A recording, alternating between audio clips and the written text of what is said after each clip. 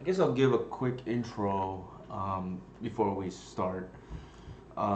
We streamed last night two leagues. The first league was the fun league with Yavamaya. We went 3-2 in that league, but I think it was pretty clear early on that Yavamaya is a dead end, at least as of right now. The second league, so we went 3-2 in the first league. The second league we went 4-1, losing to the same player we actually beat in the first league on Turbo Depths. I was actually quite pleased with the league, even though we had the one loss. It's possible the one loss we should have mulliganed game two, but we kept a kind of shaky hand, and then our opponent top decked well after we led with turn one Thoughtseize. I do think the list was fine. I think so. Given that, gonna run it back. We'll see if we have anything to adjust. I don't want to. As people are funneling in, I guess we'll go ahead and start now, and then if there are any questions, I can go ahead and answer them later. So yeah, without further ado, this is the same list as last night's second league. I think overall I'm pretty happy. I think ideally I would either like another runner file or another ley line, but slots are just so incredibly tight at the moment. So we'll see how it goes.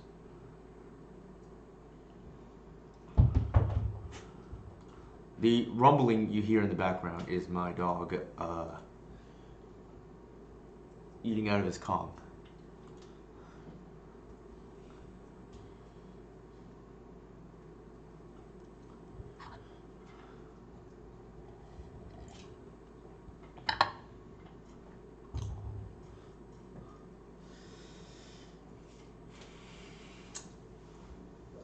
One thing I do want to improve on is stretching a little bit more, especially in between matches. Um, so we shall see if we can do that. For anybody funneling in right now, we're running back the same list we ran the second league last night, which I think is a pretty strong list actually. I mentioned on just last night's stream that I have 5-0'd with a very similar list the previous outing, which was Saturday. I didn't play Sunday and Monday because I was out of town myself helping the wife, but she's still out of town, so I guess when the wife is away, we continue to play, right? Our opponent is on what the heck is going on? They are on 78 cards.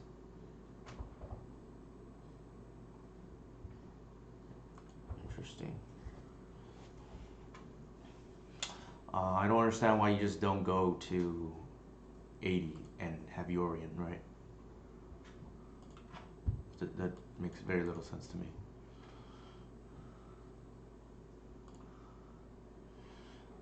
Somehow I think we're gonna lose though. I mean, I have a habit of losing to these kind of very random decks. I think given the hand, alright, this is kind of tough. We don't have any. I'm gonna put back the Shepherd actually. We have payoff, but we don't like the mana might be lacking.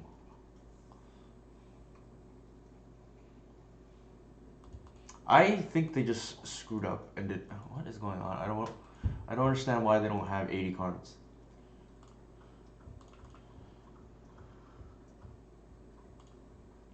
Especially when they're at 78. It's like very puzzling to me. It's times like these where I kind of wish I had the one Curing Ranger in the deck, but these are the situations I guess I can have to manage without. Ideally, we just hit a land drop here, right? And all of that goes away. That speculation, so to speak.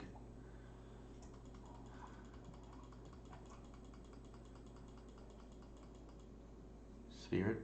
No, Stoneforge.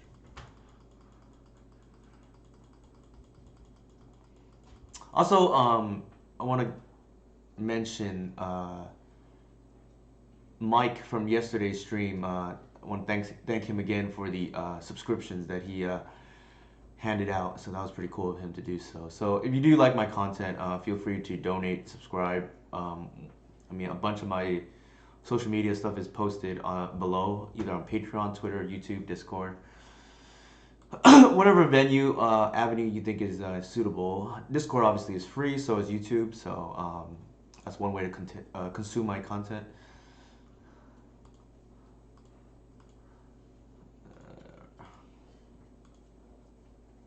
Wow, okay, that's a hell of a draw.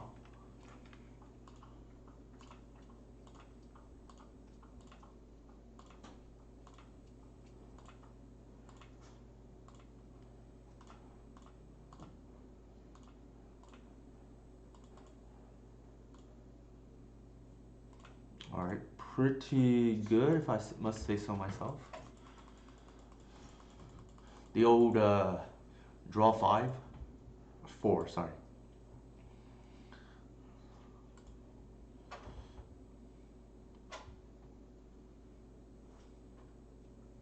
We shall see if our opponent's going to tap out here.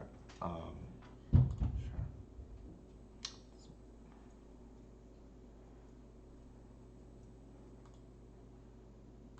Looks like they will. Sorry, looks like they will port, is what I mean to say. Oh, I think they just messed that up actually.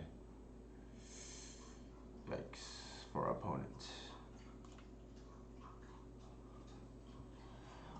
There is one dangerous thing here.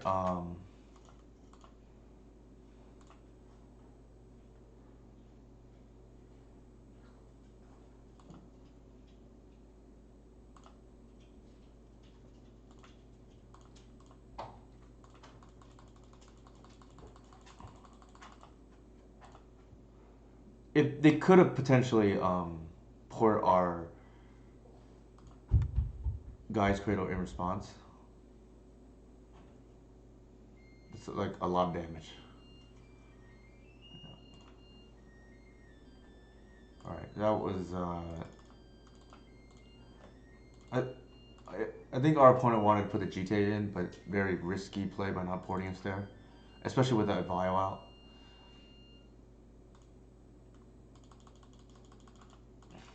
I think our sideboarding is pretty straightforward. Let me just double check with my good old map so I don't have to think.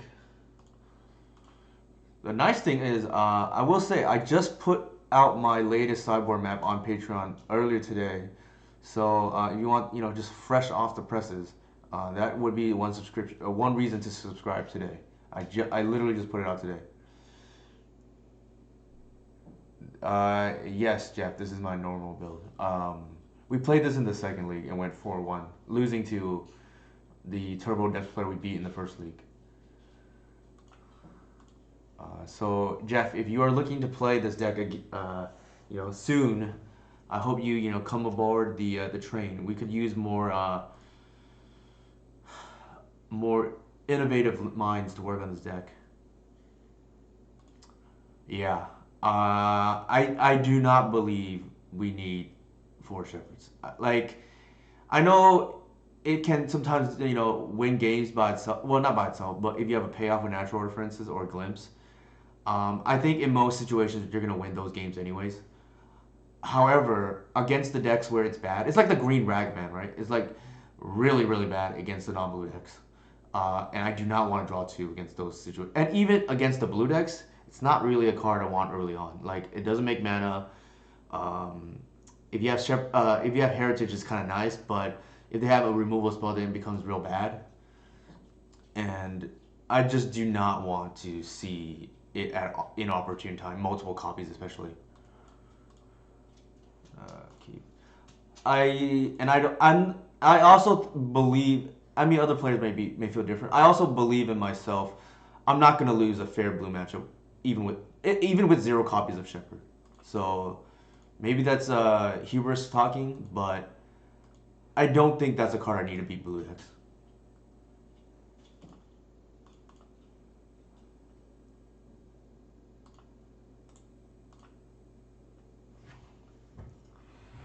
Uh, yeah, take the second one.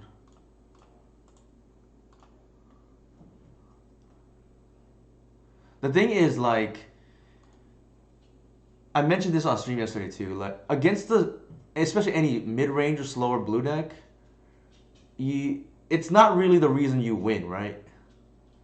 The reason you win is because. So I'll answer Jeff's question right after this. Actually, the reason why you win is because you grind them out with Waterwood Symbiote and Elvish Visionary. It, okay, and to answer Jeff's question, why not zero? At minimum, I would play one, and that's because of Chalice of the Void. The reason why not one and we're playing three is also because it helps against the unfair blue decks like Doomsday and Show and Tell, which there's some play patterns you want to be able to counterplay, which is like blind force whatever you play into combo, right? Like we want to be able to beat that kind of play pattern.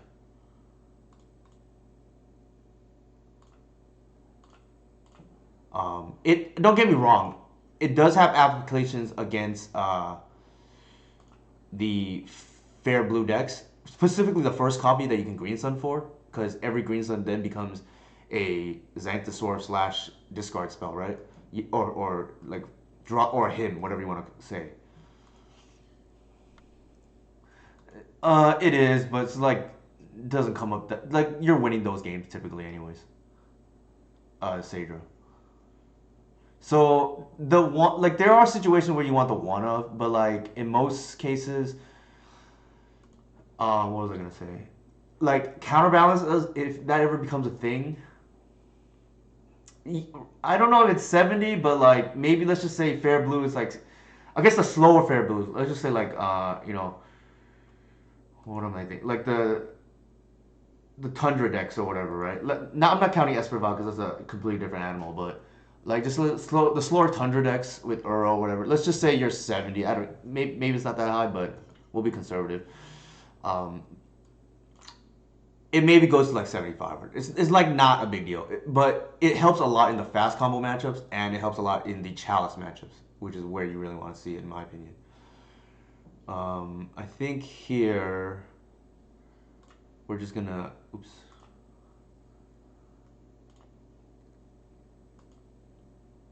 Just pass turn. This matchup is like almost unlosable, especially if you won game one.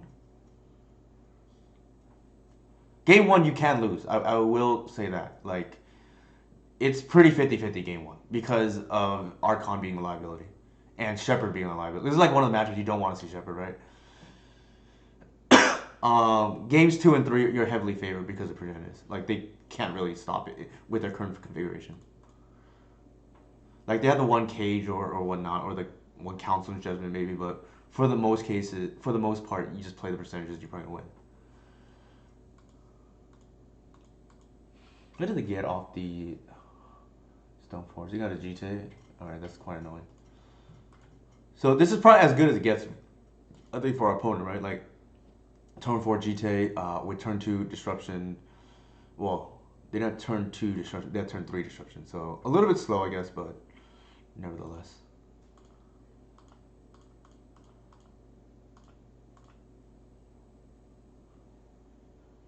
There's that too. Not to mention, blue players are like doing really strange things like blind force your thing now because they don't want you to get value off of it. So that's another reason to not play the full set. I think here we're gonna tap the cradle and then and see what we get once upon a time. Um, the symbiote is very good, and then I think for mana reasons we're gonna lead with the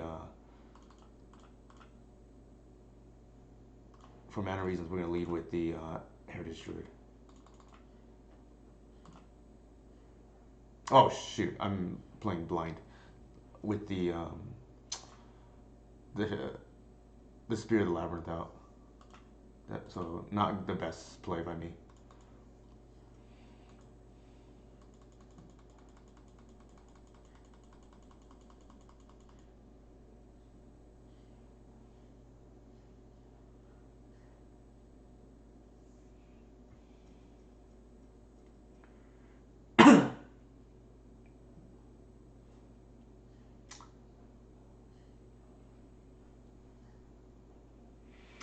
Also, the threat of it from the Green Sun for one is already a big deal. Like people would just force that, and then or if they don't, you can just get something else. For instance, if your hand doesn't even dictate it.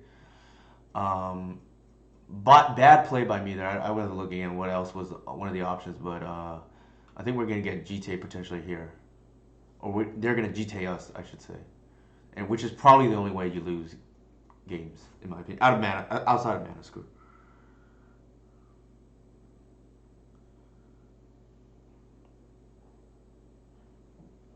Oh, there's the GTA. All right. Now I feel real bad for the misplay. Anybody remember what we saw off the Once Upon a Time? I just like tunnel visioned into it like completely. Yep, that's not anything we can stop.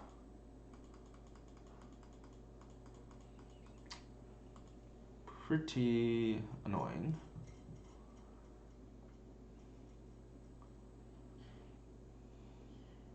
We do have outs, namely natural order. I don't think I'm gonna do anything in response to that.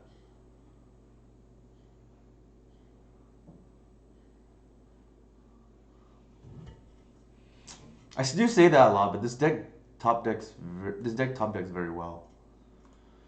I'm gonna deck thin at the moment.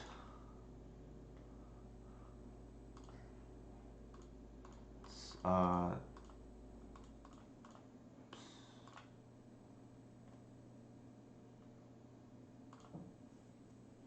so Green Sun's out. Uh, Removal's an out. That's unfortunately not an out.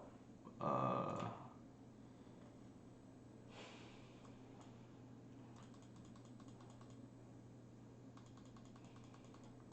now, even next turn, actually, natural order's an out, which is kind of crazy if you think about it. The port's gonna be devastating though. This is probably the only way we lose outside of mana screw, and it's happening unfortunately. Let's see how this game played out. We once upon a time in Reclaimer, they put a Stone Forge. We Birch Lore and drew a few. Sure. Um, they're at 8. I think we're forced to block here.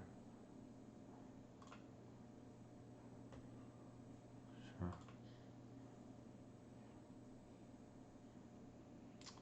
We play a Foothills, and then I think we.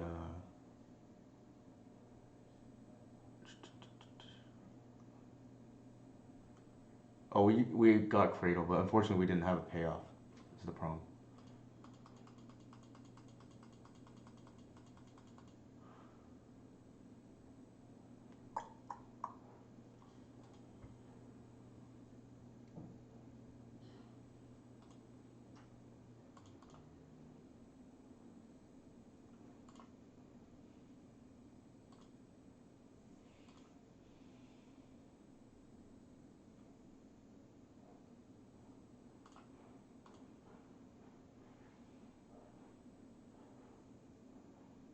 The line should have been actually to Reclaimer for a fetch land and then fetch to deck thin.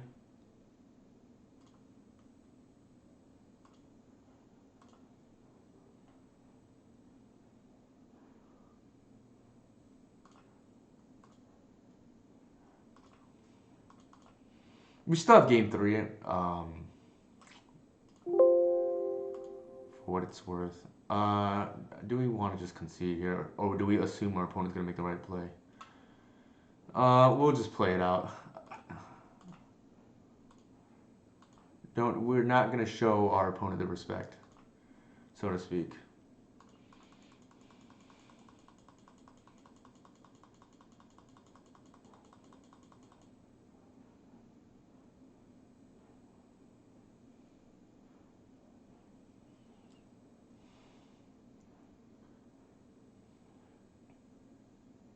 All right, now they've demonstrated they know what's up.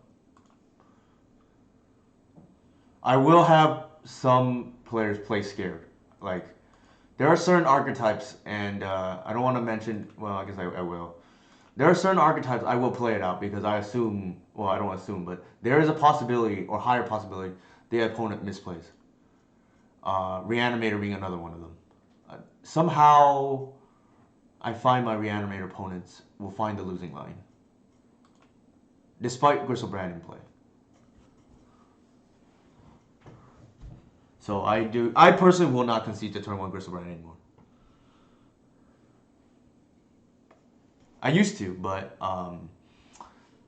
they have demonstrated in the past some pilots the ability to find a losing line when I didn't think there was one.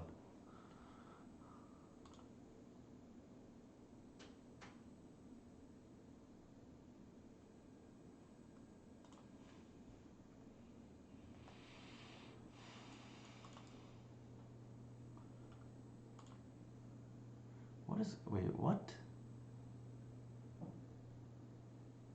Oh, they started. Okay, now I understand what's happening. They went up to Yorian, but they didn't have enough initially. Oh my! So their sideboard is now short.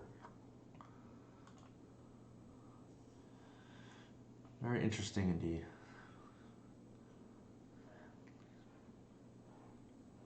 For sure, that's probably true too, Sadra. Which is probably why they screw it up until somebody forces them to do it.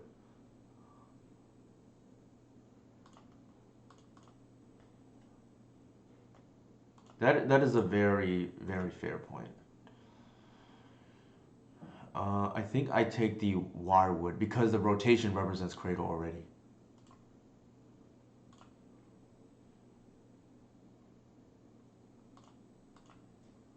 Actually, I screwed up. Oh, man, I'm not playing very well right now. I was I meant to do something else, and then I like tunnel visioned. I should take the. Well, I don't think maybe it doesn't matter. We'll see. I should potentially take the. I potentially take the visionary there.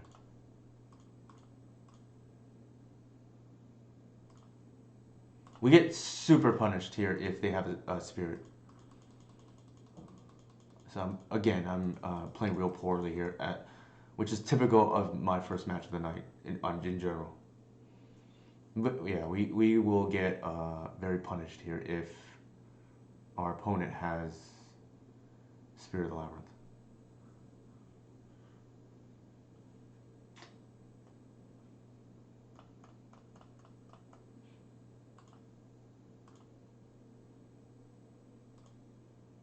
Turn 2, do nothing. Potentially that means Containment Priest. Might be a Flash in Priest here. Never mind.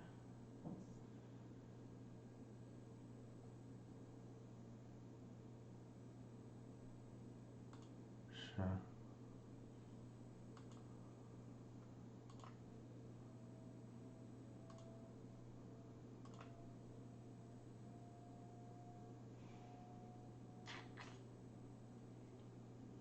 Very awkward indeed.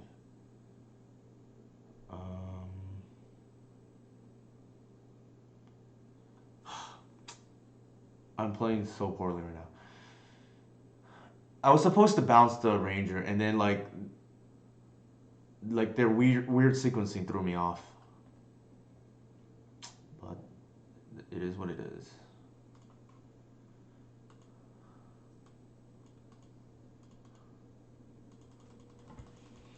Maybe it doesn't matter. We'll see. I mean, not playing very well right now. Sometimes especially if I'm streaming, and I need to work on this for multitasking reasons. If opponents do really strange things, it like throws me off because I like forget what I was gonna do.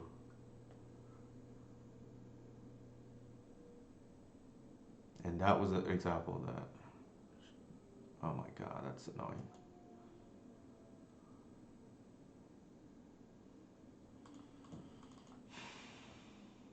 Oh.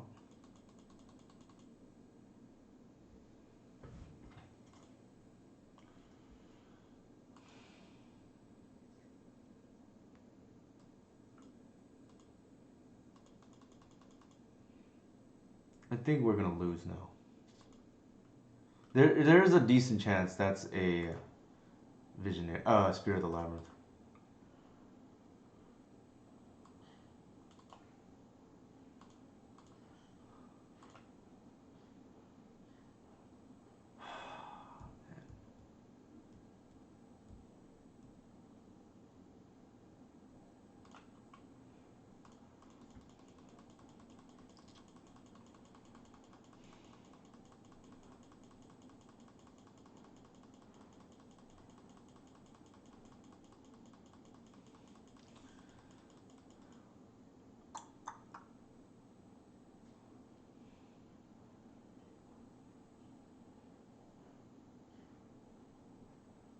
So multiple misplays by me this game, but something I gotta work on.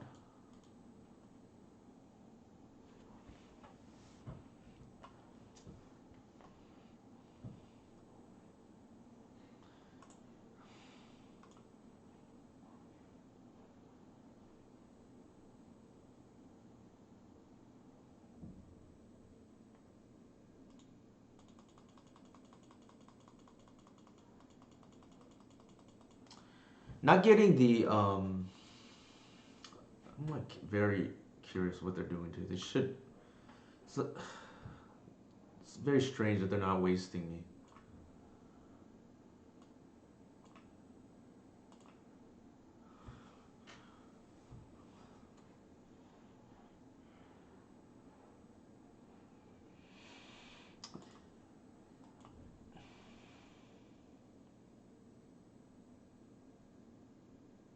They have played very strangely for what it's worth.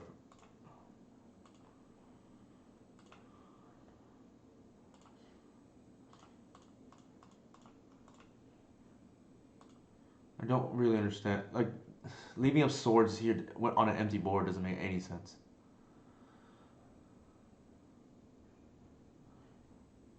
Yeah, that's pretty neat for sure.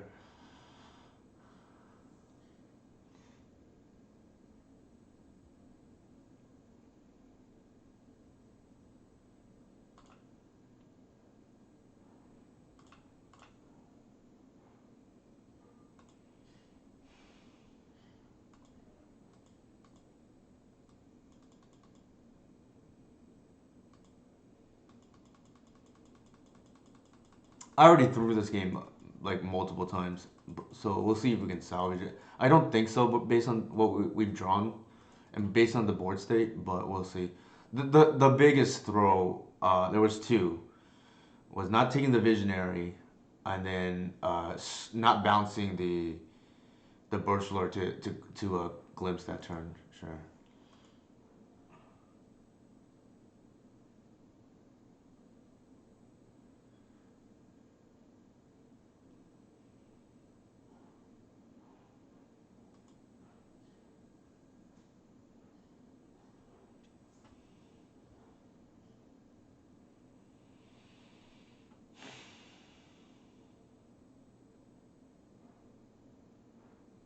I don't think so. No, the like this is gonna be hard to beat, like given our hand, but we shall see, and especially with that now.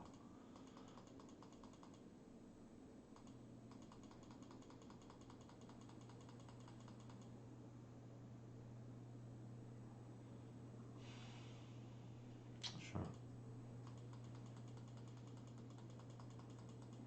Like one mistake, maybe we can come back. I don't think we can come back from two,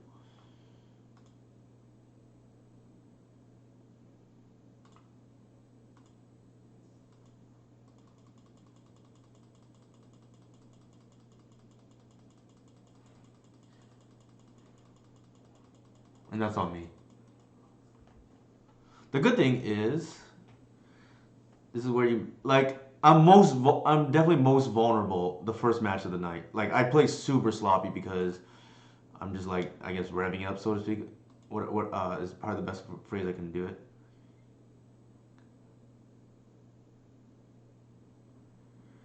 Potentially, Jeff. Potentially. We would have dug deeper. The priest is pretty bad for given the way it lined up. So maybe it doesn't matter. I mean we had like two egregious mistakes, right? Like the once upon a time is like half okay. The killer one was not bouncing. So we can glimpse the following turn. What do they do here? Pro green.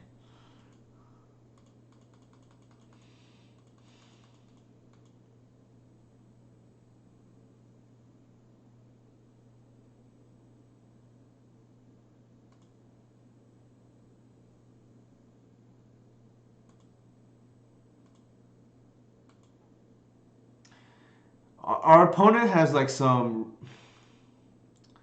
It's strange that I mean I don't want to say like I usually don't say this much. It's strange to me that the turn we tap out they waste us and they don't waste us here. Is all I'm gonna say.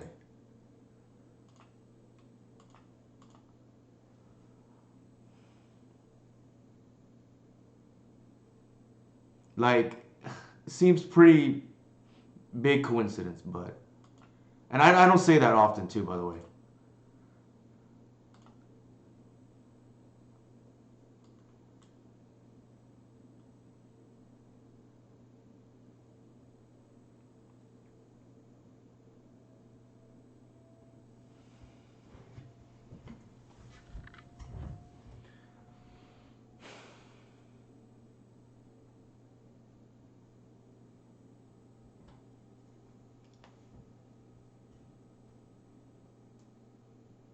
Maybe I'm just tilted or whatnot, but just my observation at least.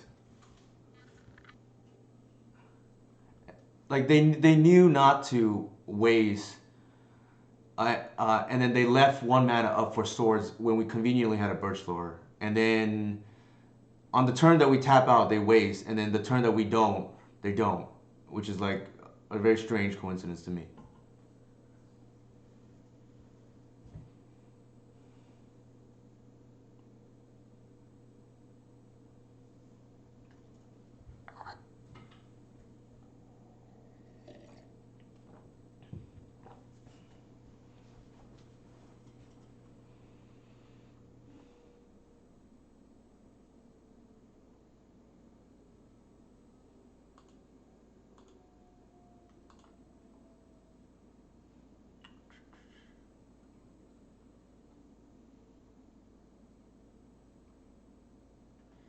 We're not David.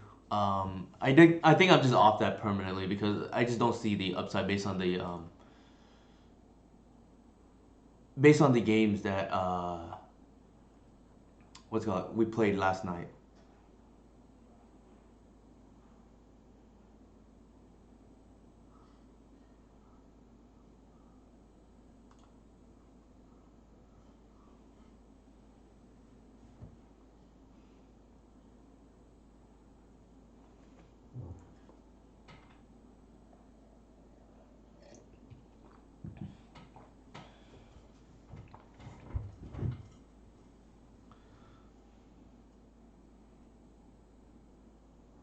We lost game. I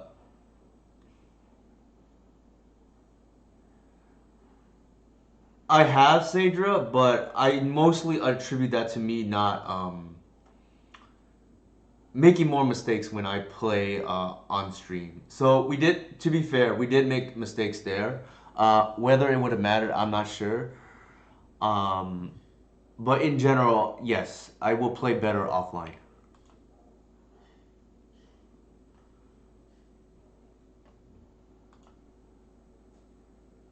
And for whatever it's worth, uh, that there was only one time I was pretty convinced my opponent knew what was in my hand. I'm not sure about that one, but there was one other time where I was pretty convinced, and for those who were with me on in chat that day, they were convinced as well, based on the very strange sequencing that was going on in that game too. Ironically, same deck.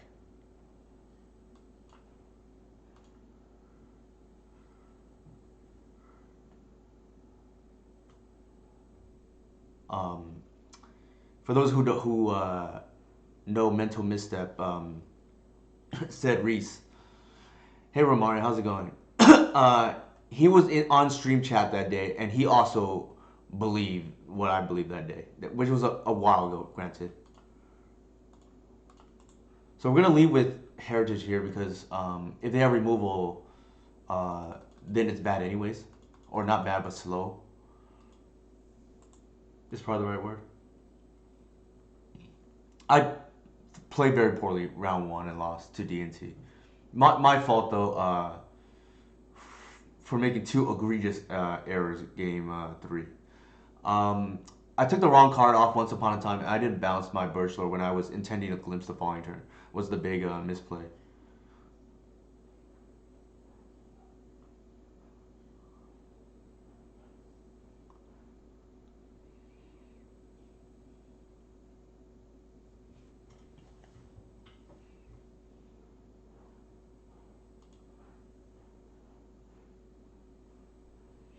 We lost 1-2 to DNT round one Mario.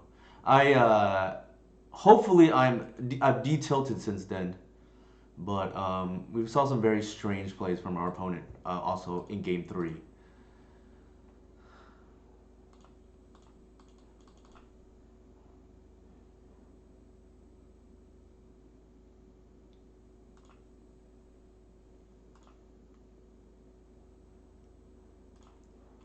Specifically Romario.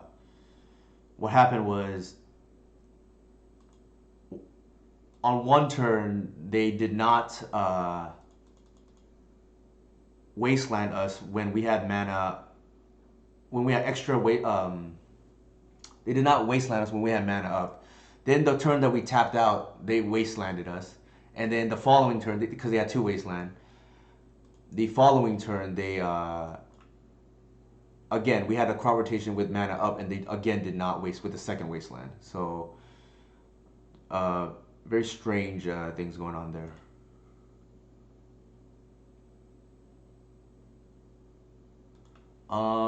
We don't know what they're on, and potentially we natural order here, given this spot, while we have a chance, because there's potentially a looming either high tide or show and tell coming.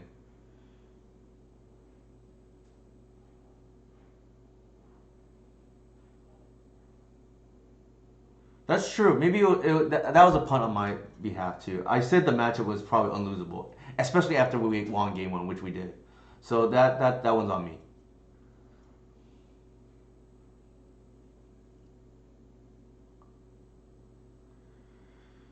Now is the question: are they more likely to be on high tide? Are they more are they more likely to be on show and tell? I think we have to natural order here because Island strikes me as some kind of combo deck.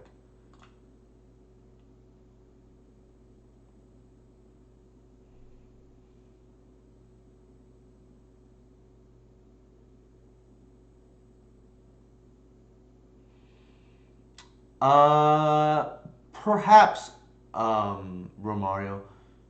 If you name sorcery against high tide, I thought they can win through that, right? Like, or do they need time spiral? Are they also, for whatever it's worth, they do have Zenith too, right? The thing is, if it was Shoento, I don't think they would play Delta. So I am gonna name Instant. Also, the show and tell variants tend to have Wish.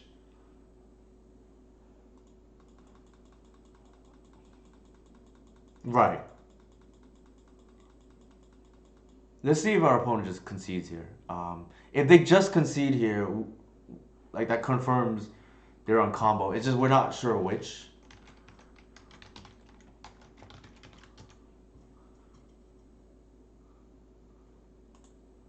And then we just like I don't think Island to me strikes me as combo, and I don't think we can chance passing the turn back.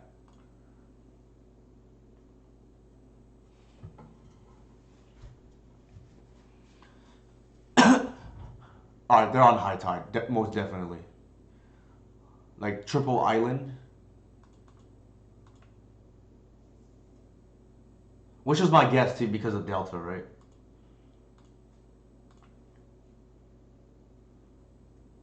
All right, that's like an insane draw.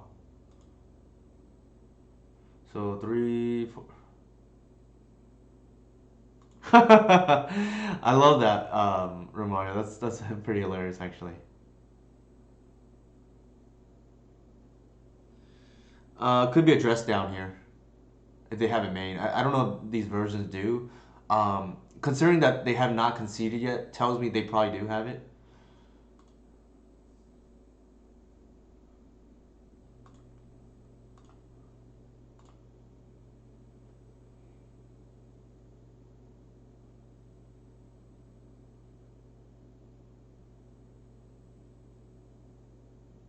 But that is hilarious though, Romario. I definitely can appreciate that.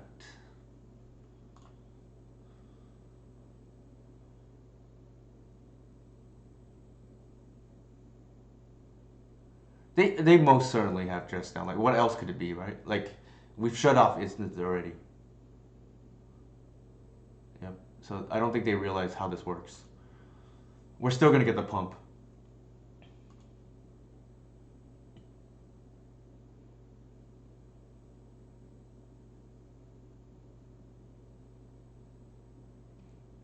So what they should have done was probably end step, dress down, so our Archon is shut off. I didn't realize that they play this main now, which is quite annoying, I will say. Um, because I usually see out of the side, like out of, for instance, out of Marcus's deck. Stifle main too? Jeez. Okay. I don't think that's the best use of the stifle and the dress down here, but it is what it is. I guess, yeah. We'll see what they have.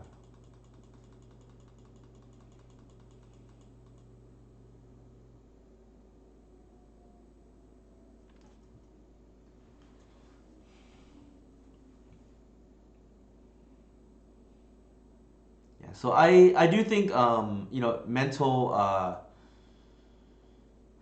what's the word I'm looking for?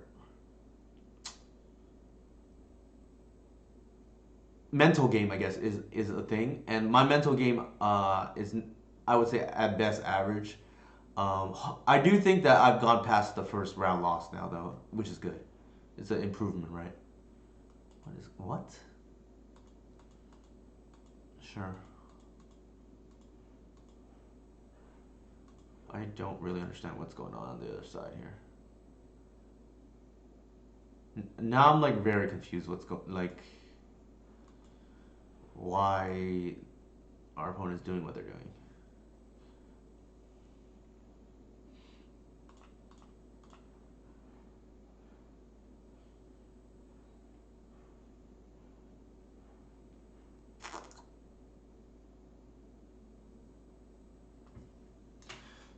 So they could stifle here again.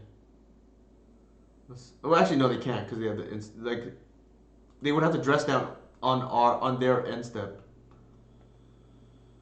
This could be game.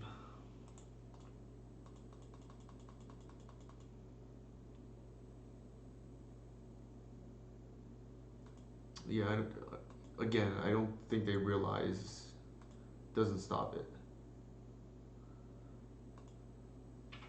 Because they should have known from the previous turn, right? Like this exact. Well, actually, they stifled it, so maybe that's why they didn't know. Well, actually, they should know because they did stifle it. But nevertheless, um, the Assassin's Trophy quite interesting here. I don't know if that's really what we want. I feel like they're probably still on. Well, I mean they could be on anything, right? Like they have a Murktide and a Dress Down with only islands. So I'm debating if I want to board in Thoughtseize or if I want to board in Assassin's Trophy. Probably Thoughtseize is safer. I feel like there's on some kind of combo deck, but that's just only a gut feeling. We still also have the Gris if need be. I think we want the crop rotation for speed. The rest is kind of whatever's.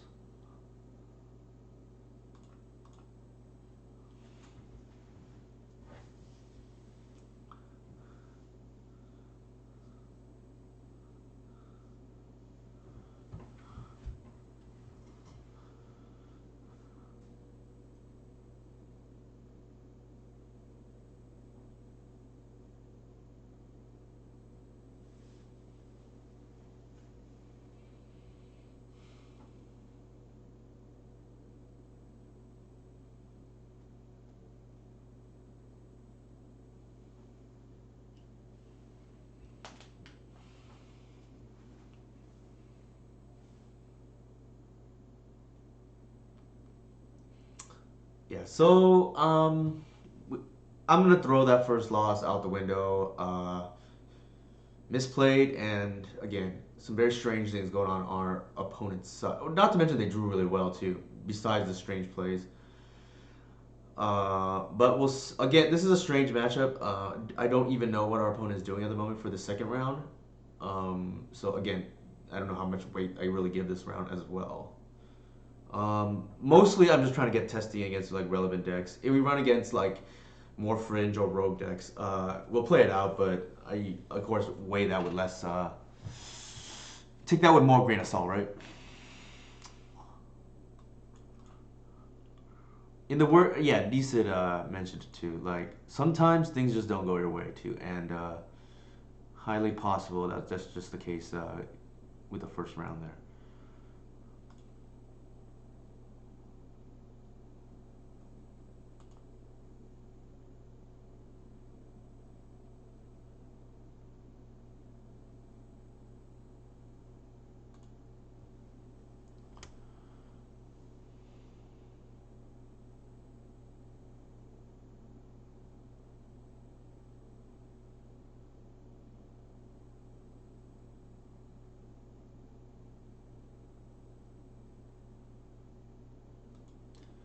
Sure. The fact that they play Cage is also potentially an indicator that they are on high tide. Unfortunately, we drew that, but nothing we can do.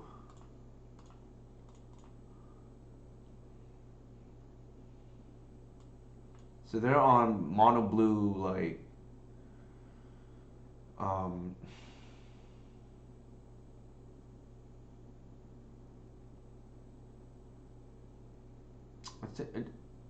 yeah. So part of what I thought was they could be on a dreadnought deck because of the dress down, and this kind of confirms it. I think here we take the stifle. Hey lol, how's it going?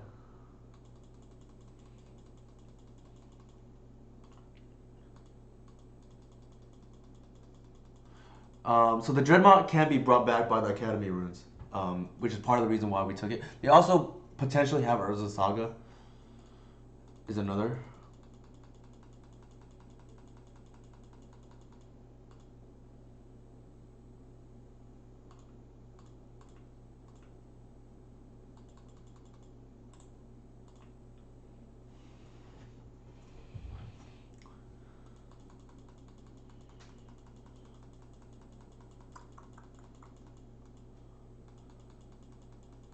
Insectile Apparition Flips, Feeling Ponder.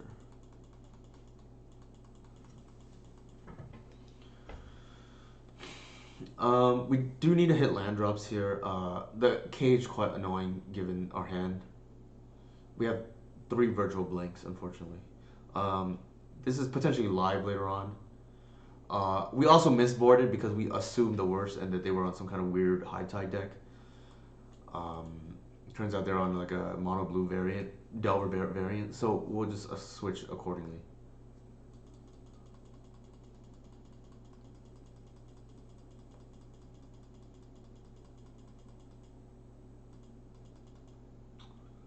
Let's say reveal that and that and that.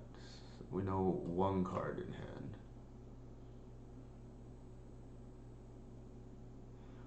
I think given that we have the Heritage Druid here, I'm actually gonna take the line that I don't take as much, which is actually instead of waiting for a Reclaimer, I'm just gonna go ahead and play our hand because this is a hand that makes mana anyways.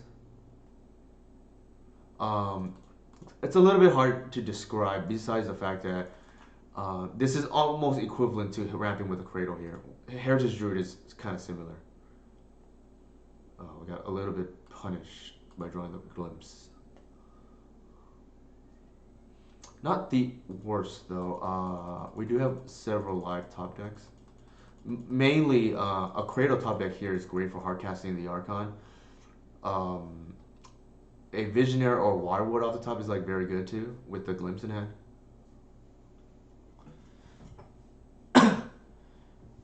Uh, yeah. So typically, going wide is not as common with this build of the deck, but I think given that scenario on turn 3, I guess it really depends, right? Like I kind of weigh like what's gonna make more mana ultimately, and I think this makes more mana ultimately. Okay, so they got the combo somehow. I think this ultimately makes more mana, and than getting the Cradle on turn instead. Usually it's the other way around, but Heritage Druid math changes that, especially against a deck without removal, right? So that's kind of cute. Decent against what is it called? Decent against Doomsday too. The mill part. Well, that's actually both, right? Stifle's also good against Doomsday.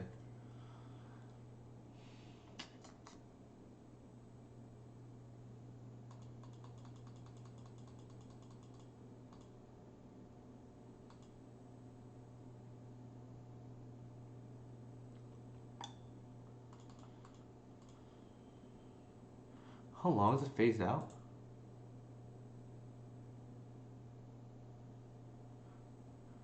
Okay, anybody know the ruling on phasing? Like, how long does it stay phased out?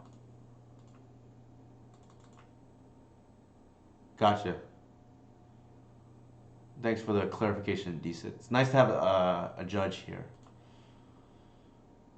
Uh,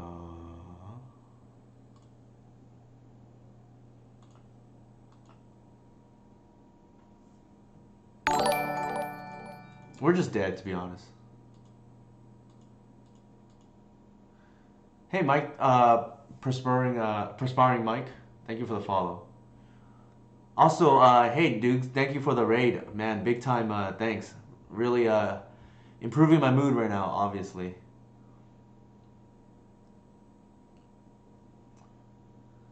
Yeah, it's the I want to joke now that Dukes, myself, and Jason Murray are the founding fathers of the Sylvan Syndicate, right? We're the Green Sun people who are using that phrase the most, as far as I've seen. Oh wow, man! Big compliments from Dukes for sure. Yeah, I gotta check those shirts out. Like I didn't realize that you're getting shirts. That's pretty awesome. I'm actually pretty tempted to buy a shirt too. Not gonna lie. All right. I guess. I guess I'll just. Sure, that's fine. Thank you for the follow, Fat John. Or Fajita John. I didn't see because it popped up too quickly.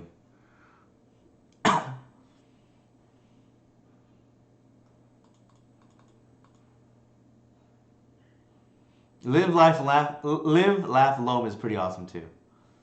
All right, we're just dead here. Okay, so now we know what they're on, which is nice. How was your stream, by the way, Dukes? I'm curious how that turned out.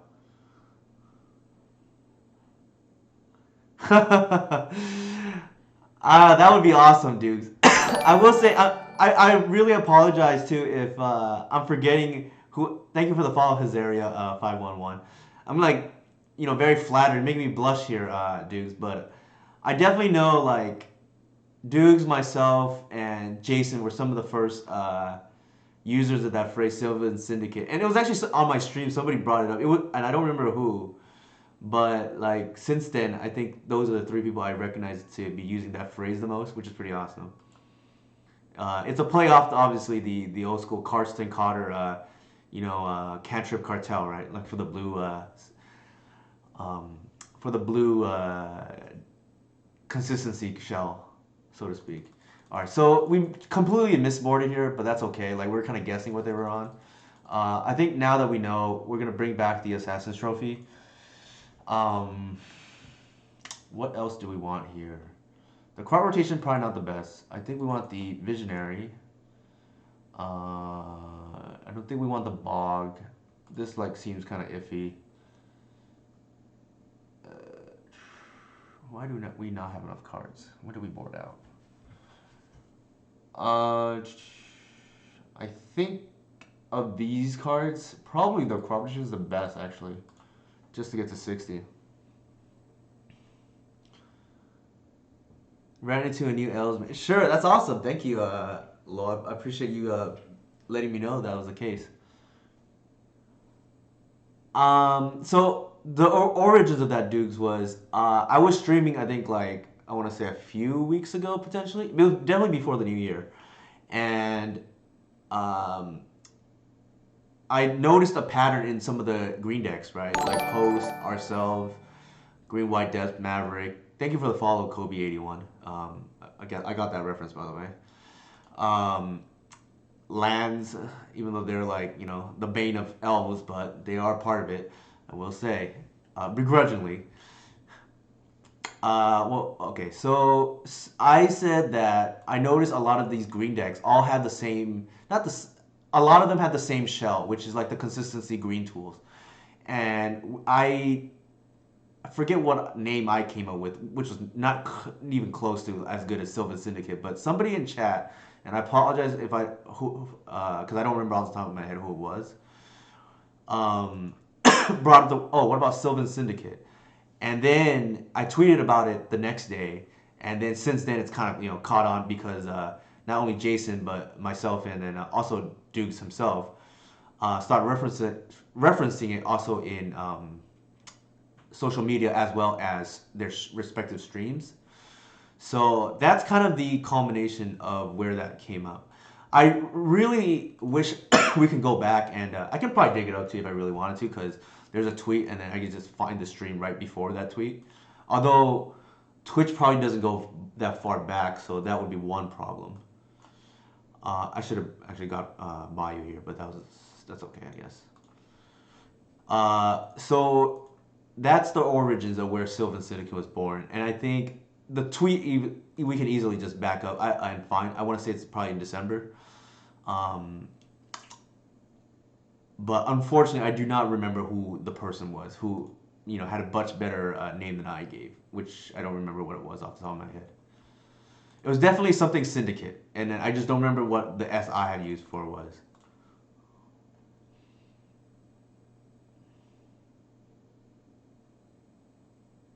Don't daze me, bro.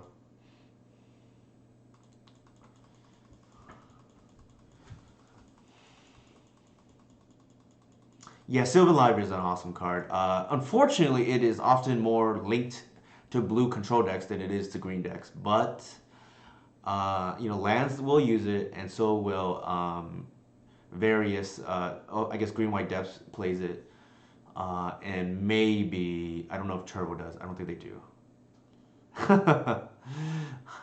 So somebody can probably answer that better than I can. Does Turbo Depths play Sylvan Library, or does it just like completely forego that?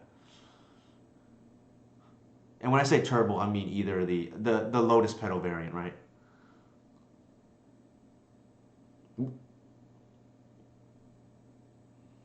I don't think I said the Green Gang, but that's not bad. Probably better than whatever I had. I'd have to think it back, right?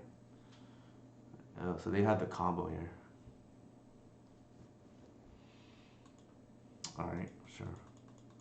Turbo Depths runs one or two so okay, so they do. I thought that they'd probably run a few potentially in the sideboard for I guess the Swords to Plowshares deck, so they can grind through that, but good to know. We just need to hit lands here. Yeah, that's the land we want to hit, so that's good. Uh, yeah, exactly for the grindy matchups. The There's a few good things out of this.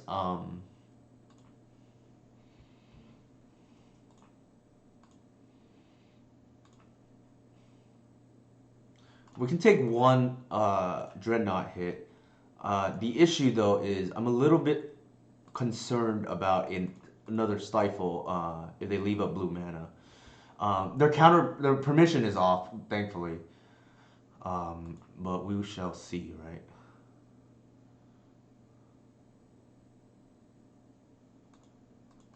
And this is a scenario where I'm not gonna actually bounce the Visionary because we need the mana for the. What I'm gonna try to do is activate Shepherd, and then Natural Order if they like have a response, either Dress Down or Stifle. That's my tentative line. Obviously, what we draw can change that, but for now at least, that's what I'm trying to do. Obviously, the best case scenario is like they just tap out, and then we just don't have to play around anything.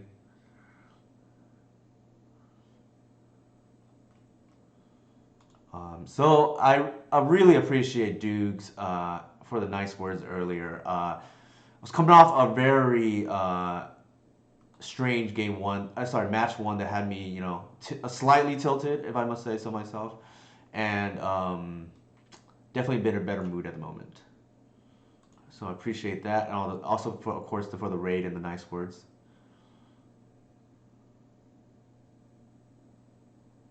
I appreciate that. That means a lot. For those who don't know, by the way, that's big uh, compliments coming from the selected streamer of the legacy streamer of the year. By the way, on from what I saw on Twitter, based on the Dark Depths podcast. So congratulations to you, Dukes, on that.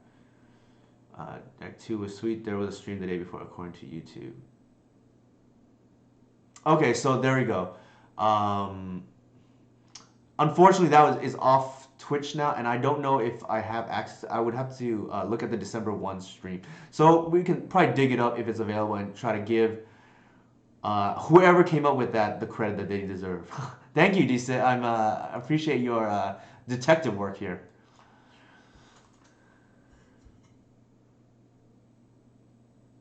All right.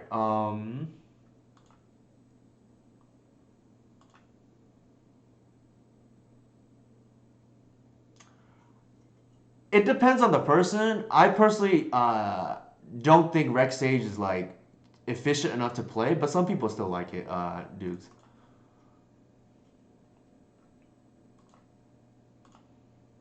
So we have four, five. All right. I'm gonna do it this way first. I'm gonna activate. Actually, hold on.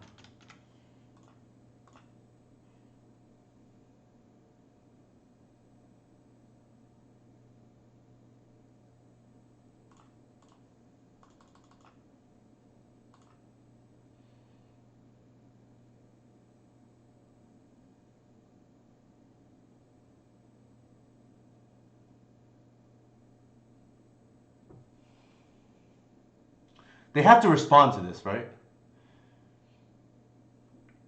Okay. And then now I'm gonna bounce. So there's no more echoing truth to play around, and now I'm in a natural order. Is the line? Yeah. So if there was an award, I would give DCIT the Detective of the Year award, right, for tracking all of this down. I am too lazy to do that. So but I won't claim credit because while I had the idea of the consistency shell, I did not come up with a name. I just came up with the fact that it's the Once Upon a Time that's in Elves and Cloud Post, our lovely brethren there. Obviously the strong core of Reclaimer and Green Suns, then both in Elves and and Post and in Green Sun. Sorry, not in Green White Depths. And then obviously crop rotation in many of those decks. Not we only run the one of in our deck, but Cloud Post, Green White Depths, Lands, all run it, and then Sylvan Library, right? And then our brother from another mother, obviously, Knight of the Reliquary, basically Reclaimer, his big brother, right? Um, Also in Green White Depths. I think those are the four decks I most associate with Sylvan Syndicate.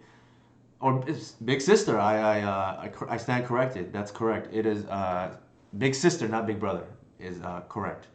And obviously Maverick too, but that's like very similar to a Green White Depths. But those are like I guess maybe the five decks. Of course, I joked yesterday. The Lands is like the cousin that just gets on your nerves and just makes life miserable for you. And I jokingly say this obviously because of Tabernacle of the Pentravale. I think I keep this. They're the cousin, the older cousin that beats you up, right? Just because they're bigger, stronger than you are.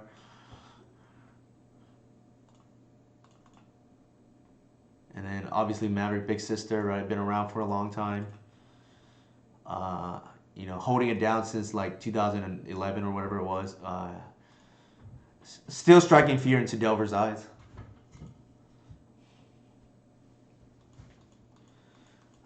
So our opponent here, I don't know what they're on, but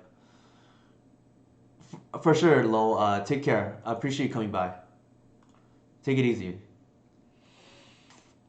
I think here I'm gonna lead with a second Reclaimer because in case they have removal. I'm gonna bash and then. You don't need to worry about me for trophy leader this season. I am not going for it really at all. Last season it was kind of convenient because I was like really hot at the beginning of the season and then you know I had more motivation, I guess. But this season, not so much. I just want to more focus on technical play and streaming. So, yeah, I don't think anybody's beating Mitchell, too, for whatever that's worth. So, I think they're on Ant, and this is an end of turn ad nauseum. Did we decide about. I did not think about Enchantress yet, Sadra. Uh, what do they have? Green Sun, Zenith, and what is that the only card, or am I missing something? Like they should be playing Once Upon a Time potentially, but I don't know if they are. I mean, I wouldn't like what's the word I'm looking for? I wouldn't shut them down, right? Like I think the fact that they play Green Sun Zenith is a thing. There's just the way like lands count, I think, because they play Sylvan Library and card rotation. So I think Enchantress probably counts. I mean, kind of a different deck, but uh, again, right? Consistency in green in terms of Enchantress herself. Arthurian Enchantress is what I mean, and Enchantress's presence, Green Sun Zenith, like those are consistency tools. Like a little bit different than ours, obviously.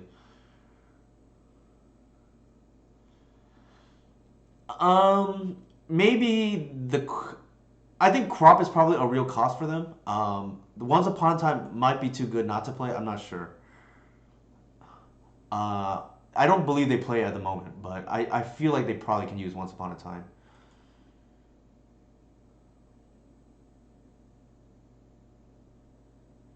Potentially, it's a little bit slow for what they want to do though, but maybe it's still good enough. Like Sarah Sanctum is just unbelievable. So, for whatever that's worth.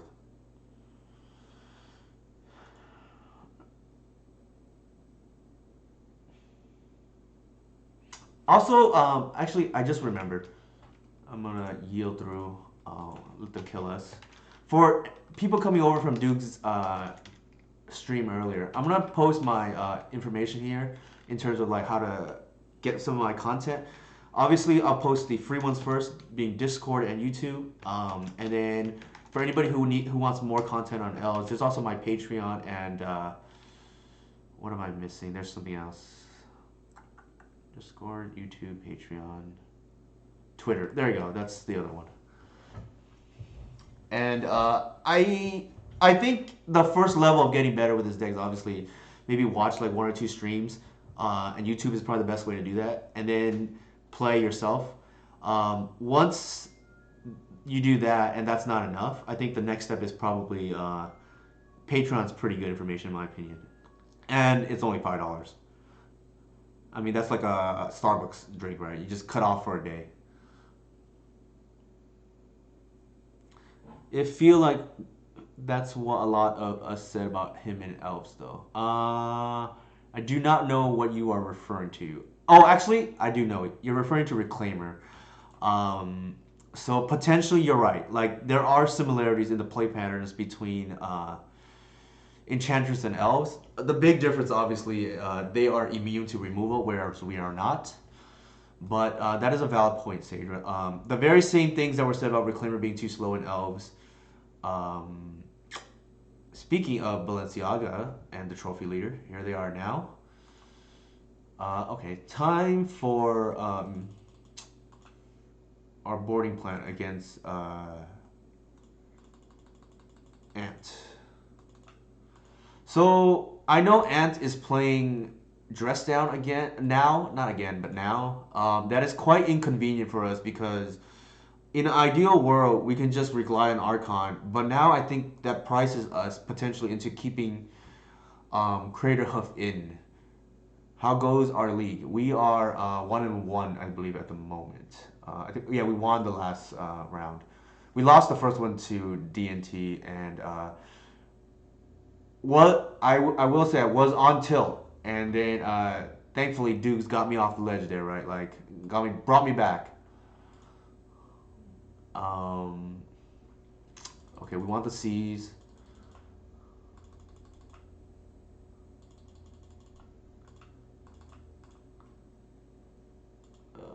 I think the rest of the stuff doesn't really do anything, so I think I'm okay with boarding this as is.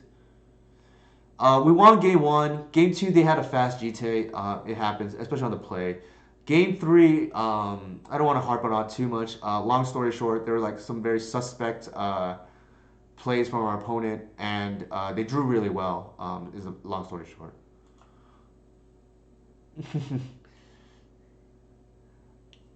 I mean, I think that's a good thing, right? I'm trying to improve on the thing that actually tilts me the most is slow play.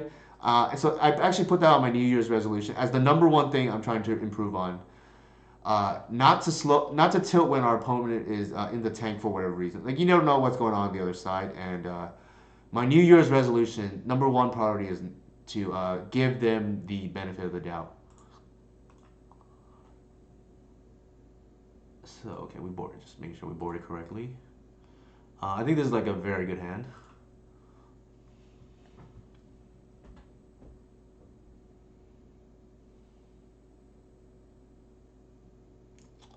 But you know, dress down like, and Mike was here yesterday. Quite the thing now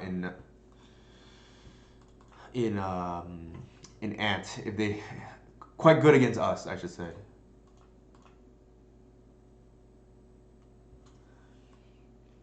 All right.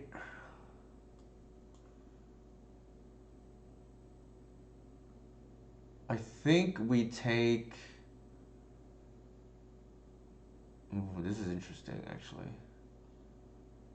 They can chain our um,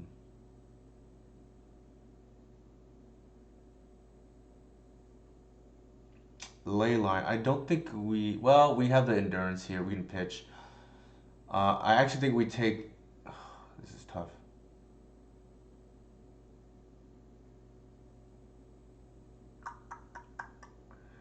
In case we get the collective, I guess. I'll take the chain of vapor. Okay, so Mox Fractal, thank you for the great groundbreaking, detective work there, David. Mox Fractal is the one that deserves credit for the. So, so I'll type this out. You know, as the one that deserves credit for the Sylvan Syndicate. I definitely knew it was somebody from Twitch chat. I just didn't know who it was, and I figured if it was them, they would have claimed credit already if they were here in our chat tonight. But shout out to them wherever they are. They are the I guess the maybe the founder is probably the right word, right, of the Sylvan Syndicate. If they are not around to take credit, I will steal credit, obviously.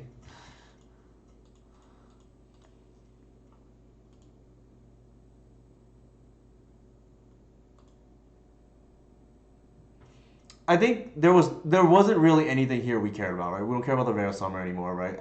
Like Veil Summer, kind of bad to be honest against us on the draw, and then I mean I don't think we're mana is really what's constraining them. They chose not to shuffle. That is a little bit alarming, for whatever that's worth.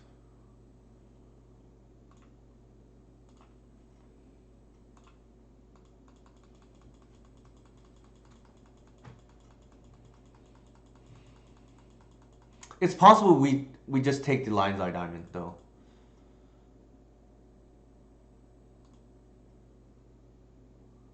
I just didn't want them to, you know, bounce the Electro for whatever. But we do have secondary Graveyard Hate. Granted, ones that can be removed. All right.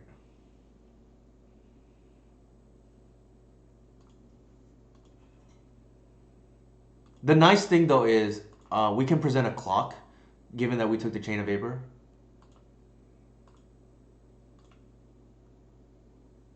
Ooh, that's also very good. I think I'm gonna play the Reclaimer and bash with all.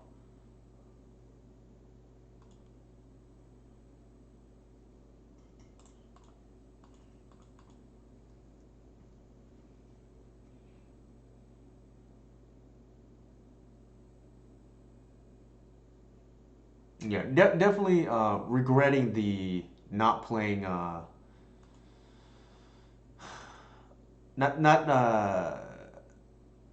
giving them the what is it called? Not giving them the Chain of Vapor now. Will they have a second?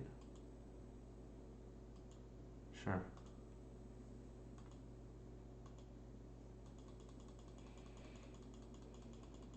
Maybe it's possible they're trying to conserve energy, not energy, life for their ad nauseum.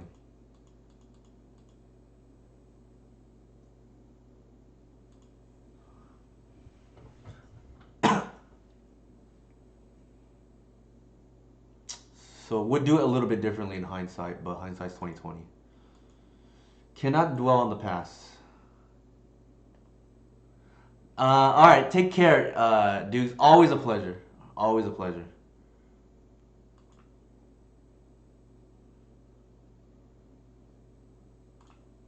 I think here we bash with only one. Dang, how many Chain of Vapors are they playing?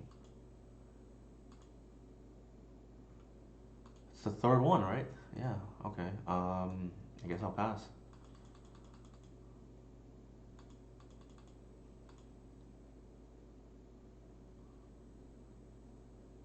I haven't played. I played against it though. Friend of the chat of Twitch, Mike plays it. All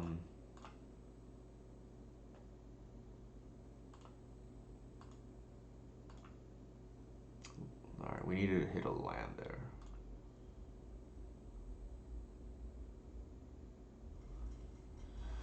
Let me think how I want to do this. I think we want to force things through.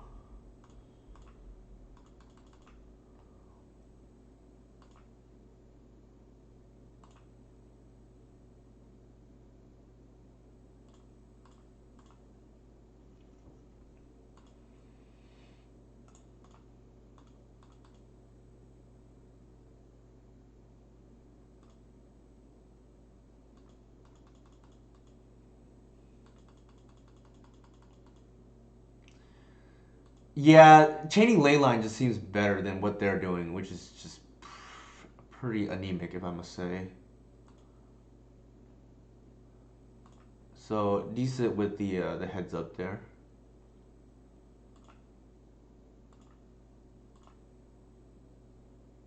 I think we're gonna huff there because yeah. So, yeah, I want to say thanks again for Dukes with the nice words and for the raid earlier. Definitely brightened up the atmosphere here. No longer on tilt. Um, I think we run it back. There's a possibility we don't respect dress down based on how many chain of vapors we saw there, but maybe we just play it safe. What do you think, chat? Do we play it safe here, or do we take our chances and board out the hoof? Like, I'd be curious what chat thinks. Uh, my gut here, based on how many chain of vapors that they have, is to play more aggressively and board out the hoof. Any objections?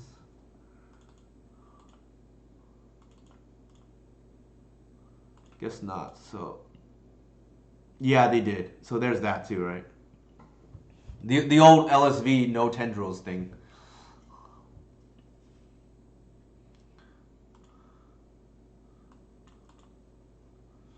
So Mojica brought up a good point about them conceding before we even show the hoof.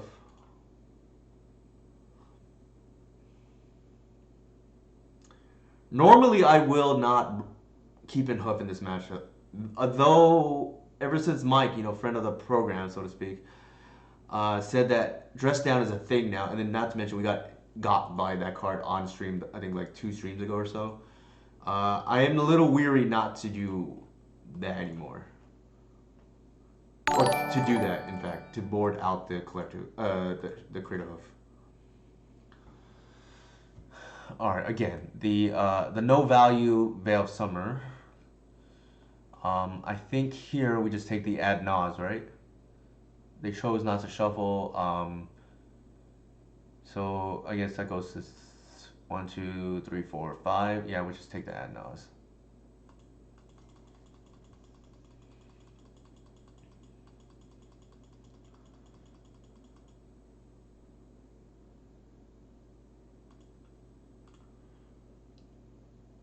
They played the Bayou first, which doesn't make any sense.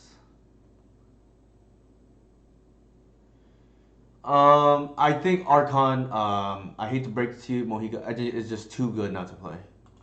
It makes natural order a 1 card combo against yeah, 1 card combo in the combo mirror. I know that's like hard to say, tongue twister, but um, just my 2 cents at least. Oof. I think what I'm gonna do here is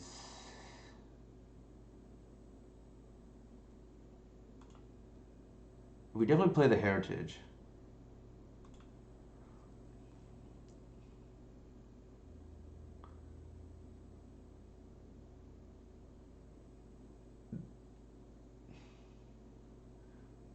I'm like debating whether we want to bog here or not. I think we do, and we play it safe.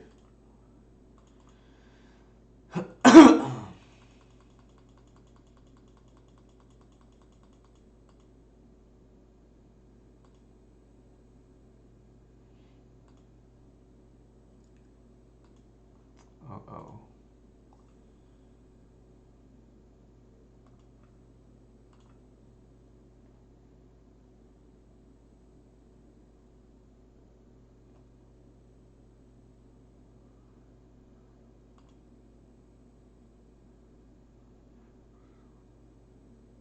Yeah, that's what I was referring to, Sadra.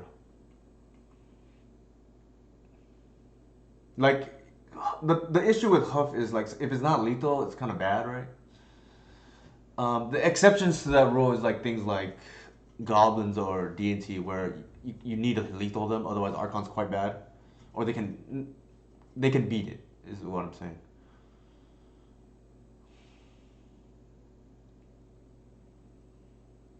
Are we dead here? How much mana do they have? They have 6 with 6 storm. I think we're just dead. Unfortunate.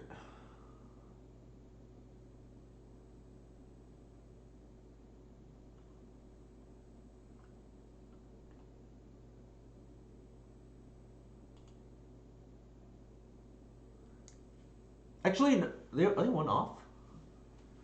Maybe they're one off. They are one off. This is quite funny actually.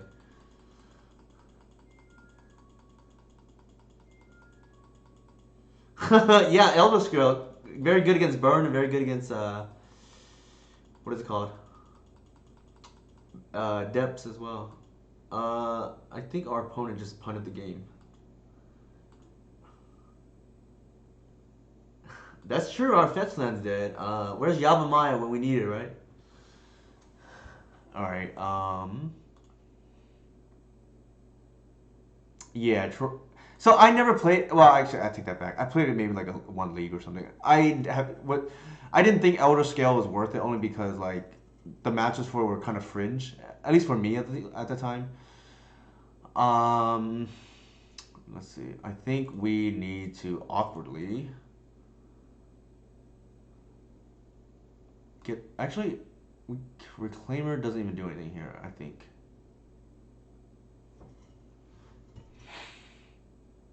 Actually, no. Reclaimer's fine. They still have Passing Flames in their deck, but we can't bog them anymore. I think getting Reclaimer for a fast kill is good. Like the only way they can win, I think now is unless they have a second tendrils in their deck somehow. For sure, Dave Long definitely warrants it for. And I don't. Although couldn't they beat it before? My issue was couldn't Lands beat it because they could just ghost core you and then you can't pay for Tabernacle anymore unless that was not the default build at the time. All right, well that's easy mode, I guess.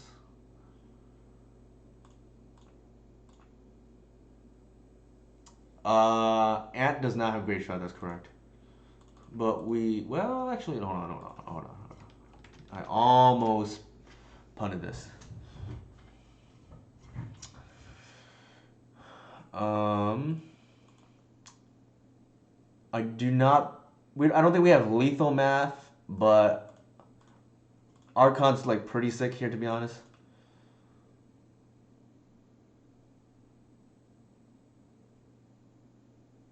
I think yeah, we pitched that.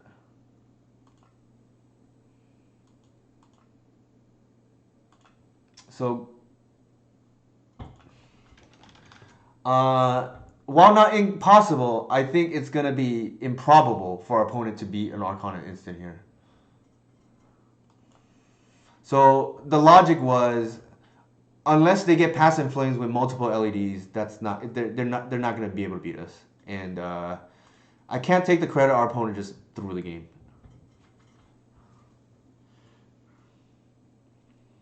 Turbo GB. Oh, okay, for sure. That's fair. Not on lands per se, but yeah, I was just referring to the old lands build that can beat Elder Scale by just ghost courting you out of the game, and then eventually you can't pay for it with the Tabernacle, right? I don't know how much that actually comes up, but I will say my experience with Elder Scale is I actually think I own the card, but I might have played at most like on one hand how many matches with it.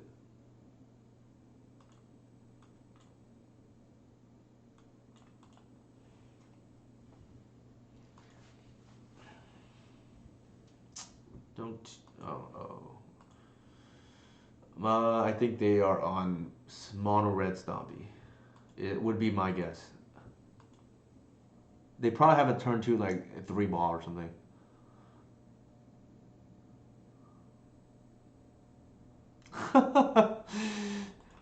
Oh, that brings joy to my to me. Daragaz's Caldera. We'll see its day soon enough again. I do not think its days are 100% numbered. That card is quite good. In case for anybody who's never played against a Rishadan port or a Tabernacle deck with that card, I highly recommend you at least just do that for practice. You'll see why that card is very good. At the moment, there are no Rishadan port or Tabernacle decks. Being a menace, so to speak. but that card is big game against it. I think I have streamed with that card before, or Rot Farm, one of the two, and ran into lands, and it is quite annoying for them.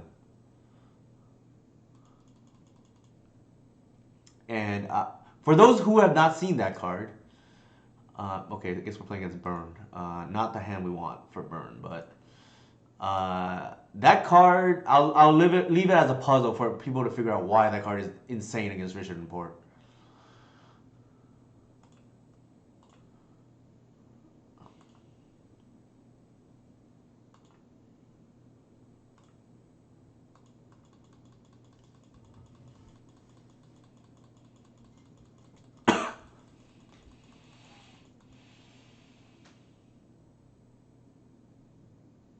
Or Tabernacle, both, right? Yeah. So the reason why you would play it over Golgari Rot Farm is exactly that because it comes in untapped.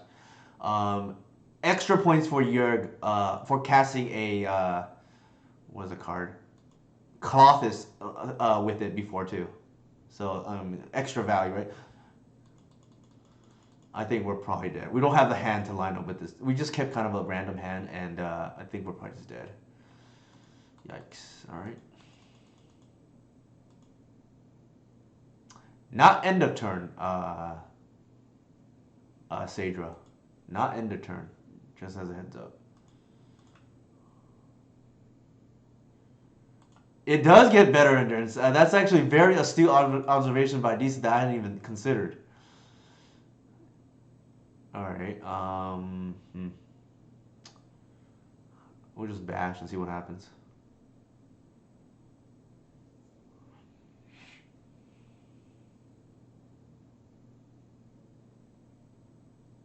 They may like seal fire, dry it over, which is like awful, but it's like we don't have really a counterplay.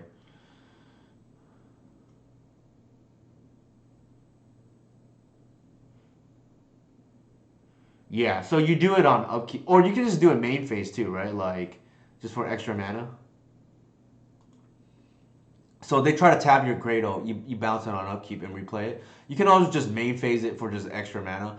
I have generated some nice Green Sun for 8s with it as a result. It's like when it's good, it's real good. I'll put it that way.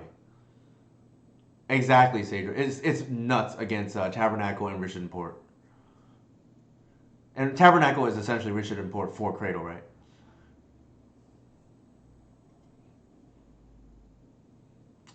So fun fact of the day, right? Daragaz's Caldera, my secret tech. This tech top aided a challenge. Uh, I literally told your the day of, oh, you need to play this card, and to his credit, he believed in me, put the card in his deck, and top aided the event. I mean, also Jorg is just broken himself, but he told me it did some cool things like cast a Colossus, which is pretty awesome. You only play one land in a turn. So the idea is it's already in play. They're tapping it down, or you're using it to pay Tabernacle. Then you activate Reclaimer for 2 mana, and then replay it for 1 million, right? Yeah. So decent hit it on the nose, right? That's the line. All right. We're gonna get our big boy out. I did not think we were winning this match, to be honest. They misplayed too. They should have killed our mana.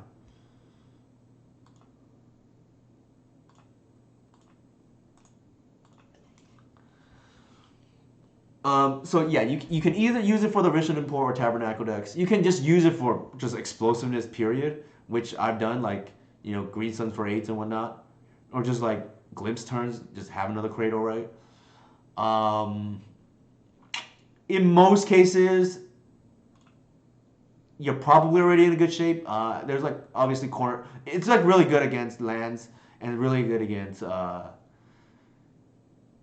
in the combo mirror where you need that extra boost, for instance, potentially, right?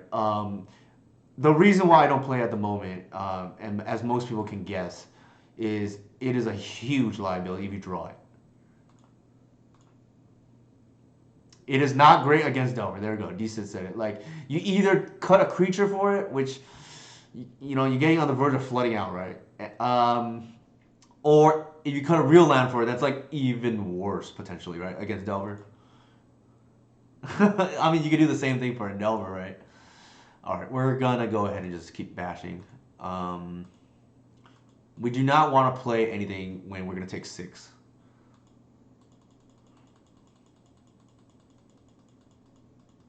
Did we win our last? Yeah, we did. Okay, cool. I'm not. I'm just like enjoying chat's presence today too much to even notice what our record is. There we go. Did not expect to win that game, to be honest. I fully thought I was gonna lose that game. Like, given that we had the hand that did not line up well against their hand. Yeah, the big punt from our opponent was just not killing the arbor, right? Like the only way we win is if we get to natural order, and our opponent for some reason decided to kill Allosaur Shepherd. All right. That said, we will now continue on. I think I saw this opponent before. They're playing that. I don't even know if it has flying. The trample 6 drop or whatever. I don't think it has flying actually. I think it has trample, but nevertheless. Sadra's getting like not just next level, but 2 levels ahead, right? Like Urza Saga is something I've definitely toyed with the idea of playing in Elves.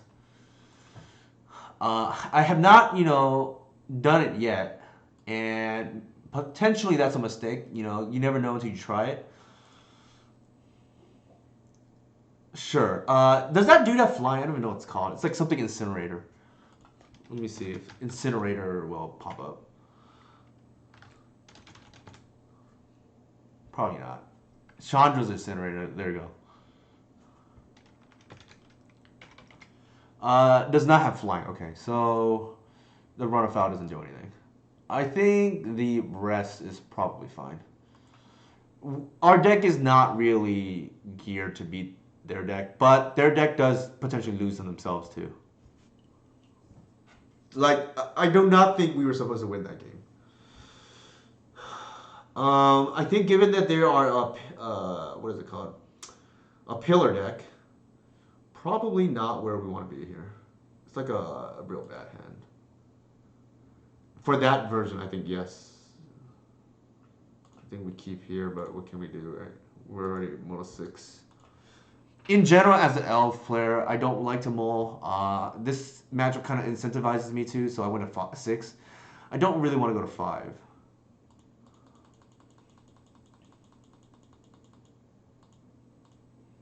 So one thing we can glean is because they're a pillar deck, they probably don't have Swiss Sphere. Like that seems kind of awkward, but you never know. I think here, this is like so risky, but I think we do it. We're playing towards a glimpse. I'm like 90% sure they have either pillar or what is it called? Or Eidolon, right? It's one or the other. But I don't think we can afford not to do it. If they don't do it, I'd be curious what they kept. It could be like the wobble combo hand they kept. That's the only other explanation. Like they have a Seal Fire than the Incinerator.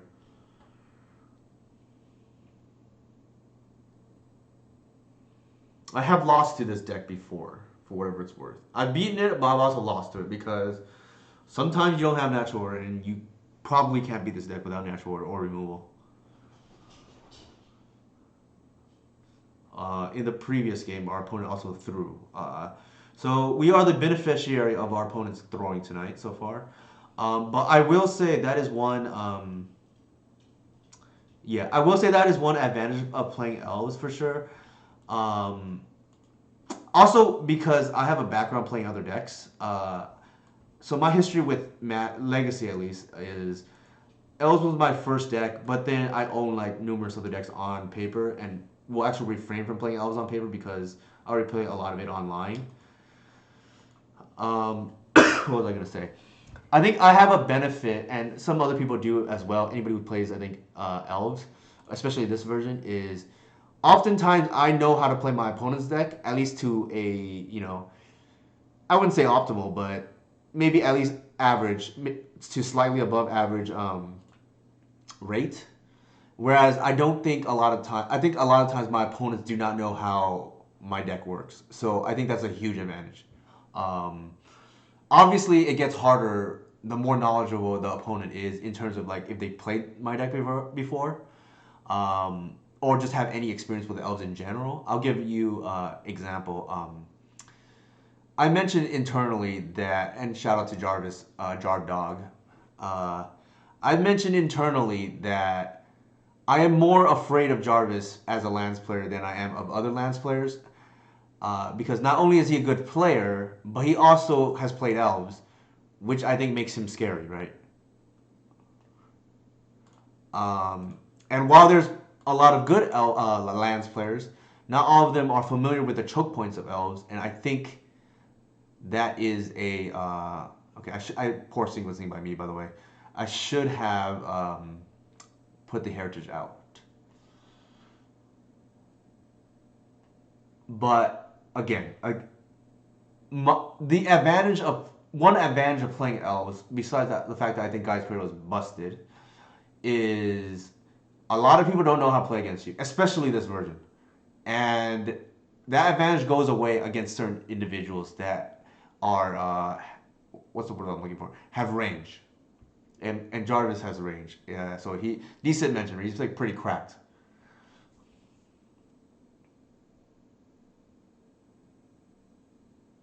Appreciate that, Zach.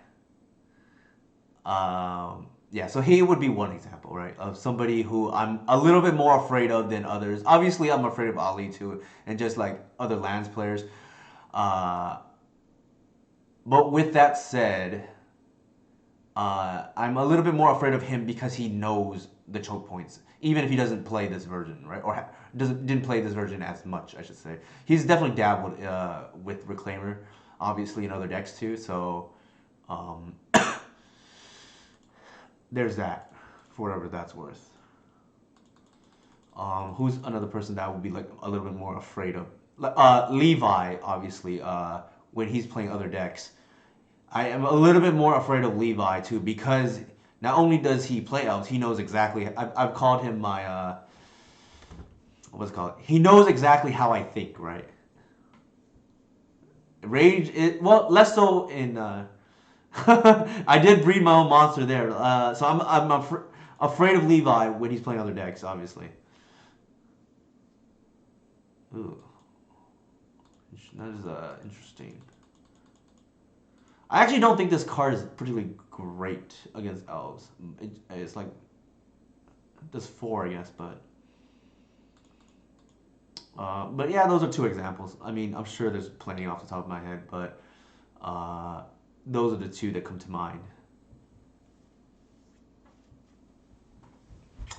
Obviously, so another person is like Adam Wallace, who not only knows how to play elves, will skew his sideboard when he plays Delver for elves too. So there's that, right? He will play Grixis like colors or Delver colors involving black, and an engineer is much scarier out of Delver than it is a control deck because you don't have as much time, and you kind of really want removal, but removal is kind of bad against engineer when the damage is already done potentially.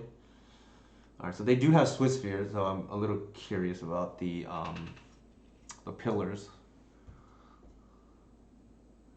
Range is when you can play multiple decks, right? It's kind of used in sports and other things too. Where if you're like a jack of all trades, is probably the best way I can phrase it.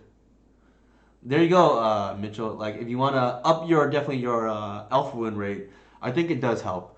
And I think the opposite is true, obviously as well. I would say I did not get better. Well, I drastically improved multiple times while playing this deck.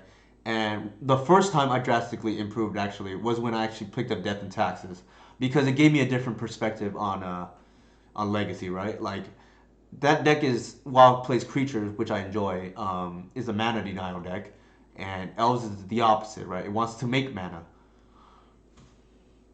So I would recommend that regardless of what deck you play. If you play elves, I would recommend you play other decks. If nothing else, to benefit you as an elf player. And the opposite is also true, obviously. Oh, Jesus Christ. What was I gonna say? I think if you want to beat elves, one way to do that is to play elves. Yeah, I haven't seen pyrokinesis out of burn in maybe ever. I think I've seen like the 3 mana volcanic fallout, whatever it's called. But that's the first time I got pyroed out of burn.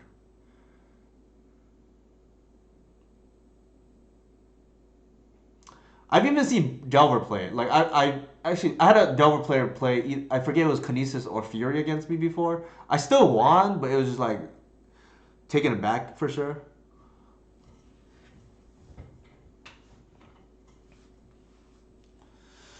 So Jason also, what's it called? I don't know if Jason was in the house earlier. I actually gave props to Jason as one of the founding fathers of the Sylvan Syndicate, right? Along with Dukes, who was on earlier.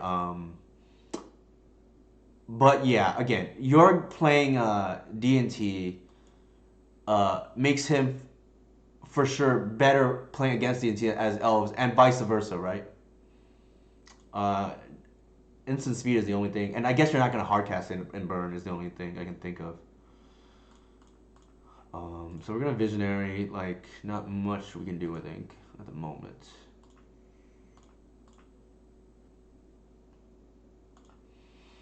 So yeah, shout out to Jason as one of the founding fathers of this Sylvan Syndicate as well.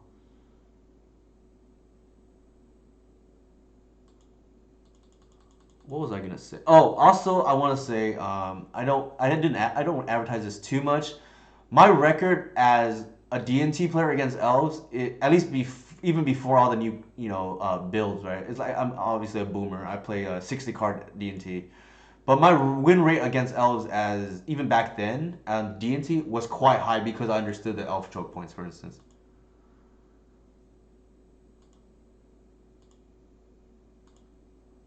All right, now we're just dead.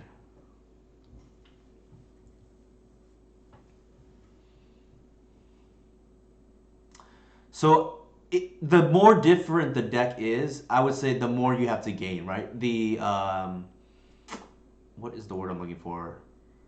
The more upside. So I definitely am an advocate of going outside your comfort zone. I think that would just make you a better player in general. And this is regardless of whatever deck you play. I think for me, before COVID, obviously, I've actually borrowed miracles from a good buddy of mine, Matt Chung. He only plays paper at the time. He plays online too, but not recently because he's been busy with school. Uh, but I definitely like can appreciate, even though I got terminated so many times from that deck, miracles. I definitely could appreciate from the other side having piloted it once on a Tuesday event because I would say out of the different decks, hard Tundra control is probably the most out of comfort zone for me, and definitely a good experience I had that day. Like I can play Delver like reasonably well, and I can play like tap out blue control like Grixis, but more miracles or decks like that where you have to be more patient is a little bit more outside my comfort zone. I think it's good for anybody.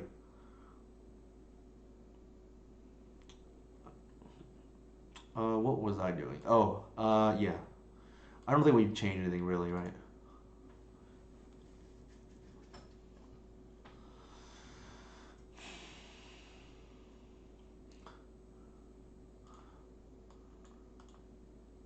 Oof.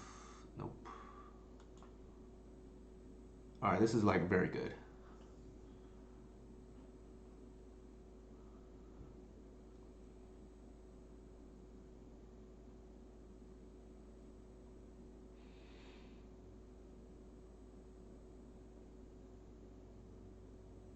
Yeah, obviously, like if you have friends or yourself, you have a big collection. That's pretty nice. Like especially on Moto 2 where it's cheaper. I'm myself thinking about getting a rental server just because it'll, free up my, I guess, portfolio, so to speak, in what I potentially could play. That way I don't have to, play on like Scooby Loo or whatever other accounts, right?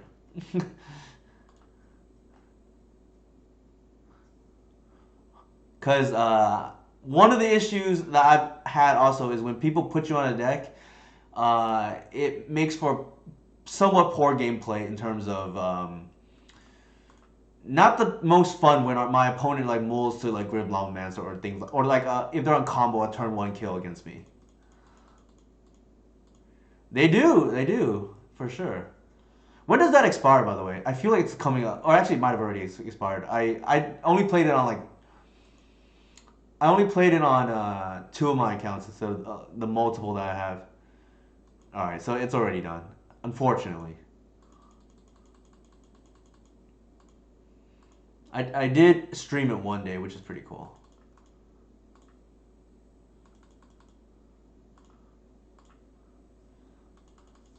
I played. I mean, Jason will appreciate this. Death and Taxes essentially on Cube.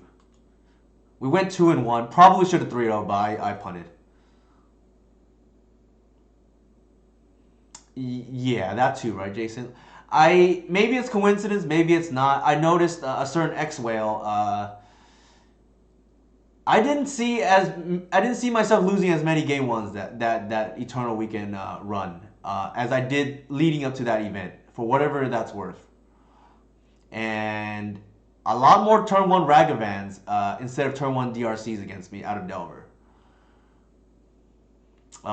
Coincidence, maybe, maybe not. I don't know, but I will say, like, I was definitely appreciative of the fact that my opponents led off turn one Ragavan significantly more in that event than normal. And anybody who has played this deck or knows my opinion knows anytime my opponent leads with turn one Ragavan, I've already think I've won. For sure, Jason, for sure. Yeah. Turn one Ragavan, in my mind, the game's already over. I've already won the fact that you've already led with that card. There you go. There you go. Force the negation is unfair for sure. If Jonathan were here, he'd be proud of you, Decent. Uh, I think our game plan is like very straightforward. We're just trying to get to natural order here.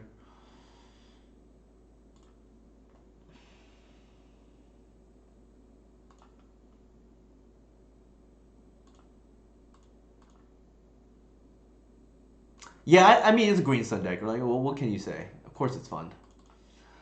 Here we'll give the option of blocking if we want to. Probably not gonna block regardless, but we're not doing anything with our mana anyways.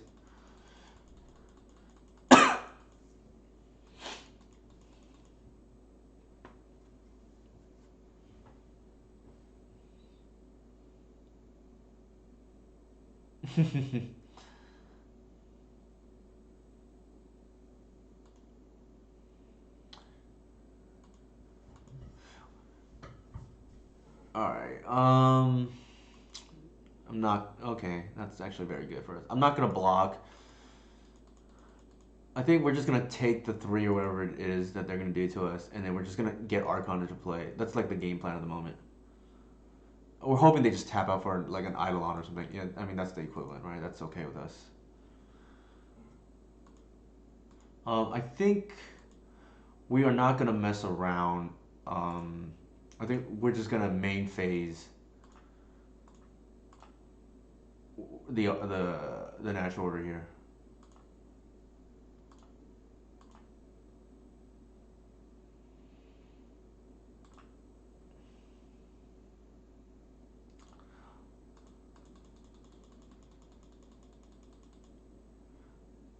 Okay, so let's see. Is there an infect deck? None that I think is competitive that I've seen. Oh, you're talking about for cube maybe? Zenith for oath mature twice, get your account one. Okay.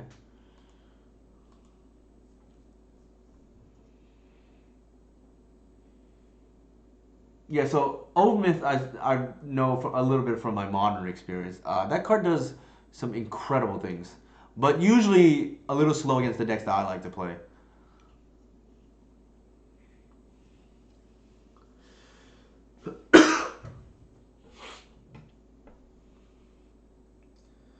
The reason why I pitched the Arbor there is I think the only way we lose is they just try to like go wide against us for some reason.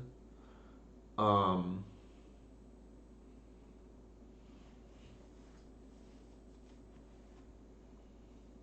and then we can just like chump block if need be. So Vortex is like interesting.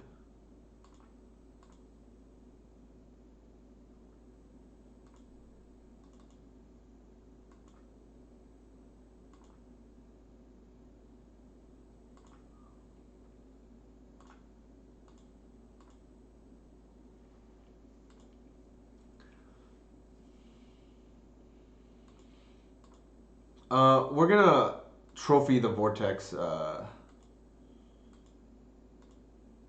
end step. Save ourselves 2 damage because it doesn't change the clock. We for us if they go to 7, right? Yeah, now it's over. All right. Maximum number of games so far. What's the we are referencing, Jason? Oh, good point. I forgot about that. That is, me not paying attention again, right? Like, for sure, yeah. Again, that would be a GRV on paper, right? If I try to do that, so I gotta be not sloppy. Um, I'm trying to think. I have been actually, I think almost everybody, right? Like, I've been giving GRVs before on paper for things like that, where it just, although granted, I'm like playing a little bit sloppier because of the multitasking, and I'm terrible at that. I'm trying. I think the one thing I did realize one of my first events ever was against a good buddy of mine. I tried to untap a Progenitus, and Progenitus has protection from everything, so you can't target with it like with a Wirewood or a Queen Ranger to block a what turned out to be at the time a pro blue and we pro blue Goblin Power Driver that was doing like 1 million damage because of a Legion Loyalist. This is like many years ago when I was like just getting my feet wet in Legacy.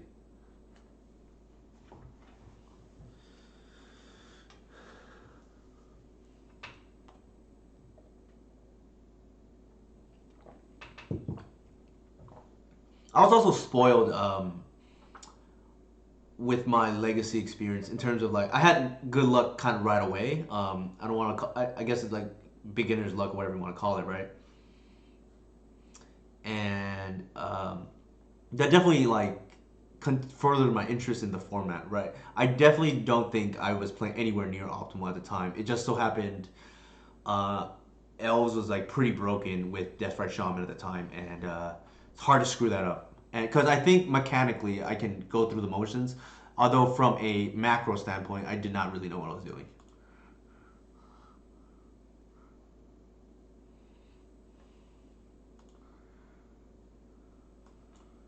This is a mole. Ooh. I think we keep, but it's not the best.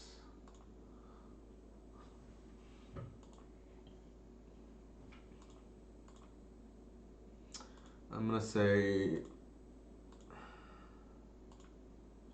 I think we have no choice but to fetch a basic here, because we really want our opponent to waste the Guy's Cradle. Not to mention, if they bolt or daze here into waste, we probably just lose.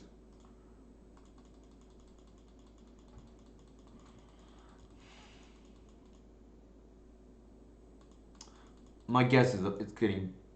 I was gonna say bolt, but I guess plowed here. Possible is a terminus that they're setting up. I don't know what it is. I keep well, not so much this week, but last week I think it was. People told me Terminus was no longer playable Legacy, and I think last week I ran into like 4 times.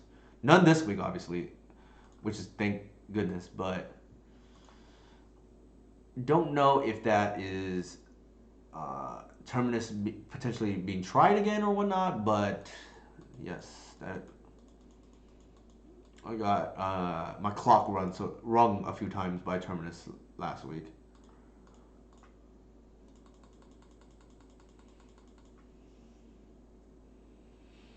A lot of players have learned to force this card because if you are on a non-white or black deck with red removal, this card is a major problem.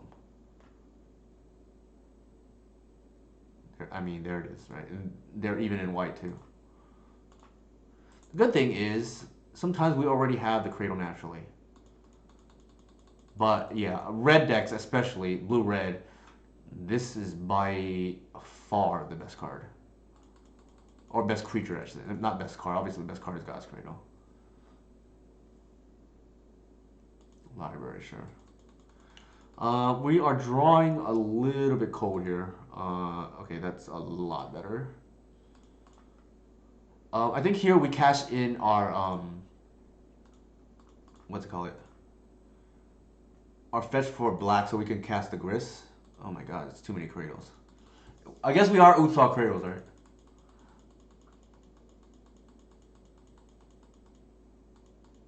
Yes, Reclaimer is a hidden sometimes, right? Because sometimes they just cannot. If they can't kill, they have to force it, right? Like out of the blue red decks, you cannot realistically allow that 3/4 to untap.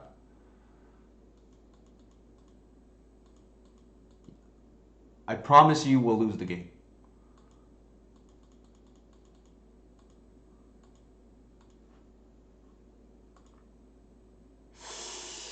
Ooh.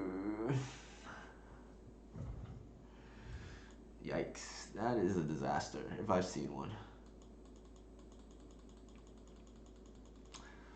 It's times like this. I've said this before. It's it's times like this where I kind of want to play a Gaia Reach Sanitarium, like as a reclaimer target. Obviously, drawing progenitors is like the big thing, right? But I think Bog is like probably the best thing off the top of here. That's not the best, but we gotta do what we gotta do.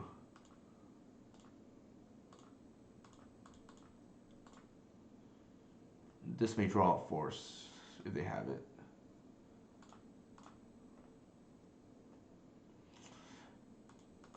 We have no choice. Like we have to get that thing on the board because Uro is potentially coming down.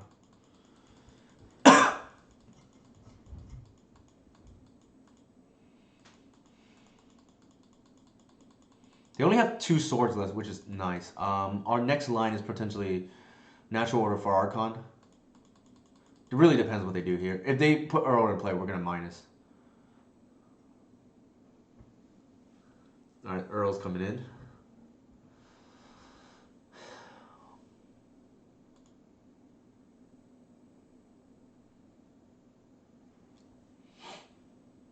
Again, while we have this time, I'll go ahead and post my links again.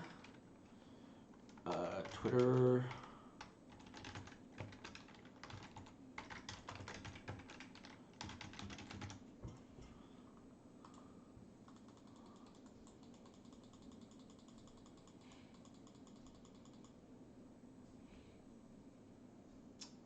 Oh, they have the ending too? I mean, it's not, I guess, not out of the realm, right? But it pains me.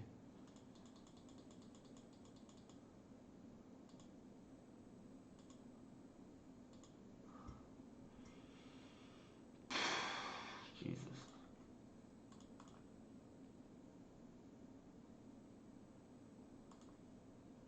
Actually, fetched too early here. I should not have done that. In case they have removal, right? Alright. How good would Deranged Hermit be here? pretty good actually. Not gonna lie. Assuming it resolves, right? That's the. There's that new Hermit too. I forgot what it's called. That was pretty. I think Modern Horizons 1 or 2. Probably 1. I think. So it's something else Hermit. Deep Forest Hermit. There you go. It's probably not the worst too here.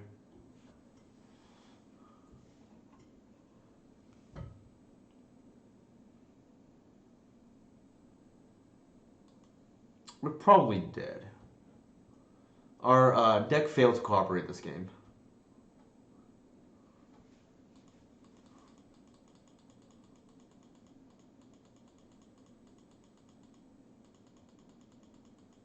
The cool thing is using Wirewood with it, right? So it's pretty awesome. Is Deranged Hermit elf? Deranged.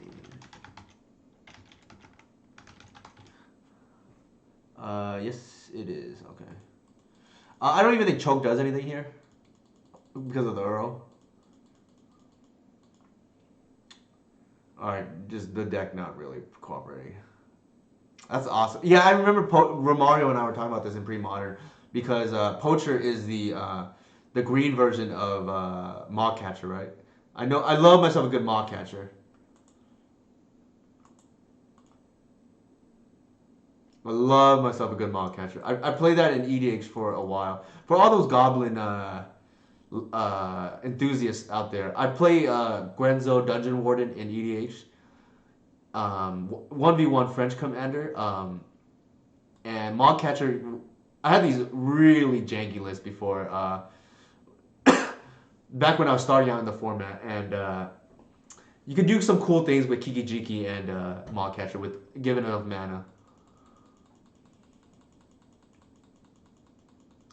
Like the line typically was like Kiki Jiki. Sorry, you tap Maw Catcher, get Kiki Jiki, copy the Maw Catcher, get Lightning Crafter, and then the next turn you can combo off, right? This is some real casual stuff going on here. I will say.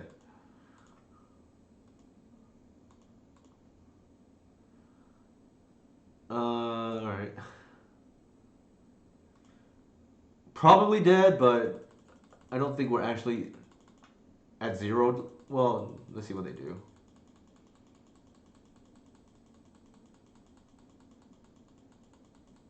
That might be the end, though. Yeah, they Swords the Shepherd and then bounce. I think they drew above average and we drew very below average. So us losing is not surprising here. I mean, we have 2 cards we will ideally never draw. Sure. Alright, now we're just dead. Alright. The good thing is I'm not sure we even beat that, right? Like with even an average hand, but hard to say. They are on the Anurag. They're one of his stands, I guess. The Anurag special. Alright, now let's see how I normally board against. I am actually a little unsure how to board against this deck. I know they run like the static casters out of the side. Maybe that means we run the Assassin's Trophy. We could just LD them out of the game too, because they have no basics as far as I know. Heritage not that great. Collector Oof obviously not that great. Crop rotation not that great. Although crop getting in Caracas or Bog might be a thing. I still don't think it's better than some of the other stuff that we have though. The endurance we're gonna keep just because it shuts off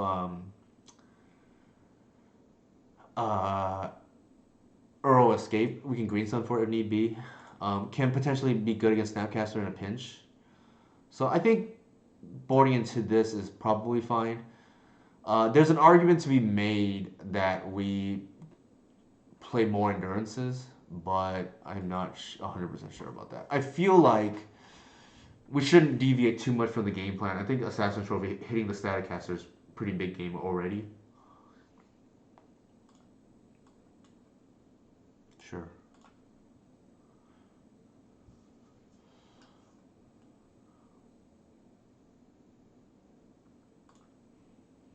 I'm gonna actually lead with the Wirewood here because I suspect they're just gonna kill whatever we play turn one. And if they don't, we still can do other things.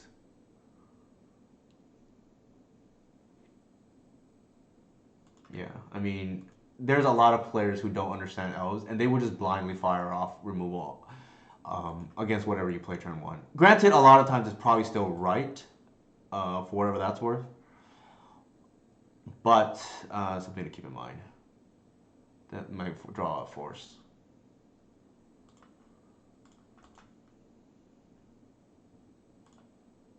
So we do know that they have Wasteland, and given that, that's why I'm not playing the Cradle here. Also, as a general rule of thumb, whatever you have as your first, if you play as whatever you have as your first force, the opposite force is typically the get on the. What I mean by that is against Delver, for instance, or Wasteland decks, you want to leave with a basic, and the second one, if you have Reclaimer, you want to get a Bayou, because that gives you the option to fetch one away, or the Reclaimer one away. The heuristic against control is the opposite. If you start with the Bayou, the second one you want to get is a basic. I'll leave that as an exercise for people to figure out why that's the case.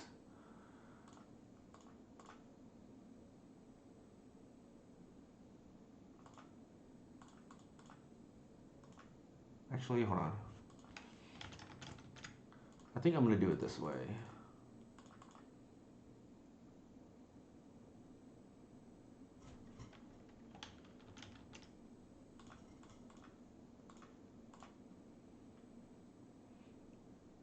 We'll just take the damage if they let this go.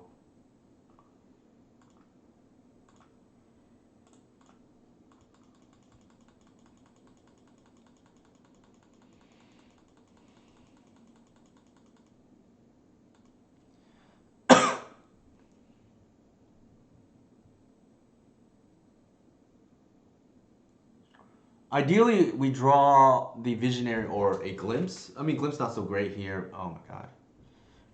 Sure. I mean, actually, we're okay with the Wasteland here, right? We don't really care. Sure. That means Reclaimer will be playing defense. Oh my god. Jesus Christ. Drawing the Glimpse a little late. We're not out of the game yet, but it doesn't look good. We really needed to have something to bait out. It's primarily centered around multiple and reliance on black mana. So decent, what are you referring to here?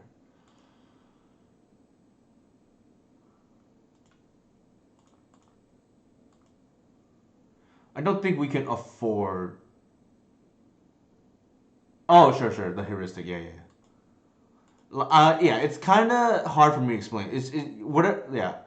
If you don't want to think about why it's the case and just want the hard rule, it's whatever you do the first land, the second land is the opposite.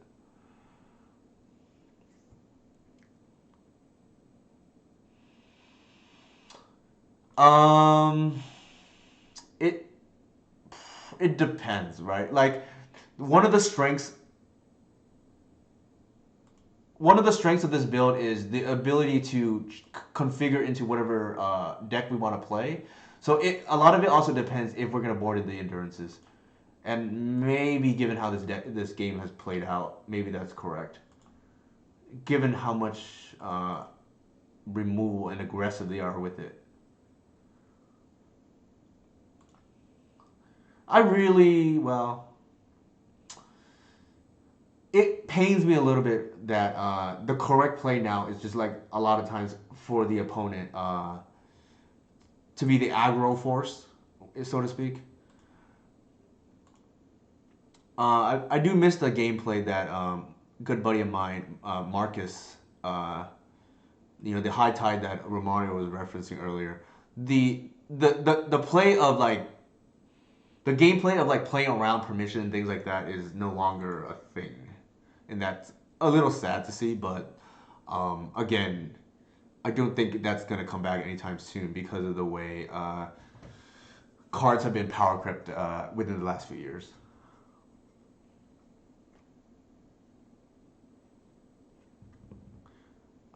Actually, that reminds me. Yesterday I went over. Yeah, so these control decks playing Wasteland is kind of strange for me now. Uh, I don't think that's the same Marcus. He lives in Sweden, as far as I understand. Okay, so yeah, these control decks with Life from the Low Wasteland engine is something I may have to think about in this matchup.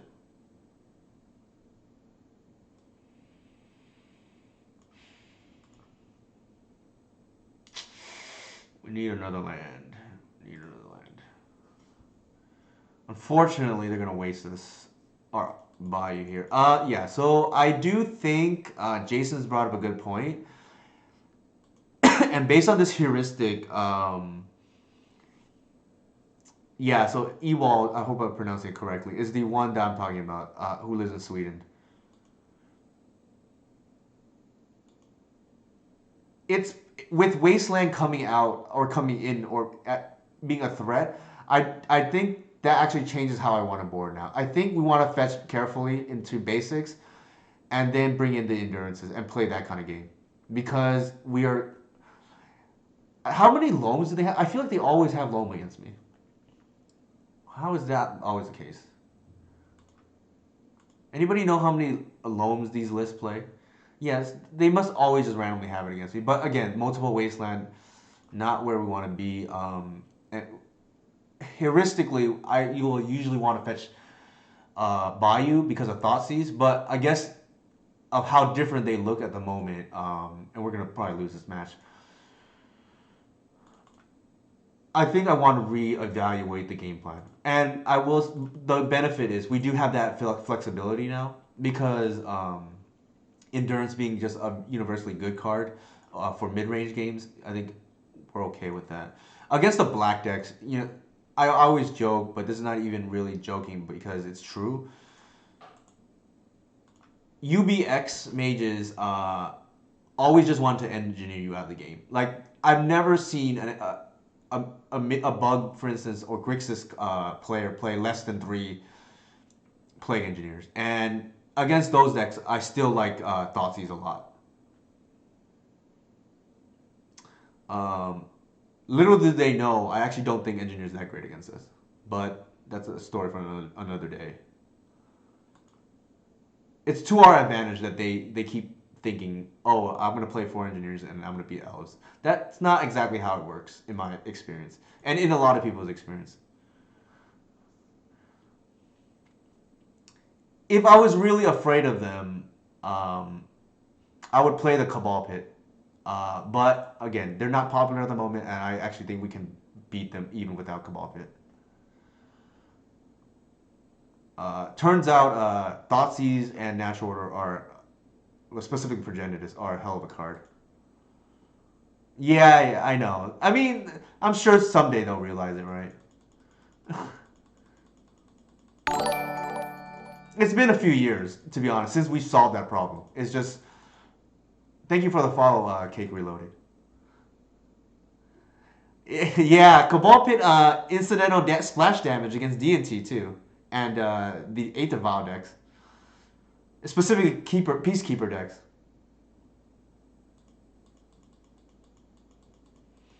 Yeah, it's like one less thing for us to think about, right? If it was really an issue, I'd play the Cabal Pit. I just don't think it's as big an issue for me to be concerned at the moment. Yeah. So this is like, man, I would love to Blood Moons these kind of players. All right, we are just dead.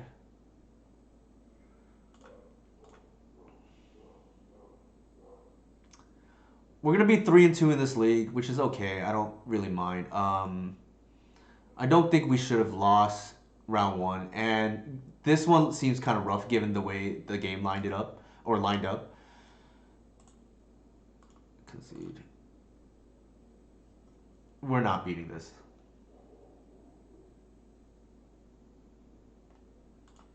All right. We're gonna run it back. I will take a quick restroom break, which is uncommon that we did not so far. And then we'll discuss some potential changes to the list and maybe how we want to board. Definitely did not feel like we boarded correctly there. And shout out to Jason for pointing that out. That the wasteland has changed the dynamic a little bit. Thank you, DC. Appreciate you dropping by. So for those of you who are curious and have been, reluctant to pull the trigger on my Patreon, I did release the latest sideboard map today, so you get instant value, right? So free advertising for that. Um, so if you are curious what to play, I will probably update it too within the next few days, given what we just saw here in this matchup, because I do think we misboarded. And maybe I need to respect that deck a little bit more because before you could beat these control decks pretty easily without batting an eye, so to speak, right? Blinking an eye. I do think the Wasteland plus a Stattercaster potentially changes things a little bit, but we'll discuss that more on the other side. We'll be back in a minute.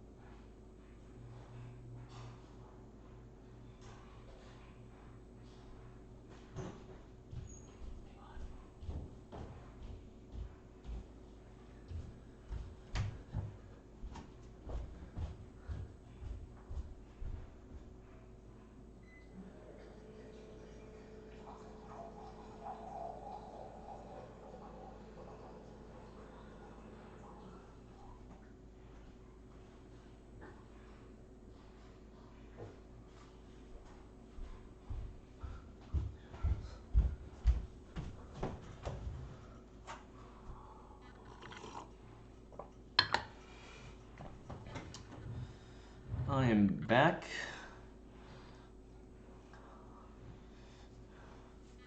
Oh, I appreciate that, Sager. Yeah, Inigo told me that actually, because I chatted with him briefly today too.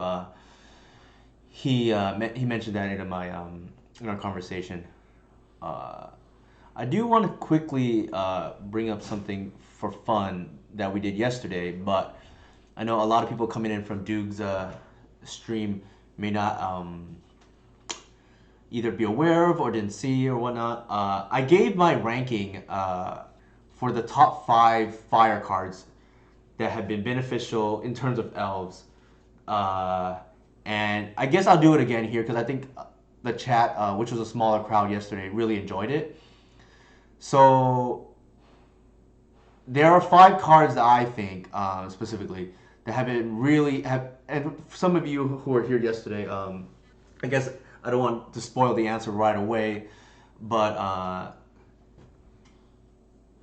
I essentially gave out my updated rankings of the 5 best cards from Fire Design for Elves, and it may shock you how I rank the cards, but I'll do a quick summary after anybody wants to guess those 5 cards and how I ranked them uh, again. Or if I could just go straight to the explanation, if that's what people prefer, I can do that as well. Or if anybody wants to, participate in this guessing game.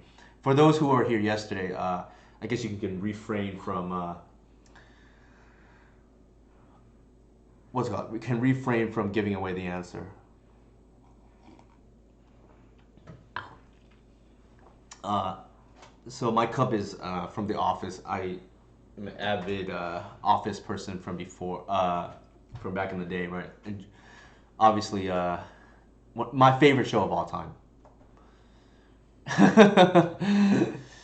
Not from Fire Design, unfortunately, but yeah. So I guess with that, if there's no guesses with the next few seconds, I'll go ahead and just reveal my top 5 again here.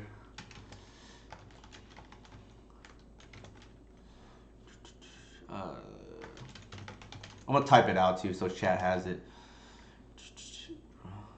Or anybody who can comes in late can see this.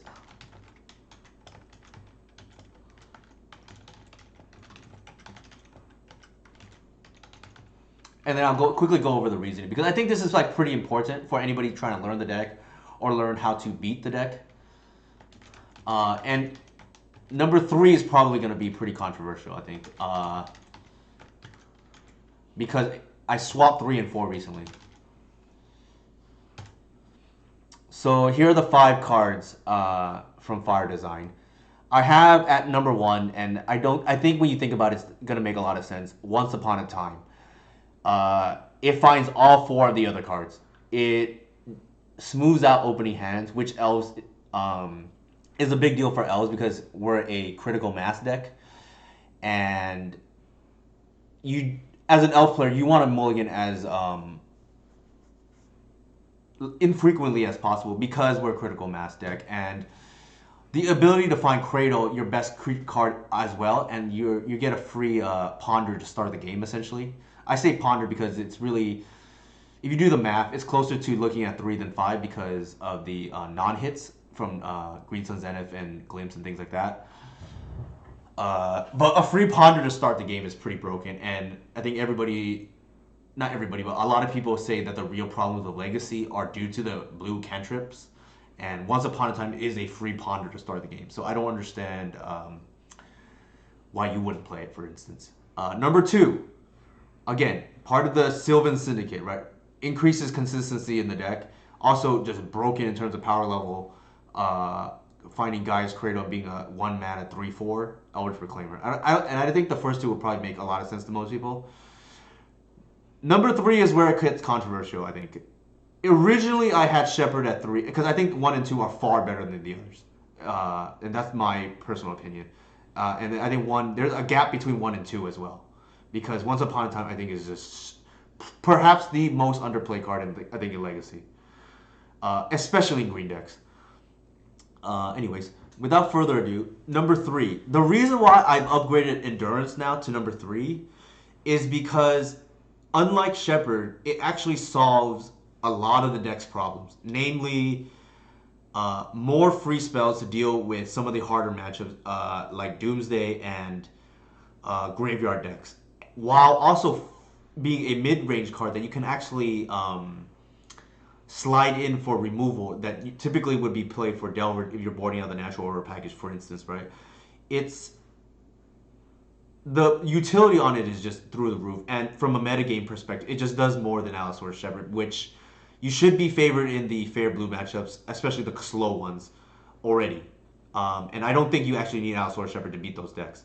What you do need Allosaurus Shepherd for, and why it comes in 4, is to beat the Chalice decks and to beat the fast blue combo decks with Force of Will permission. Because very difficult to develop your mana and win when they blind force your turn 1 play into Show and Tell or Doomsday, for instance. And that's where Allosaurus Shepherd, unlike Reclaimer, really shines. But the reason why I've only played 3, for instance, today, I'll go back to my list, actually. I know it's going to sound, you know, like, since we have some Thalia stands out here, it's going to sound very heretic of me to say that I'm only running 3 Shepherds, because I just don't think you really need it that often. And it's a terrible, terrible card against some decks. Against, like, Green-White Depths or, like, Goblins or D&T, the card is a 1-mana 1/1, doesn't do anything else. Even against the blue decks, you really only want 1, and you don't want it early. Like, you want it kind of in the mid game, and drawing 2 again in the early game, or drawing 2 against a non-blue deck or non-chalice deck is backbreaking. And that's why I've recently gone back to 3 copies, because I want to make room for other things, right?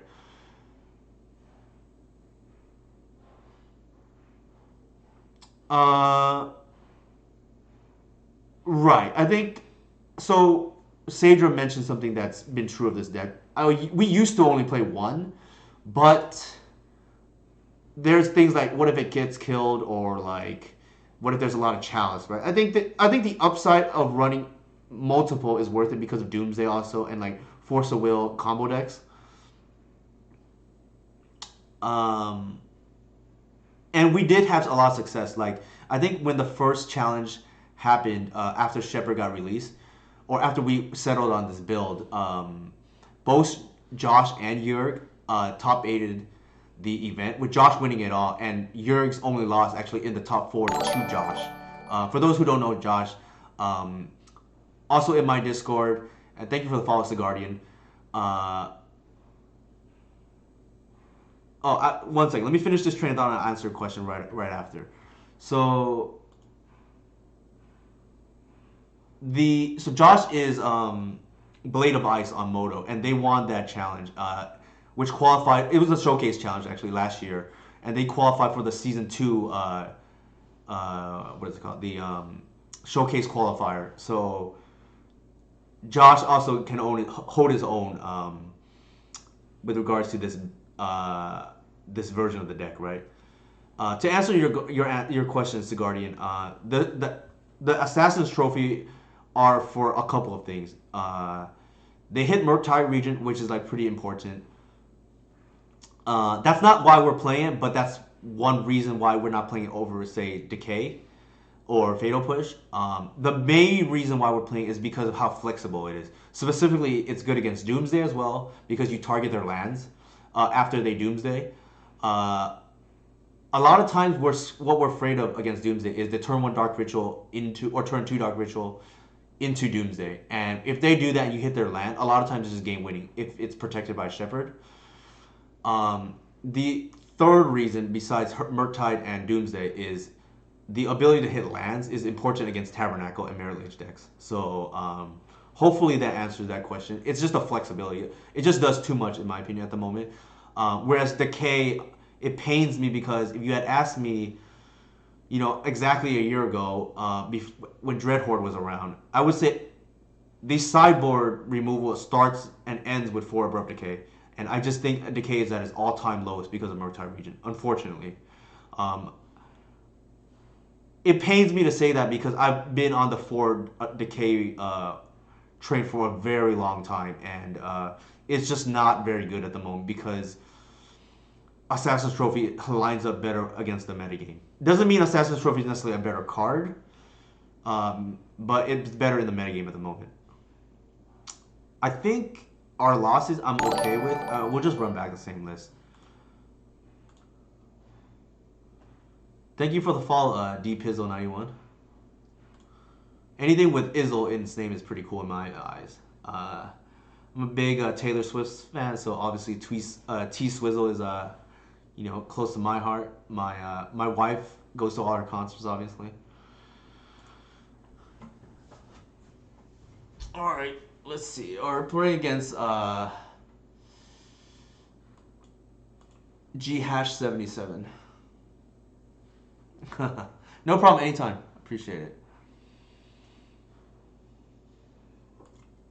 So they're on the wheel deck. What I mean by that is the Wombo combo Narset you into a wheel effect.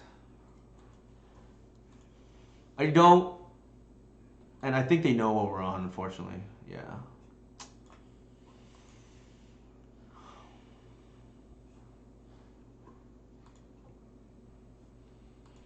This is why we need Leyline of the Void. It's the hero we need, right? To prevent nonsense like this.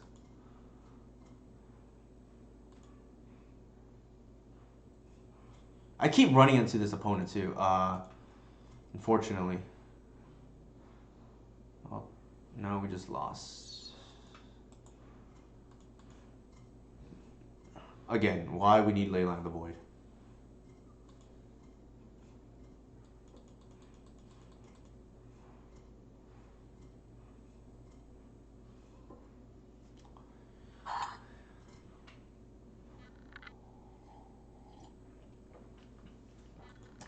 This is also the downside when I'm not sure, Jason. This user I know top 8 at the challenge with it. I don't know if other players are gonna follow suit or not because I suspect this is much worse against Delver. For sure. I just this kind of gameplay just sucks if you don't have Force of Will, right? For us, I mean, Jason would know as well, being a DNT and part of the Sylvan Syndicate, right? It's just you can't play Magic.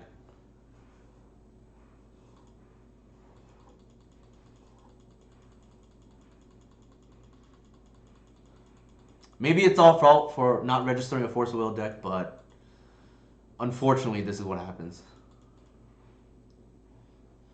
Also, why I do not enjoy when people know what I'm on, because there's no repercussion, right? Like you could just mold to the nuts.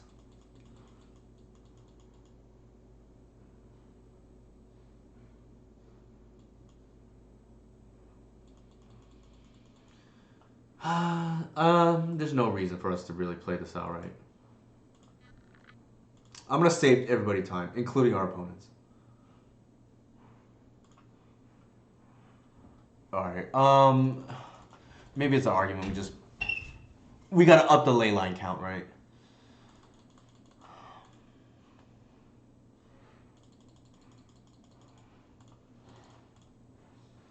So let me just check my trusty sideboard map here.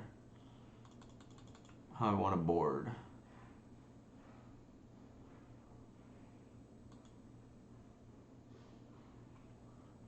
Okay, so in my sideboard map, I have it for the other version, the 8-cast version.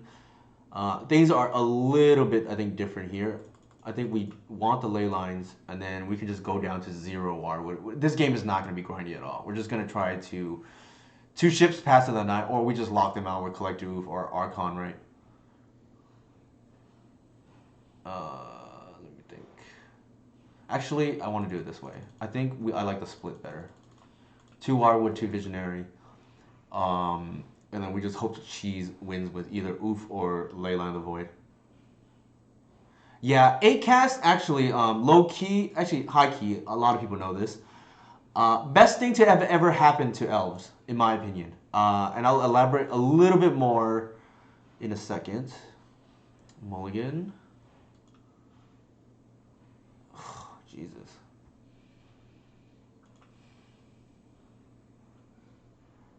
I think we have to keep giving. We're going down to 5 already.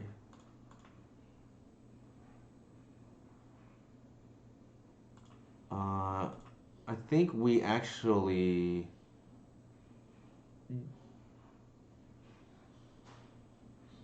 Yeah, we'll do it this way.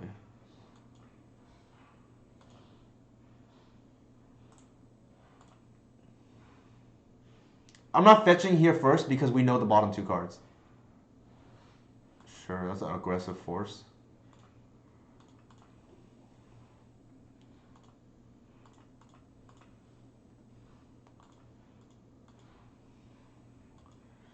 I actually think not. It's a terrible top deck, and I think we want to top deck well against these kind of decks, Jason. It's like there's some consideration, obviously, for. Oh God.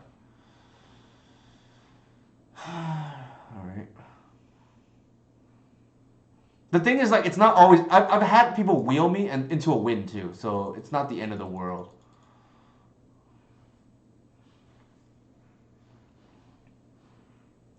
Okay, so to answer the 8 cast thing, the reason why it's the best thing to have ever happened to Elves, especially during the Eternal Weekend time frame, is because they kind of suppress decks you don't really want to see, while they can never beat you. Like,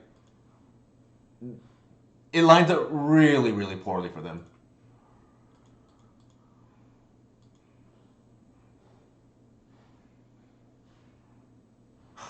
All right.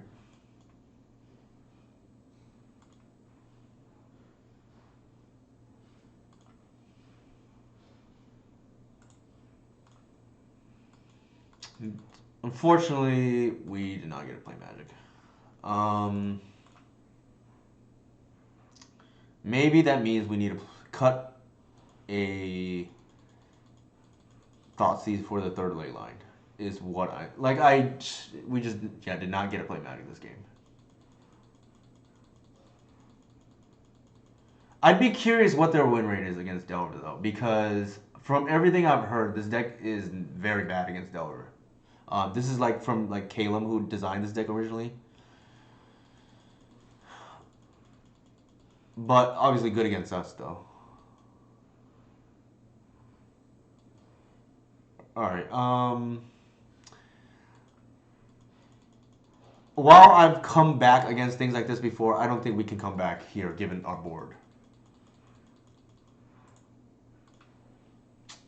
In the meantime, yeah. So ACAS is good against the decks that we kind of don't want to see, and it can never really beat us, in my opinion. Like, I've seen elf players who are just learning the deck cast spells randomly and still beat that deck.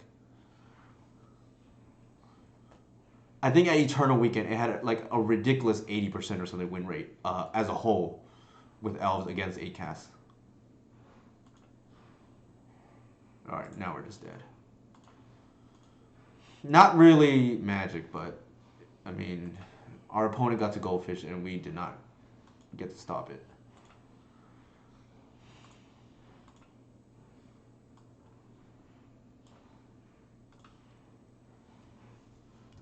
Look at the sideboard. Let's see what are some potential candidates for a third ley line of the void.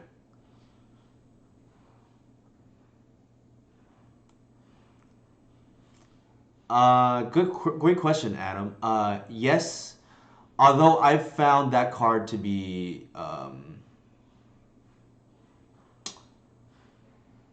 if they know you have it, good players can beat that card. I find Mindbreak Trap very easily beat if the opponent knows you have it. Um, Conversely, Leyline of the Void is much harder to beat. There's two reasons. One, sometimes they don't need to get to the third spell. Two, um, Mindbreak Trap tends to be weak against discard, which is also good against the rest of our deck. So, or things like Chancellor of the Annex, right? Also good against the rest of our deck. Conversely, Leyline of the Void, enchant removal is terrible against the rest of our deck. And that's why I think Leyline of the Void, within the context of Elves, especially a deck that doesn't, that also has a fast kill, so you don't necessarily get to the late game and then like see this as awkward draws as often, uh, is not as big an issue. So I think within the context of Elves, at least, Leyline of the Void much stronger. But yeah, those are the two reasons, right? Like it's people can play around. Like you don't. Sometimes you don't need 3 spells to be effective, and secondly, it's weak against hand disruption, which every black deck is a combo deck at the moment doing, including us. Not that we would ever board in, well, Mindbreak Trap potentially, but not Leyline of the Void.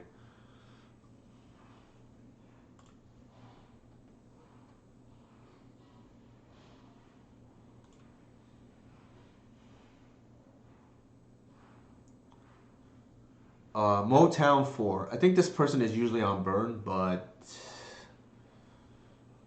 I don't know 100% if they will still be on it. This hand is kind of dicey regardless.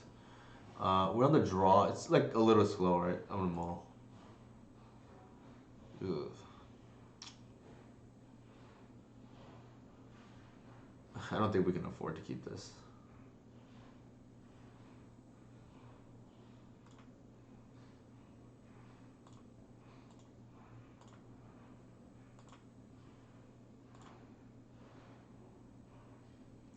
Agreed. Actually, I talked about the ideal metagame for elves. Um, the ideal metagame for elves actually involves combo too, and there's a reason for that. Our bully of a cousin lands. Actually, I was supposed to do it in response. That was a mistake.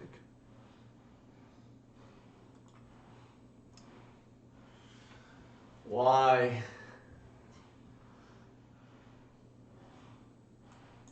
Oh my god. All right.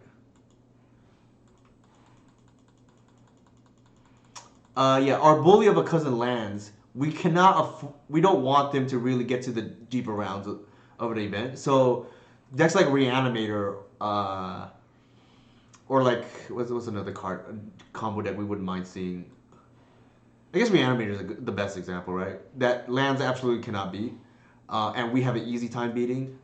We want in the metagame because we do not want our big cousin to bully us out in the later rounds. For those who don't know, that lands is the one truly bad matchup for elves that I would say, while not unwinnable, I do not really want to play against lands. And unfortunately, I've seen like lands, for instance, just completely concede the combo matchup. Like their whole sideboard things, like just they just assume they're gonna lose the matchup anyways. Like I've seen people talk about that. I don't know if that's the majority or not. It's just what I've seen for some people. When they have that kind of fair matchup, it's not really what I want to see in the later rounds. Like a lands player being around, for instance. Yeah, so my little 2 cents on our bully of a cousin.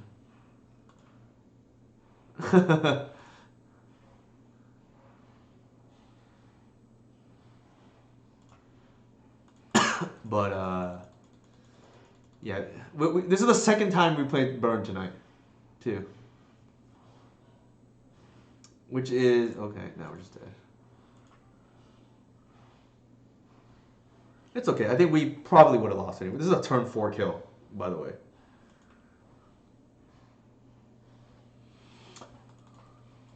Oops, wrong one. I think it was this person that plays the incinerator.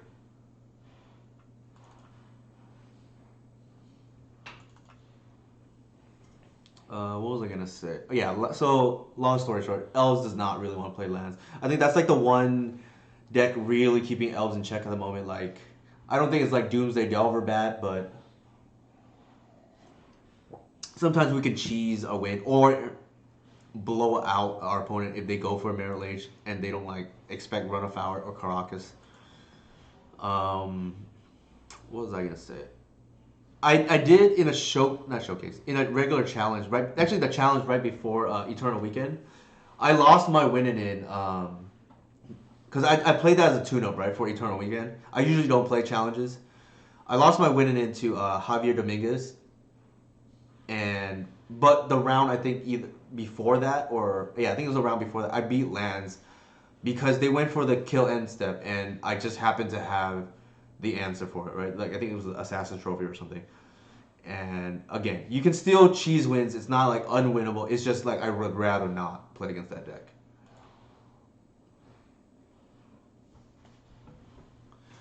If I were to put percentages on it, it's probably like 30-70.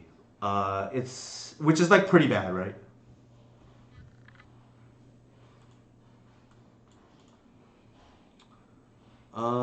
This is like kind of slow. I think I'm gonna mull. Why can't we? He's played it before. He just so he play he can, so these professionals can play any format really. And he's played it before. I think he won a GP with it in France or I forget where it was, but he played Bug Delver a while ago.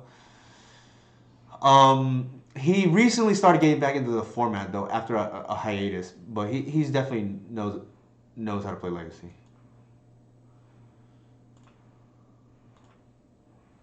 One of the rare occasions I will keep the second Once Upon a Time here. I think here we just saved it on the damage and ramp.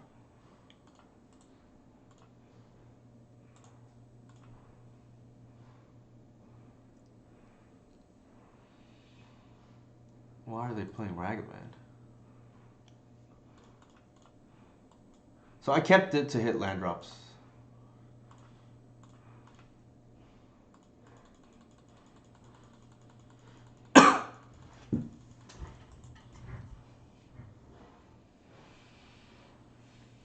Alright, that's fine. I'd rather they kill that than my Arbor, actually. That's actually very good for us that they hit that. Yeah, Canister, I think is mostly a modern player. I don't know, like, I'll be frank. I don't actually follow the competitive scene that often. Like my background in Magic, I come from EDH, so I'm much more a casual player, if anything. Um, what was I gonna say? So I don't follow the competitive scene too much. So when people mention some of the names, I know who they are. For instance, I know who Canister is, and I know who Javier is, but I do not know like much about them otherwise. Hey, Money Mons, how's it going?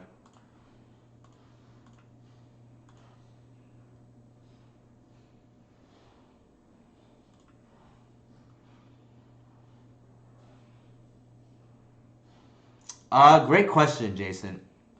Uh, so I don't. I think if I tell people this, it'll make a lot of sense. The way I got back into Magic was because I played kitchen table EDH with some of my friends who. Oops, I did that too quickly. With some of my friends in 2011 when the original Commander set came out. So my first general was the Mimeoplasm. That probably explains a lot. I do follow the competitive legacy scene. Yes, Money Mots, but like the professional scene, which I consider like standard, for instance, I don't really follow that closely.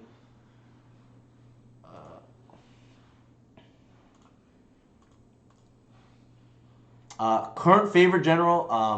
I mentioned earlier that I play 1v1 EDH, which is like popular in my LGS, and my general at the moment is Grenzo Dungeon Warden, just because I think the effect is real cool. Not to mention it's tribal, so that's on brand, right? Yeah, I wouldn't be surprised if they all played it, to be honest, like pretty often.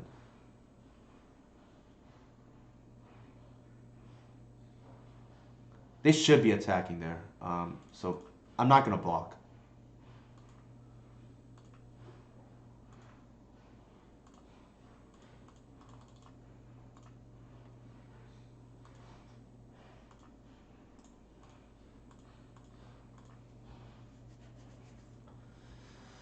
All right, we'll see if we can win game three. I think this matchup is like winnable, but there's certain hands we just cannot beat.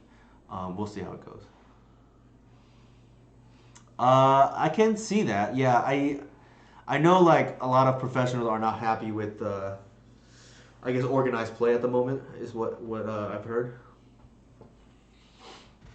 Yeah, I think I'm in a group chat with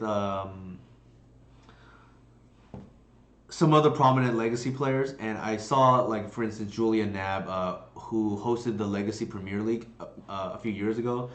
He mentioned that the people who are always asking him about actually reviving the Legacy Premier League are actually majority of them are pros who enjoy Legacy. It's just that competitive play doesn't support Legacy for the most part. So it doesn't make sense for them to spend as much time on it. But from what I understand, they enjoy Legacy a lot. Um, Again, I won't claim to know much about professional and their preferences. It's just what I've heard personally. And again, my background is more like along the lines of like EDH and to a smaller extent Legacy, right? I think Legacy is the format I follow, and I'll use this word with quotation marks, I guess, competitively, because it's the format I play the most. But again, at this, I don't follow the competitive scene, like full disclosure. For sure. I think there are two different routes to Legacy, and I think it sounds like Jason, your route is like potentially close, or your friends' routes, or you and your friends' routes is a lot closer to mine. Where I got in because of the casual scene. Um, I think a lot of the Zoomers, for instance, who I love, by the way, I think they are a breath of fresh air. I think majority of them come in from like standard and modern, and then get into legacy. So it's like one extreme to the other, right? Like I think those are the two typical ways you get into to magic, so to speak, or more further into magic, I should say. Not great, but we have the trophy, so I think I'm gonna keep.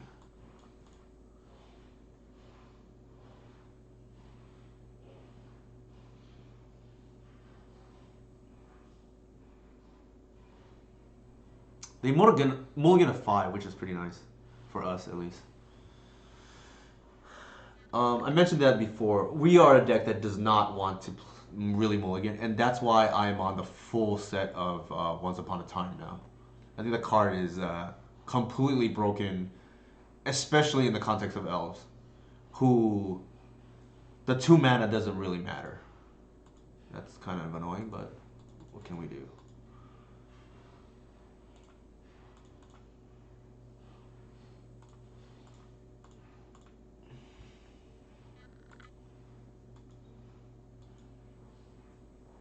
Yeah, yeah. This is the incinerator player that I was telling everybody about. That sounds pretty accurate, Jason, and I wouldn't be surprised if there's more. Like my route is actually really convoluted. If people want to, if I want to get into it, like I actually got into Pauper before Legacy, and then decided, oh, this is like pretty cool to play with all these powerful cards because at the time Pauper was just completely broken. Storm was legal for whatever that's worth. Like I'll put it that way.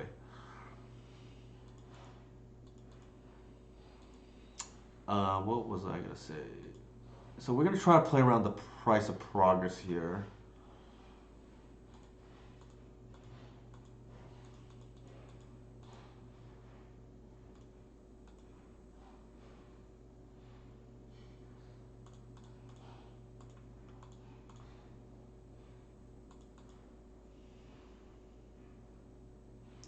Sorry to hear that, Adam. It feels bad to give them our land too, but I think we have to get rid of this Eidolon. Oh my god.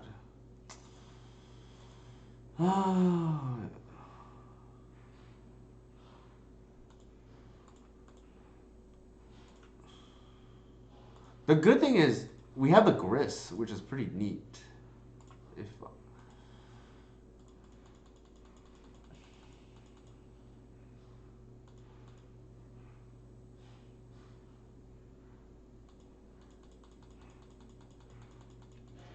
so, I think there's a chance this Gris takes over the game, but I will have to see.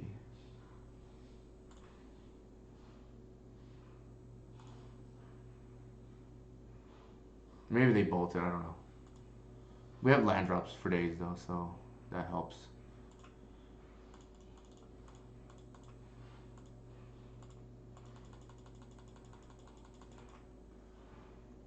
It doesn't drain, unfortunately. It only they only lose. Hey, Mr. Lee, thank you for the raid and all of Mr. Lee's guests.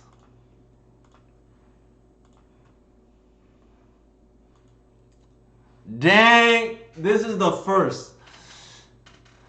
Wow, Mr. Lee really is good luck because thank you for the raid. This is the first time I have ever gotten 3 tokens off the Grist activation. I'm sorry to hear that, Mr. Lee. Or to Lee. What was your loss to, and what were you playing? I think we'll want to bash here.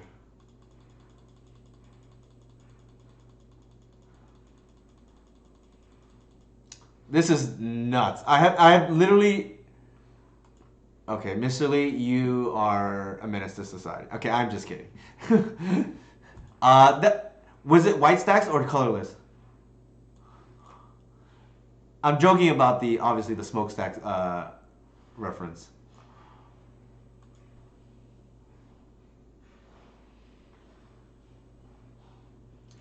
Jesus, losing to Enchantress. I know. I'm getting all the raids. This is like my lucky day for sure. I don't even think we care, right? Like we just gotta continue to bash. I mean, what are they gonna do? Block?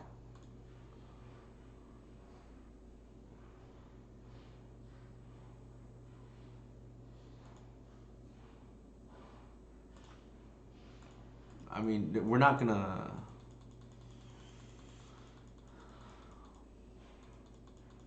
We're not gonna cast another spell this game unless it's natural order.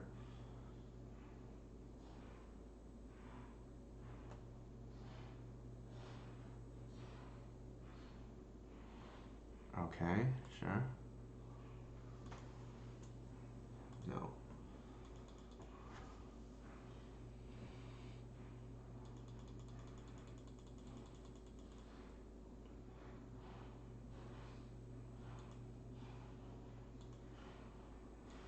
Our opponent is, I believe, dead on board.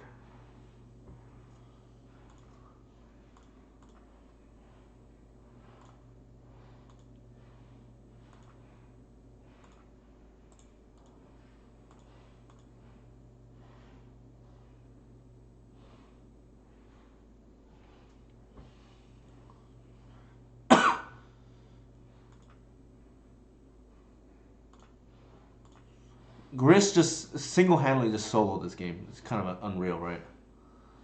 Although we got super lucky with that Wirewood. I can't stress that was literally the first time I've ever hit double Wirewood in the yard. And I played a lot of Elves games. I've gotten 2 obviously before just hitting off the single Wirewood, but thank you, Mr. Lee. I appreciate that. Do you actually prefer I just refer to you as Lee or Mr. Lee?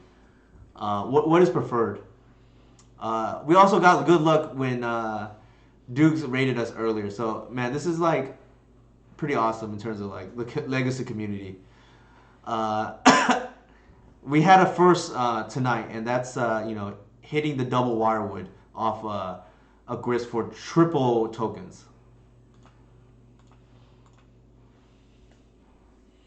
And then actually for Lee's guest, again, here are my respective channels for anybody who wants to consume or like my content. There's my YouTube. I will record all my matches and then post them there because Twitch takes it off. Here's my Discord for anybody who wants more information on Elves, and here's my Patreon and Twitter. I apologize if any of this is like redundant, but in case anybody's curious. This is already like a mode of 5, right? So we're in a mulligan.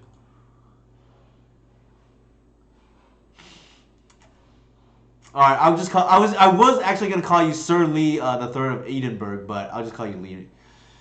Here, I think we'll just keep. It's not the best. I suspect my opponent's on Reanimator. Like I tend to have a vibe about these things. Keep. The blog is like pretty decent, but maybe they have a faithless losing hand or something. I would keep this in general because I don't really want to go to 5. And they have already mulled to 5, for whatever that's worth. Alright, they are not on Reanimator. But probably some other combo deck, given that they mulled 5.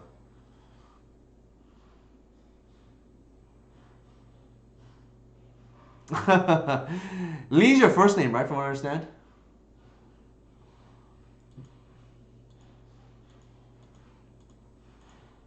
Okay, cool. That's what I suspected. But I know I butchered Duke's name like a bunch of times before, so I don't want to mess that up again. The old fetch before Once Upon a Time to thin. I think here we take the Waterwood and just ramp.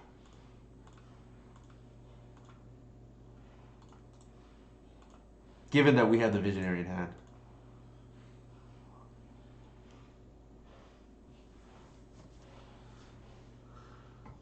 Actually, I'm gonna turn off in case to bluff endurance.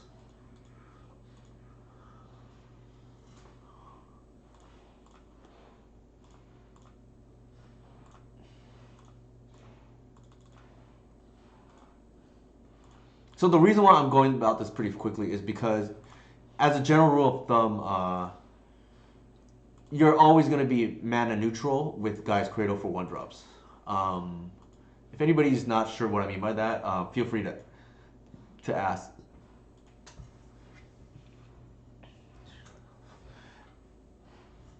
I had a hat in my premise that had the logo on a hat. Okay, gotcha. So they're on a Wasteland deck? So I was completely wrong about my opponent. I thought they were going to be on Gristlebrand, and they're on Wasteland, so... okay, that's actually a pretty cool story, Ali.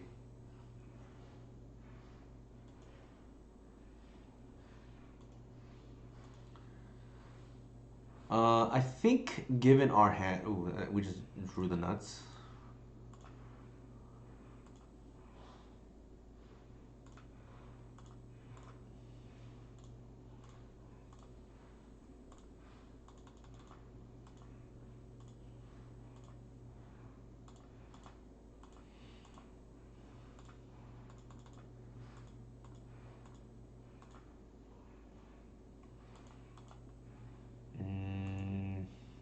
I guess here we'll just thin.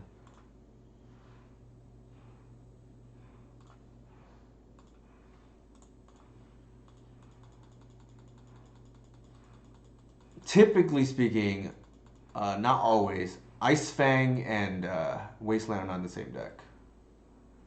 And we're actually okay with if that's all they had. Actually, that was a bad attack. I should not have done that. But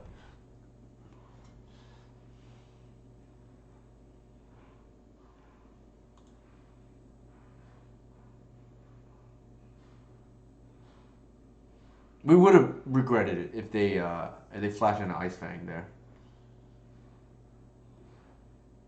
Sure, that's actually good for us.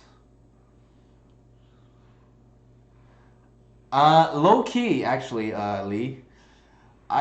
For a long time on my wish list, like prior to Fire Design, I actually wanted a color shifted mirror entity so I can green sun for it, and it was actually part of Elves before Natural Order Hoof became a thing. I think here we're just gonna bounce and see what they do.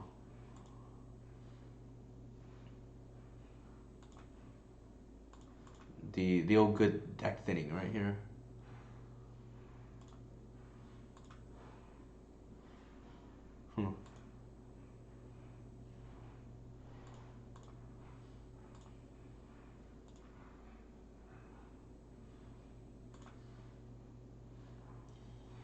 We go to 4 here, and then we could potentially hard cast the hoof.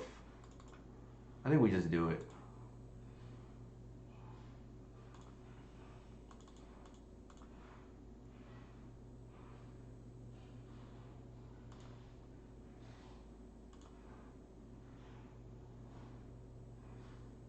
Actually, hold on.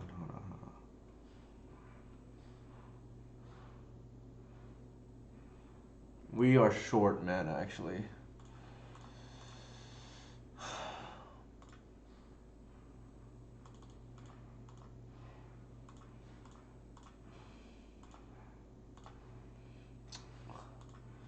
So I did that because I've done this enough.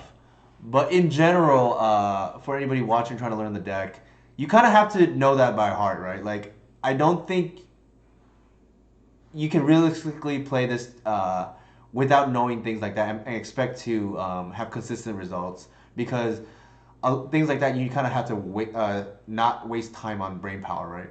Or just the clock is an issue too, potentially.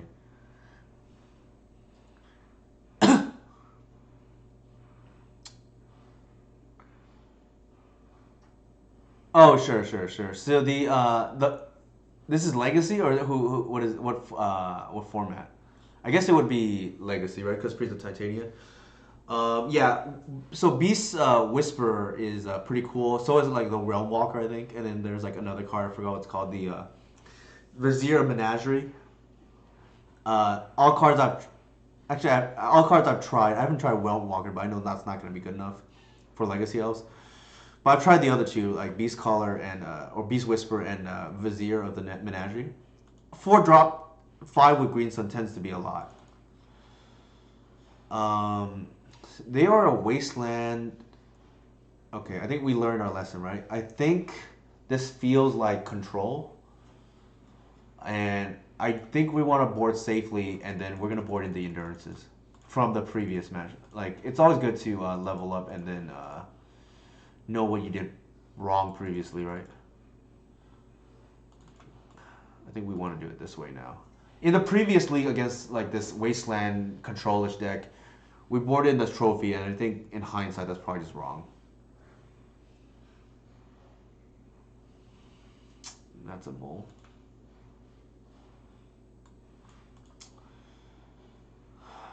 I not great, but I think we have to keep. And I think the mole here is actually the man. I think the mole here is actually the glimpse because we don't have mana.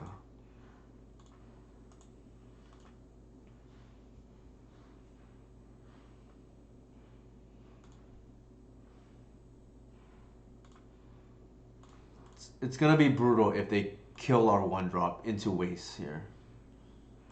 But we already mowed once. I don't want to go to 5. All right, that's a sigh relief, right?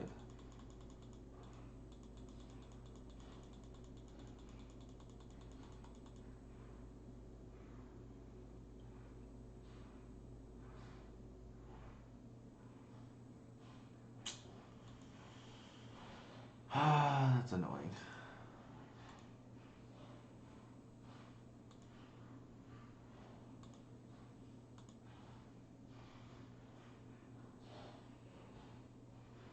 Hmm. There's 2 ways to play this. Um,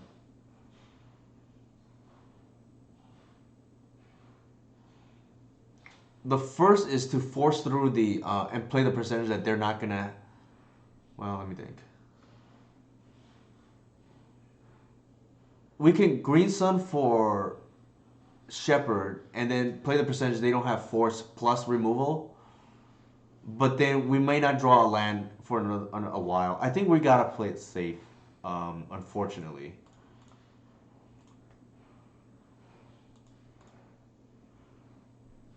we don't want to reveal we have the Caracas.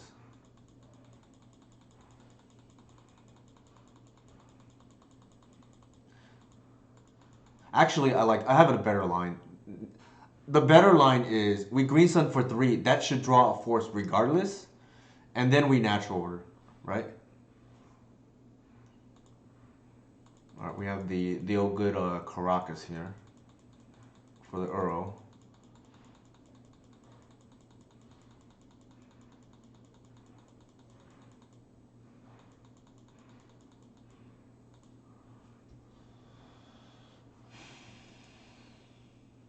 Yeah, I think I'm gonna do that. I like that line a lot. We're gonna Green Sun for 3. That draws out force, and then we slam natural the following turn. It has the effect. It has the same effect of yeah. We're not gonna reveal we have the Caracas. It has the same effect as Green Sunning for Shepherd, right? And they have to respect this. Done. This will draw likely force if they have it.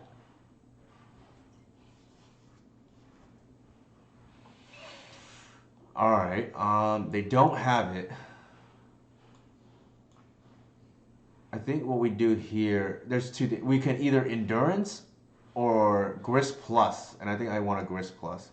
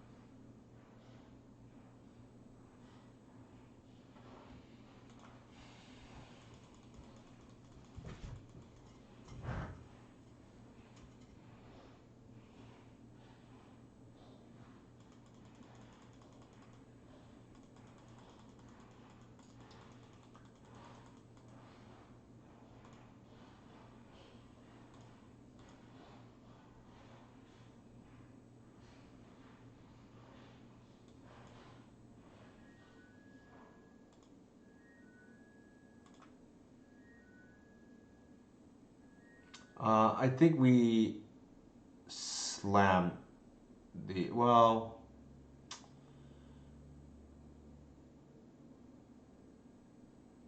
yeah, I think we just.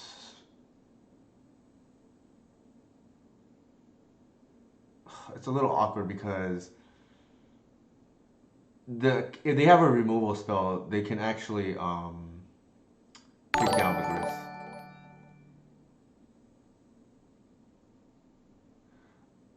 Thank you for the follow, E for Cell. I think we'll do it this way, instant C.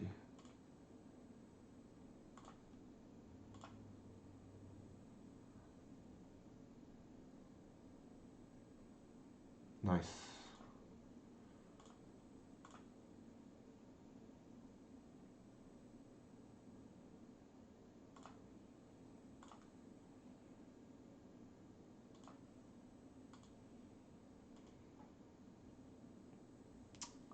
Oh, cool. Which opponent were you, E for Cell?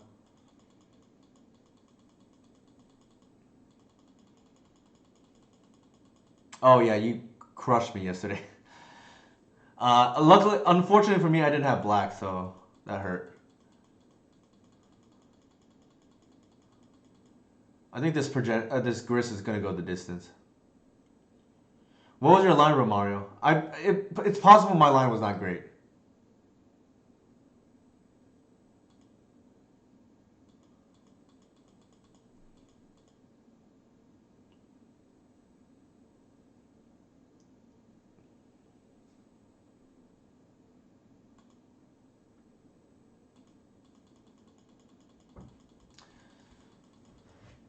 Actually, I think the Canonist helps us here.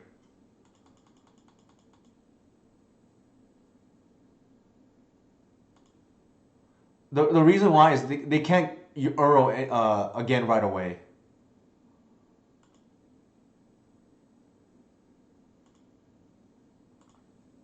But that's a fair point though.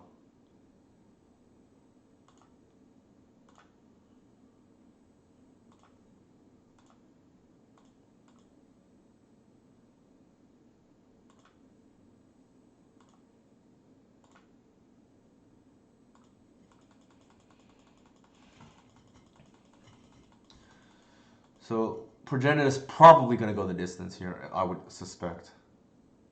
Not to mention the Gris, like we just kill the Earl right again. I actually think the Canonist hurts them at this point.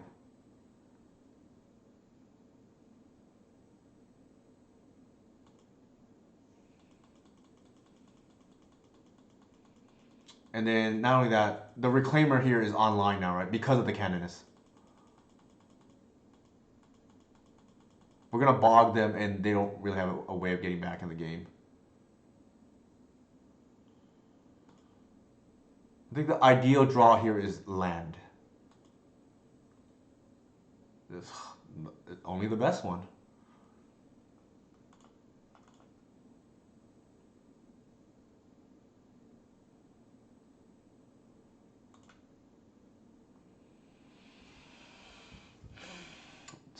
They have to block if we attack.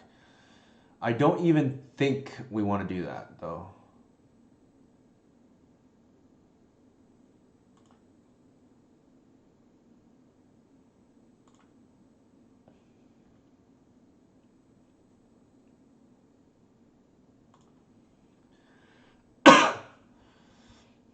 I don't think our opponent realizes we're gonna bog them, and while they probably have to do that anyways, I think this game is over.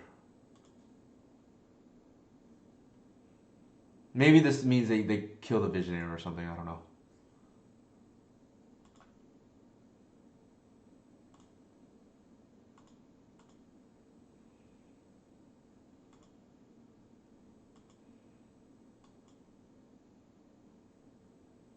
We're gonna do it on upkeep.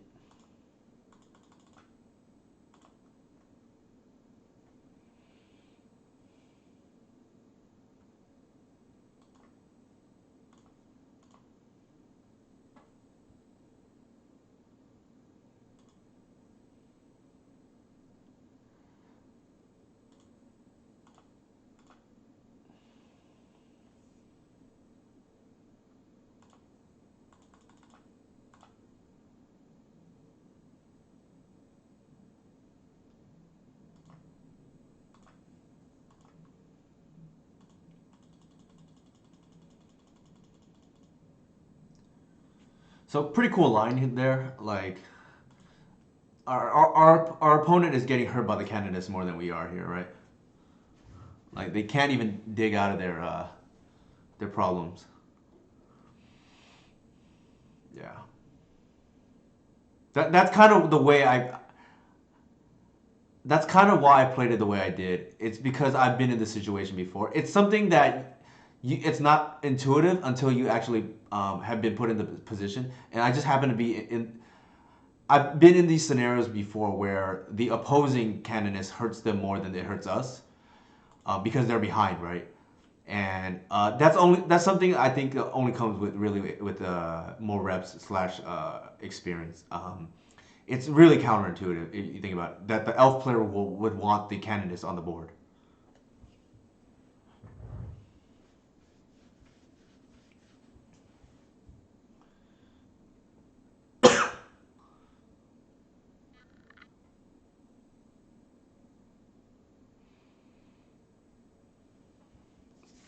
Doesn't come up often, but it comes up enough. I'll put it this way: what we just saw here is not a corner case.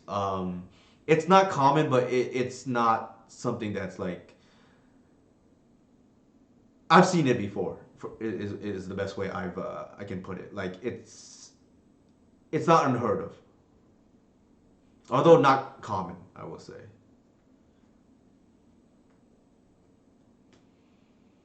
Uh, if you play elves, that won't be the first and last time like something like that happens. It's just something to look out for. Tony Scapone.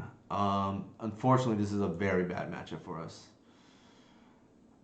We did draw, luckily, the one card that does matter. I'm gonna keep. This is a very. I can't. I'll reiterate. This is a horrendous matchup for us. It's like playing against Belcher, right? A little bit. But this is the one card that does matter.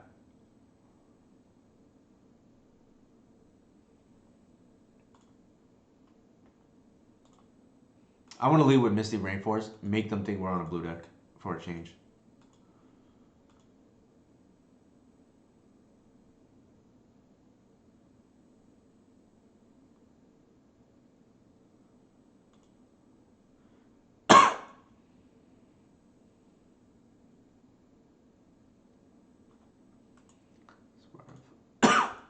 Sure.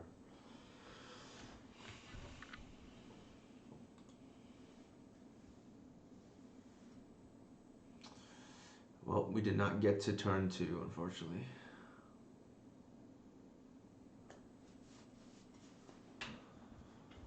Ah, brutal.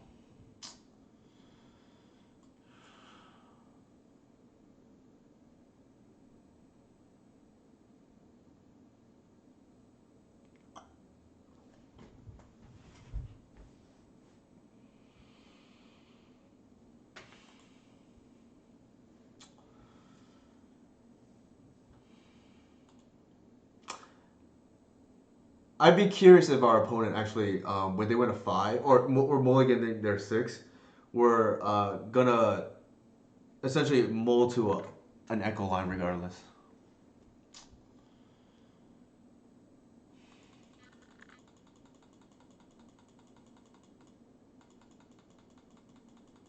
The closer a deck is on the Belchers on the storm scale to Belcher, the harder the matchup. The exception is unless they need to go to the graveyard, and this sort of goes to the graveyard, but we don't have it turn one. Game one, obviously with the sideboard hate.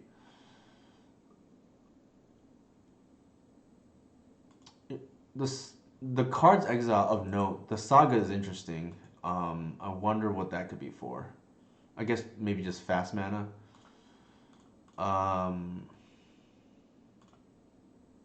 Everything else, like probably they may be able to gamble again.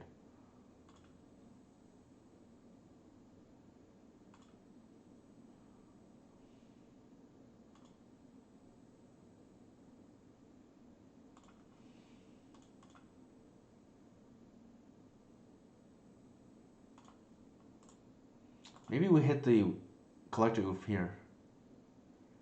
It's worth a try. I think we just get the reclaimer. Well, yeah, I think we just get the reclaimer.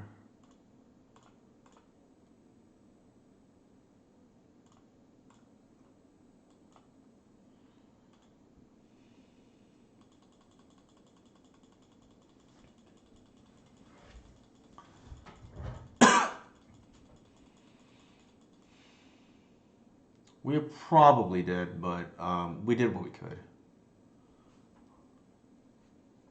Like, we had a turn 2 collector oof that we happened to naturally draw. They had the turn 1.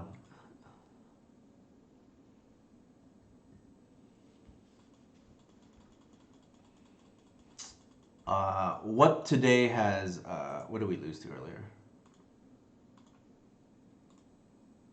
Oh, right. We lost to the other one. And in the first league, I forgot. We lost to D&T in the first round, and then we lost to. We misboarded against 4C Control, but good learning experience. I think we definitely want ley line at the third ley line because I mean I don't know how common these decks are going to be in something like the PTQ, for instance, but we are very vulnerable to these kind of decks. Otherwise,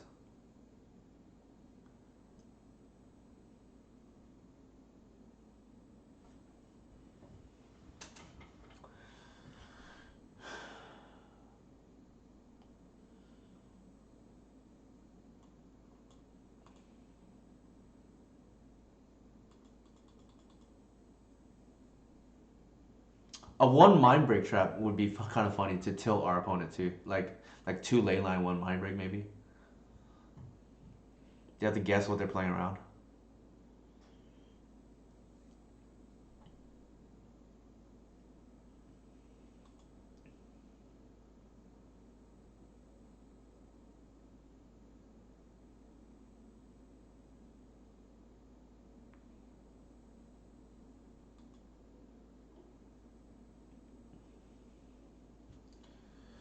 No, we're dead.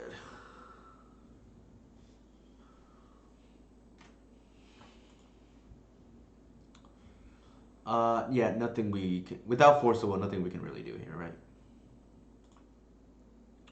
I've often said Layla and the Void is Force of Will for non-blue decks, and this league has made it more apparent that that's the case. Oops, wrong land. So Bog, oops, yeah, Bog not really doing anything in this matchup. I don't even think Trophy is like particularly good here. Neither is Endurance. We don't really have many cards for this, and like it's kind of like Layla or Bust, right?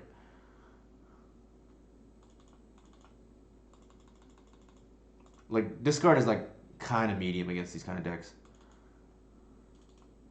I think that's all we have. It's like some merit for the Caracas for Burgi, but probably not.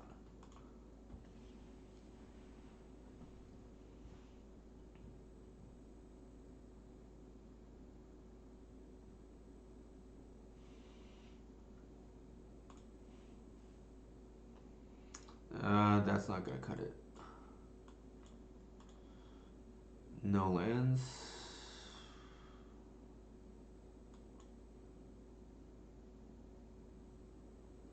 We're at 4, and they kept. Let's see.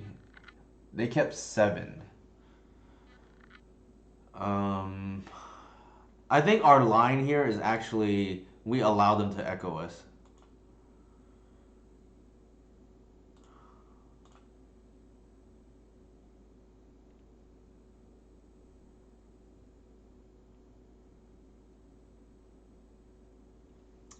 The last card putting back is kind of interesting. I actually think it's probably the rotation because we have the reclaimer already.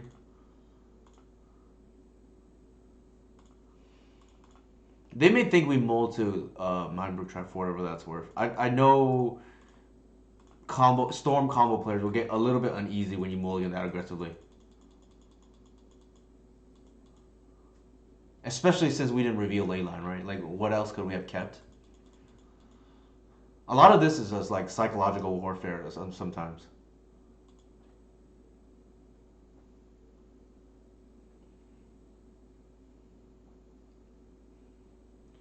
It's like, would the opponent actually aggressively mulligan and then just keep a hand with no disruption? So it's like in the back of from their perspective, it's like, oh, am I just walking into a mind rift trap here? Because Leyline's not on the field, right? Like that's the one of the non-blue ways of fighting back. Obviously, Reclaimer not doing much here, right? The other option it could be is like a Collective or something.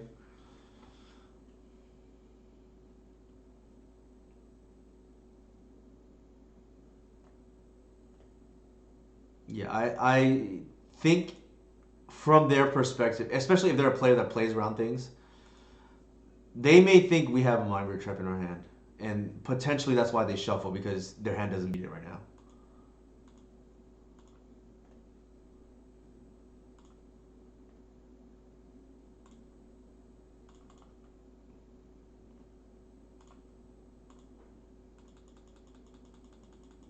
So us not doing nothing here eliminates that we have Collective in hand.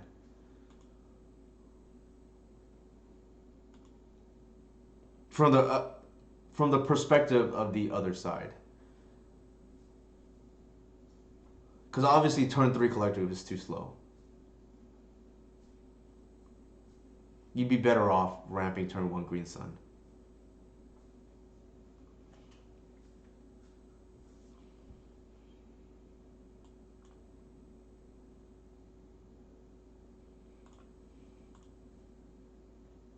I will insert some small pauses too. Uh, if I suspect my opponent is trying to play around Mind Rift Trap, and especially if I don't have it.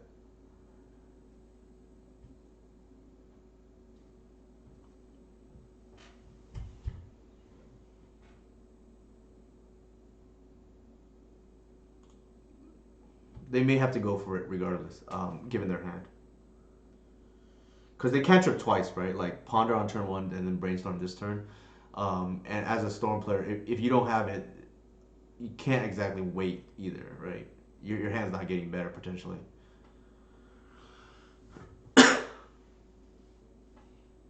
Especially with the guy's cradle looming, things can get worse too.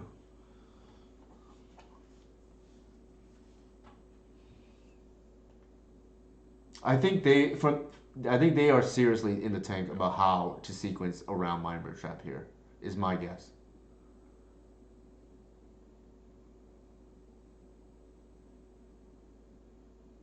And this is actually what I mean by it helps to play other decks too because um, if you know what your opponent is likely thinking, you can either have counterplay or bluff counterplay.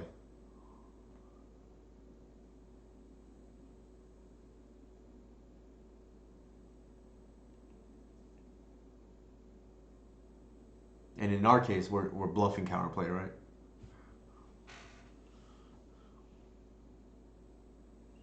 Because they dug twice in a row, didn't find the defense grid, and then obviously don't have the protection for it. Otherwise, they wouldn't be in the tank.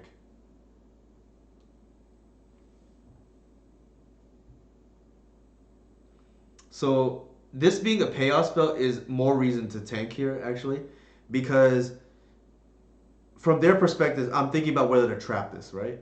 And then I think I'm just gonna let it go.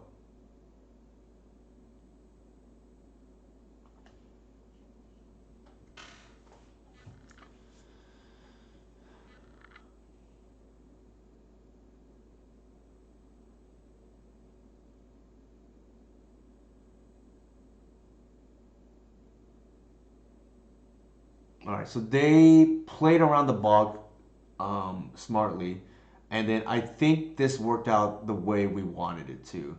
Namely, we actually want them to echo us because of how bad our hand is.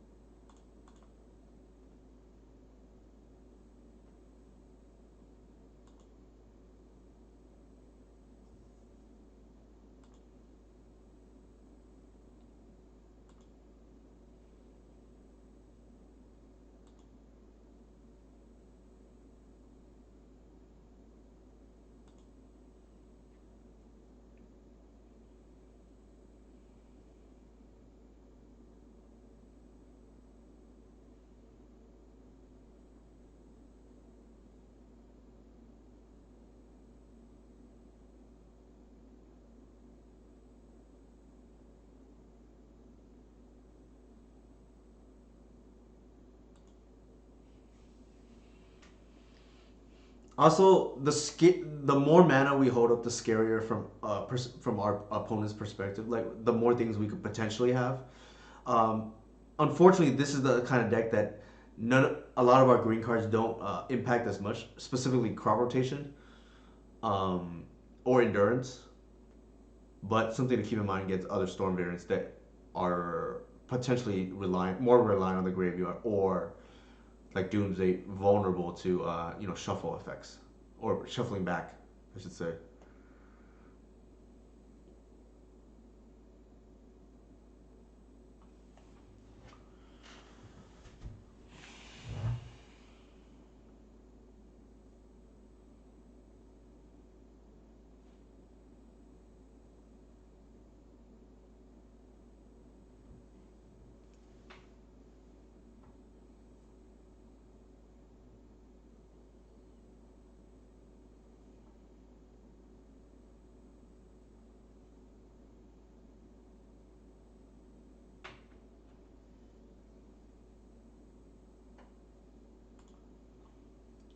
Could be another echo effect. Would be my guess.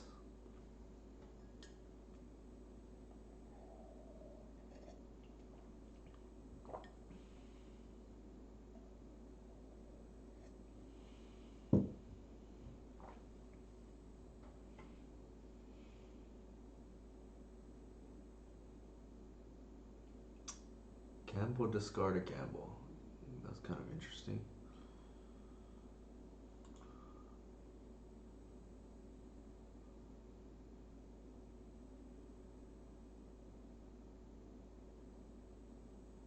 Sure. It might be okay here. Echo, bunch of stuff.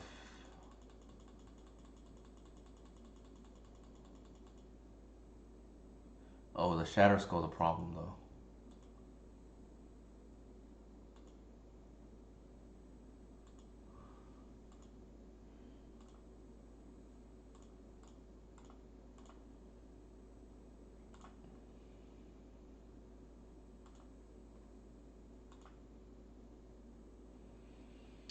I think these versions are just code to Arcana and Sorcery, so it might not just mess around and just do that.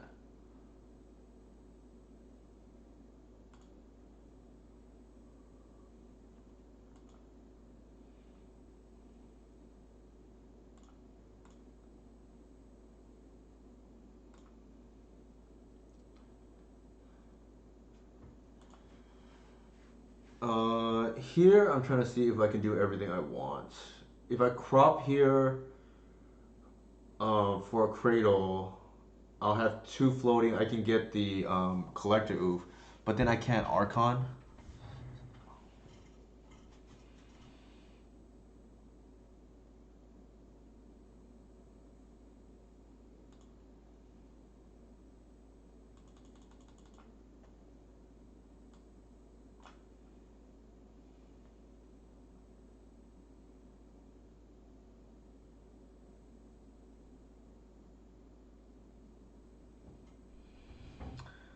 I think Heritage here is like quite good.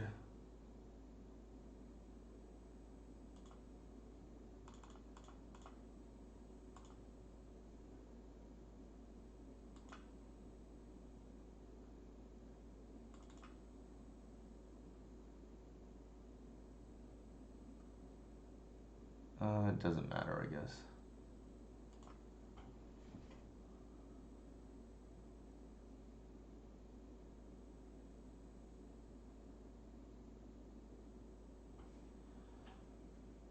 Uh, yeah, I'll do it this way.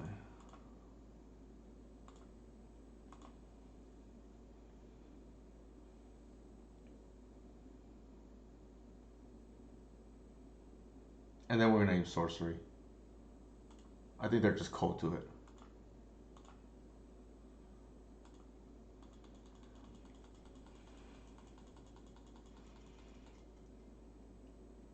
Possible they have Chain of Vapor, but I feel like they're just cold to it.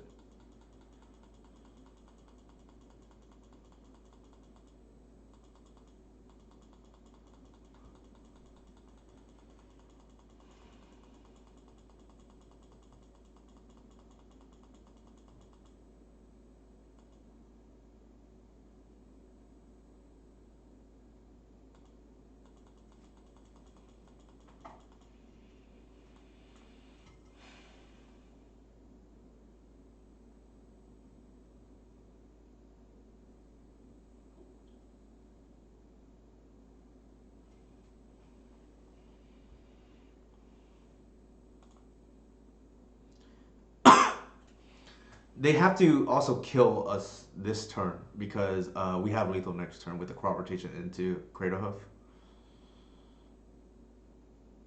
Um, I'm trying to think what they could have that's not a Chain of Vapor. Uh, The fact that they're playing tells me that they probably have something. I'm just not sure what it would be.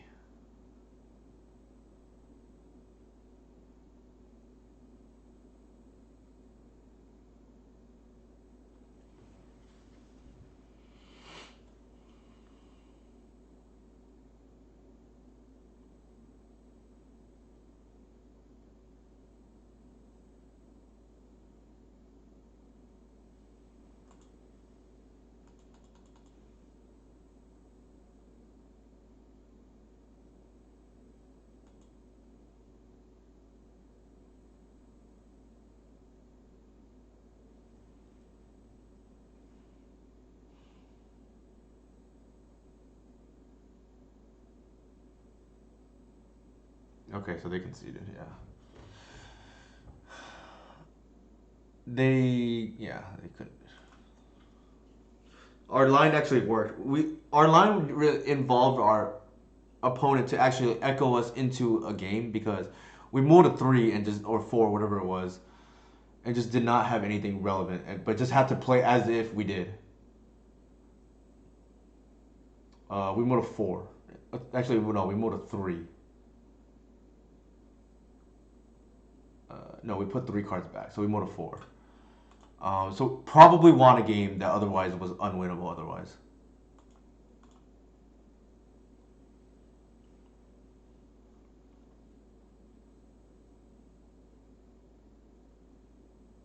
and we needed some help from our opponent, but we got the help based on playing to, so to speak, our outs.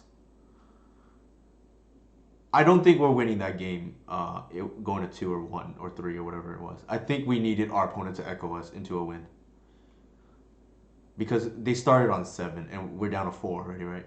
Like they can probably grind through a Thoughtseize or even a Leyline of the Void.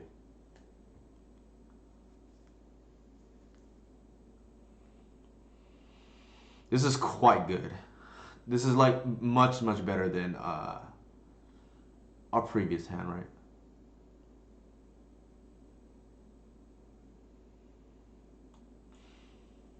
The Echo being an ancestral for you is definitely a drawback. Yeah, for sure. It's not free, I guess, in this case.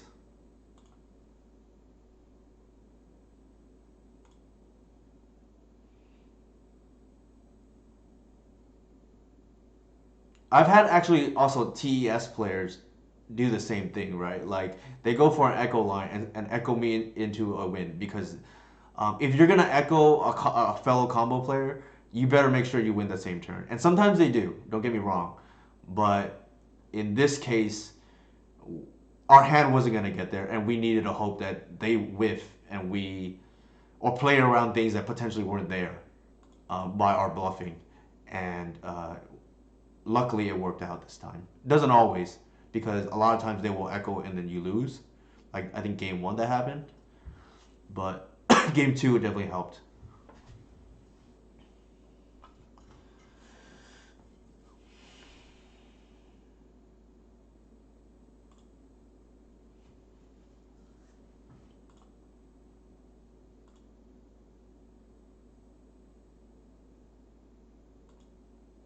Could be a relay line coming. Nope, they don't have it. I think this is why I call this essentially. You know the from the office, the PAM. What's the corporate wants you to tell the difference between picture A and picture B. You put Layla on the Void and Force of Will next to each other. What's the difference? They're the same card, right? This is Force of Will for non-blue.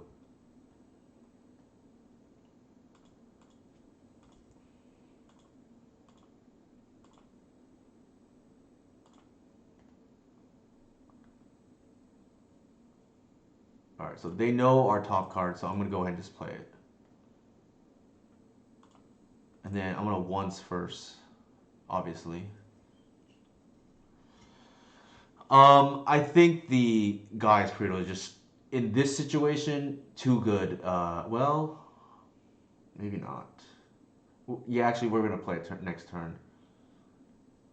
Yeah, and Leyline doesn't even cost a card. That's the insane thing about Leyline, right? But granted, you can't play that main deck. Well, you could, I guess, out of curses or whatever, but typically not. Uh, I think here is a little awkward for us.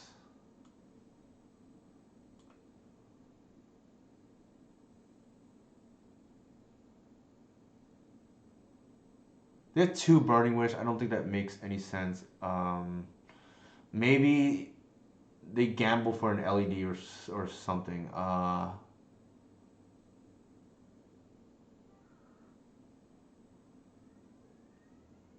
This is actually a tough decision. I think given that we have the lay on the field, I take the Burning Wish.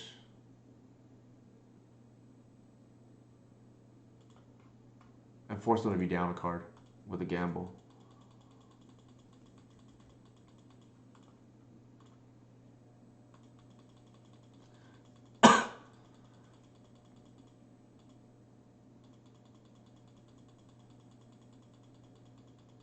In general, Burning Wish is a scarier card than gamble too.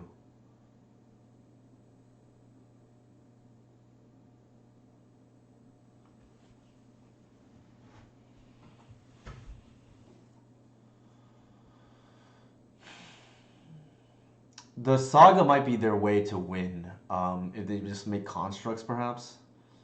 Opal doesn't even tap for mana here, but maybe they pitch with a Chromox.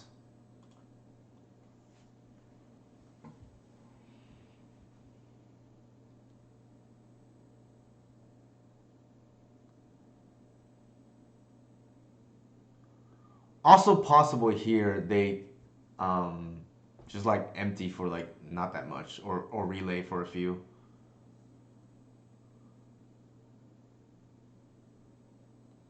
I mean, sometimes better than Force of Will, right?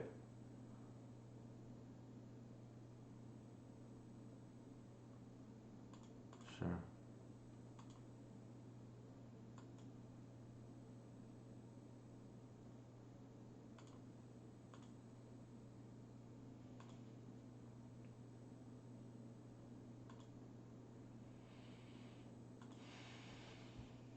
It's kind of interesting why they didn't spend mana to Burning Wish there.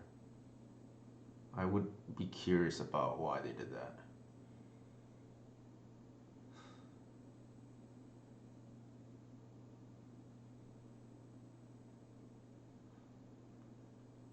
Um, so our opponent can make constructs and get back in the game that way. I think given that situation, we want to set up our own kill.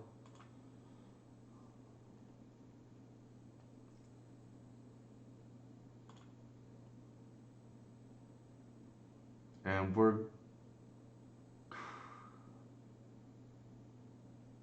I think we play out the Rainforest.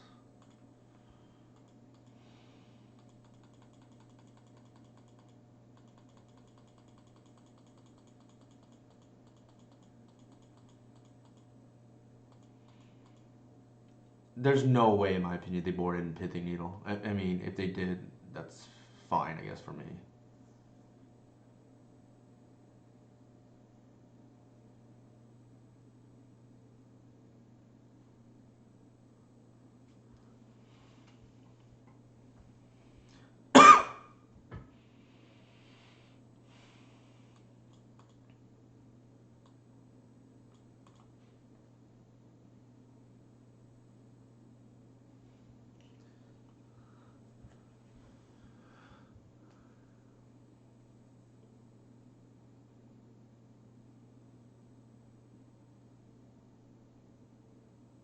Sometimes it benefits us the more experienced the player is because they will play around things that are not there.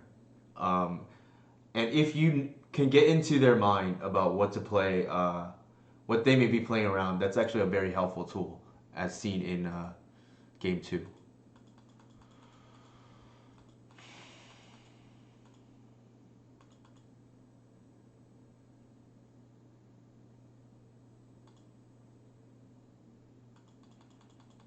They may be going for the. So I think I figured out what's going on here. Okay, they put an LED in play.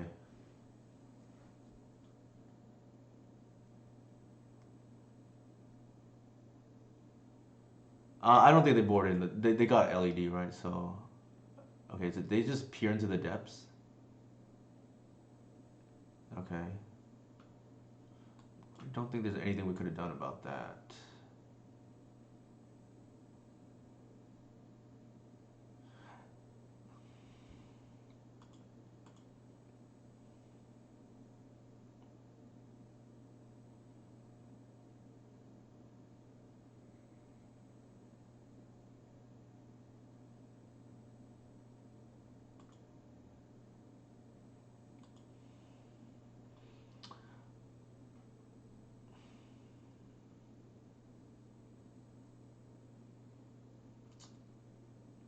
Sure.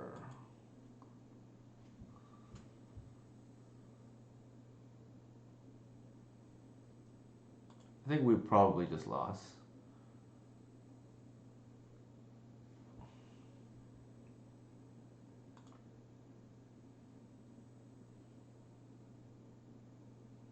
Oh, we're the beatdown, Sadra, for what it's worth.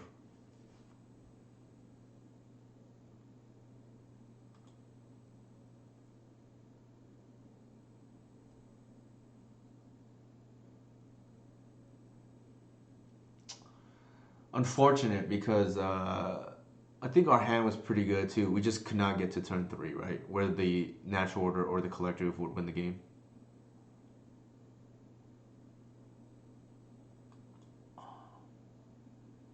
The Urza Saga getting on the LED pretty big there for our opponent. So they could hard cast the peer into the depths while playing around Mindbreak Trap.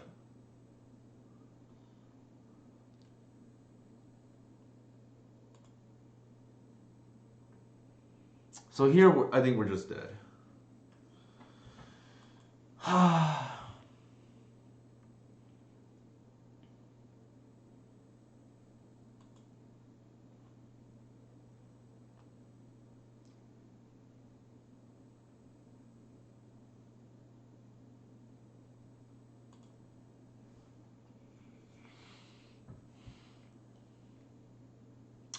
We had Force of Will. They had the discard, unfortunately. What really won them the game was, ironically, the Saga. No, yeah, they're more pure combo. So I think we just lose here. Not too upset about this game. Our opponent had the out. I actually think our if we can get to turn three, right? Like we're in pretty good spot. Because especially since they're just cold to Archon, right? The hand that they have happen to be able to play through that. So sometimes that happens.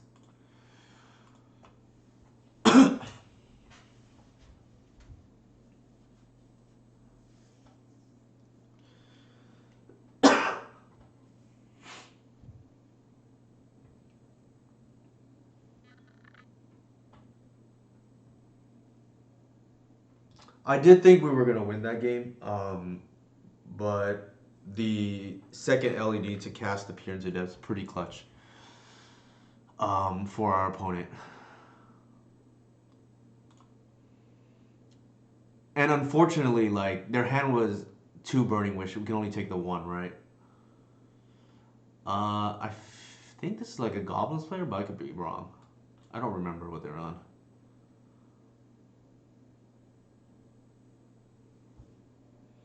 That was a little bit brutal though because we sat around for a while. Unfortunately, like waiting for our opponent. We do have the mulligan this. We'll probably keep this. Put back a glimpse. I think they are goblins. Yeah. Oh, they're burned. Or yeah, probably burned.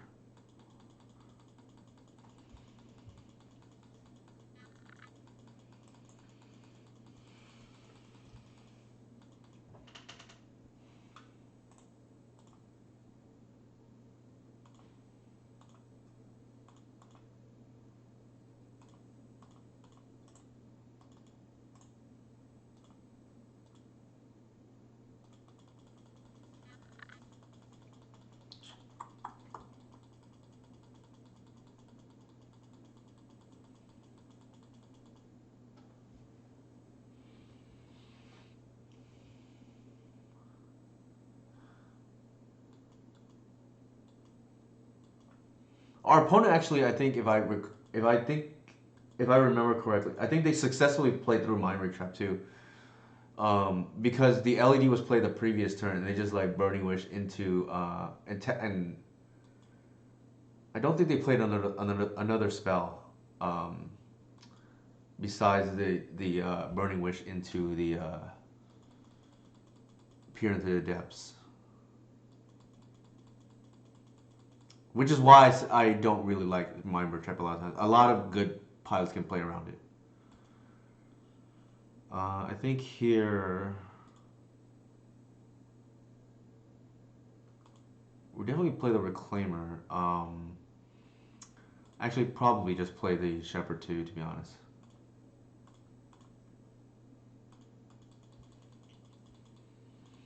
In case we draw the Cradle or something, right?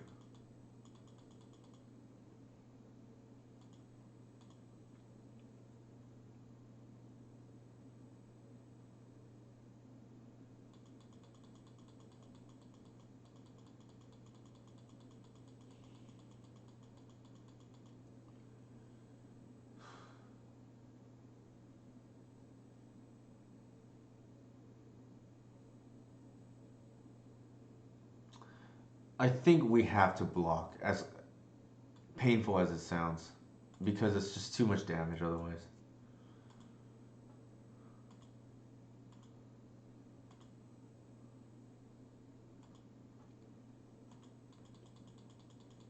At least now Reclaimer can block the Swiss Sphere profitably. I don't think we can risk just taking another 3 there, right? Going to 5, and then if it's a 3 damage spell, going to 2, really.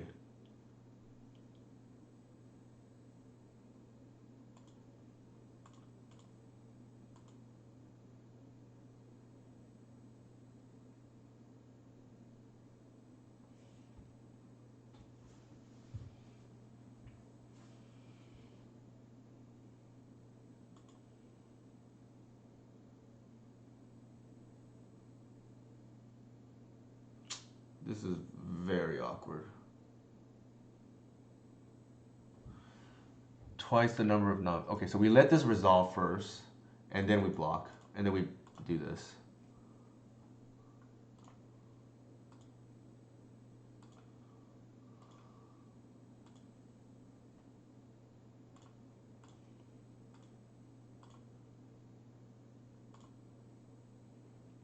And then I think we have to hold back.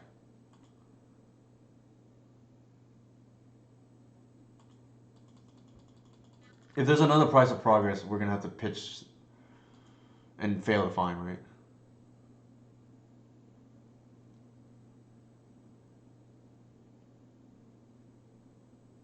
Sure.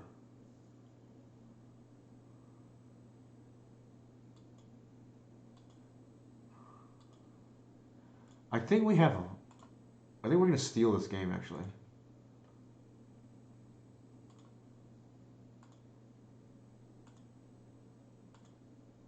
which is kind of incredible.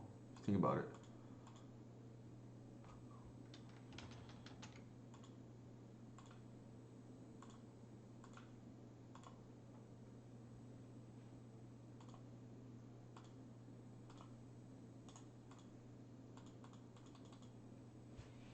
I. It'd be funny if the fire islet is what's stopping them from casting a fire blast against us.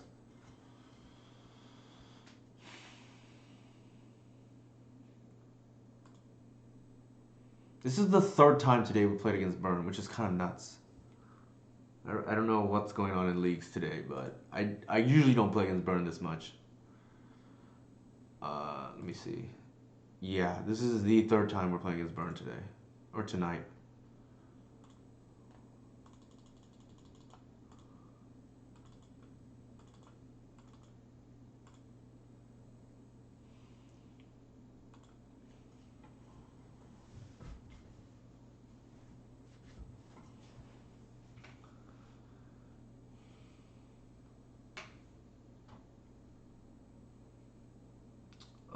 This is a mole. Doesn't do anything. Yikes. We're going to 5. So While we have some mulligan decisions to make, does chat have any questions for me at the moment? Some strange matchups today, but you can only play who's in front of you, right?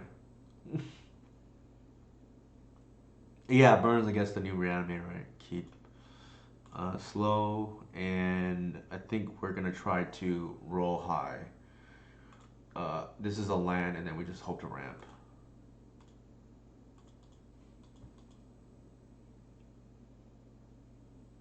I'd much rather see Burn than actually Burn's pretty scary too, right? And we don't actually have great hate against Burn.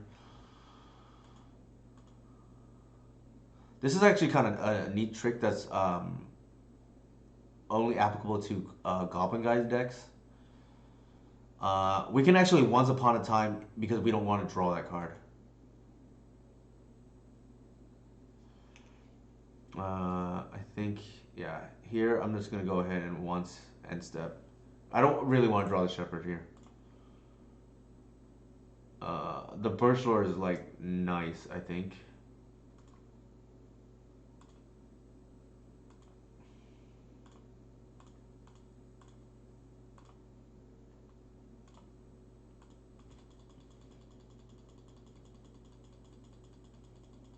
I feel like Delver of Secrets. I'm playing. I'm like using Delver of Secrets as a trigger, right, to help me for the draw step. Very similar trigger what we just did right now.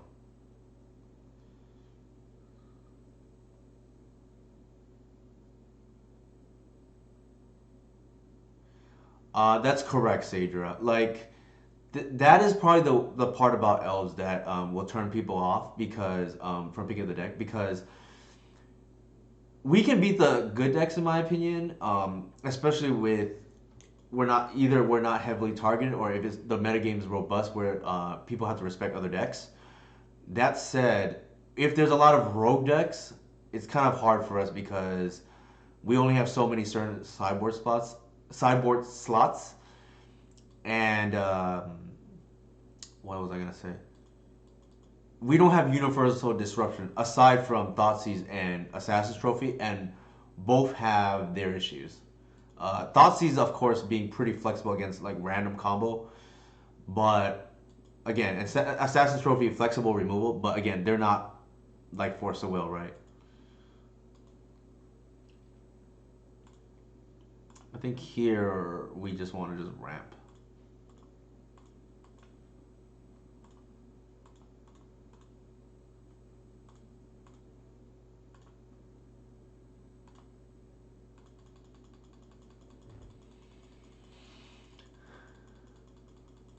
We're already down to 13, which is the scary part. But they do only have 3 cards now, I guess, in hand.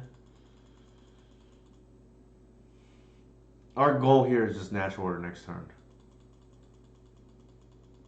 And lock out the game, hopefully. Alright, it's quite annoying. We go to 6.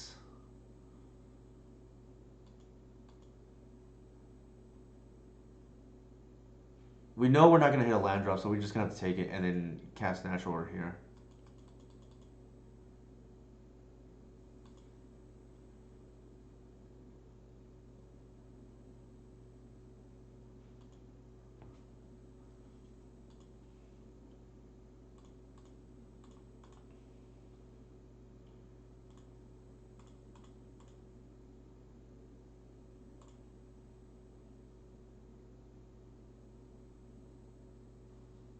I'm thinking about what to pitch, and I think the answer is probably just the birch lore.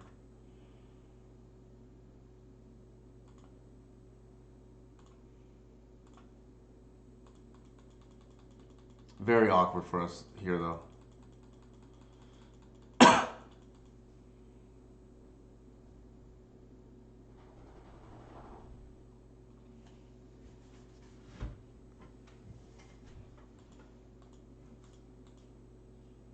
Yeah, yeah, we can't fight the stack is the issue. Nope.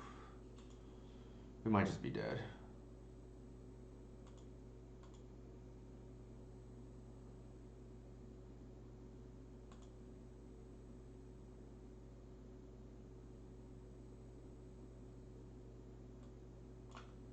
I think we're gonna block the Um, Swiss Sphere.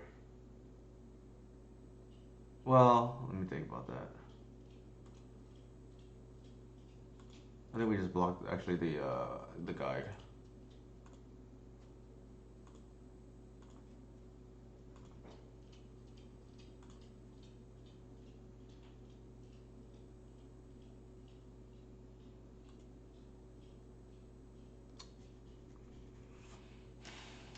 I think any reasonable actually. The only way we win here is actually we need a top deck natural order. Actually, so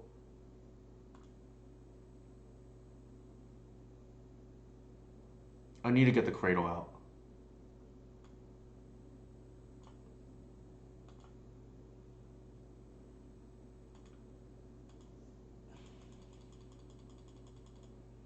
We lose to a sneeze here.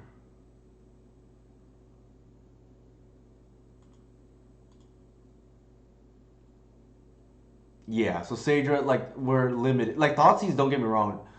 I think out of the non-blue decks, we probably are one of the more ones aptly built to fight combo, but at the same time, it's like limited, right? Thoughtseize is a tempo loss, is one of the issues. I think here we're not gonna attack with that, so.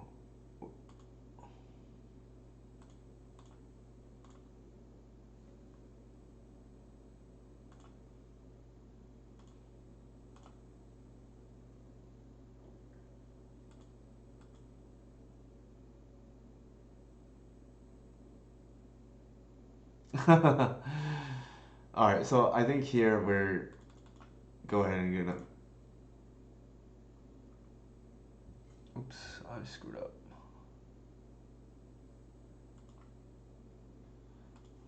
I thought there was another arbor, but I don't think it changes anything really. We just need to fade another turn here, and we win.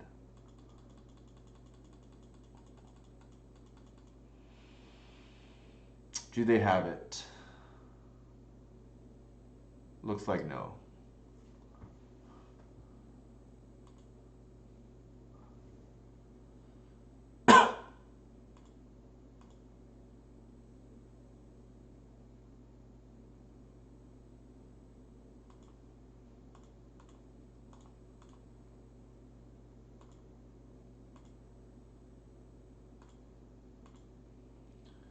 All right, we got lucky here, to be honest. We went down to one. That was a lot of pressure, but better lucky than good. Yeah, maybe Modern Horizons 3. More free spells for non-blue decks, right? Uh, Close that. We beat Burn 3 times tonight. I guess we have a good Burn matchup. I mean, based on the sample size. It was very close, though, even though we went 3-0. All of the Burn matchups, I feel like we could have lost. Although this one we had a game 3, to be fair, too. Looking at our deck today, we went 3-2, 3-2. Possibly the first league could have been better if for a few different reasons, like if we boarded correctly, like the last game. We definitely lose these two regardless. I think we played pretty optimally, especially like we played airtight game 2 against Tony Scapone. Uh, this one we just didn't stand a chance. There was nothing we could have done, right? Like, and I think we want another free piece of turn 0 interaction, whether that be Leyline or Mind Trap, is something to be considered.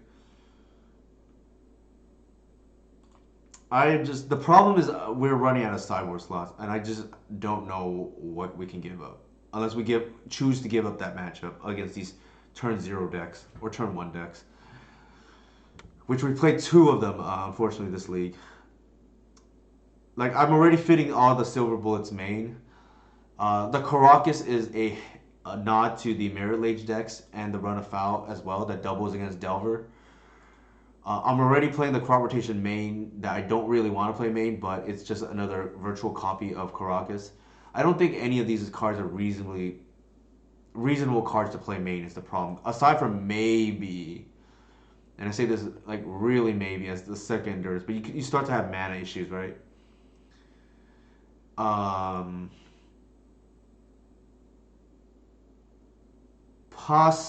well,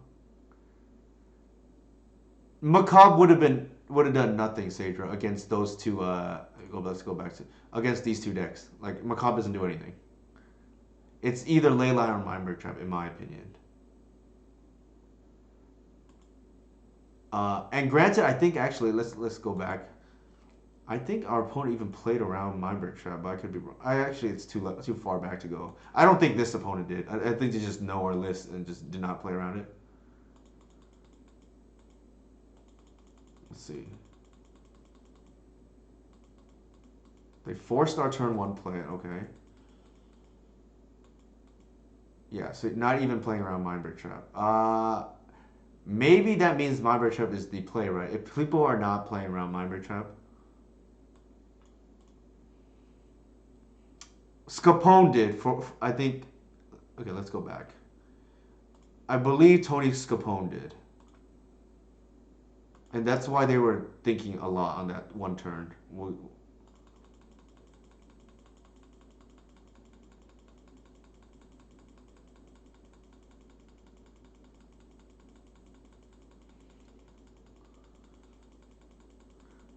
Oops, I went too far back.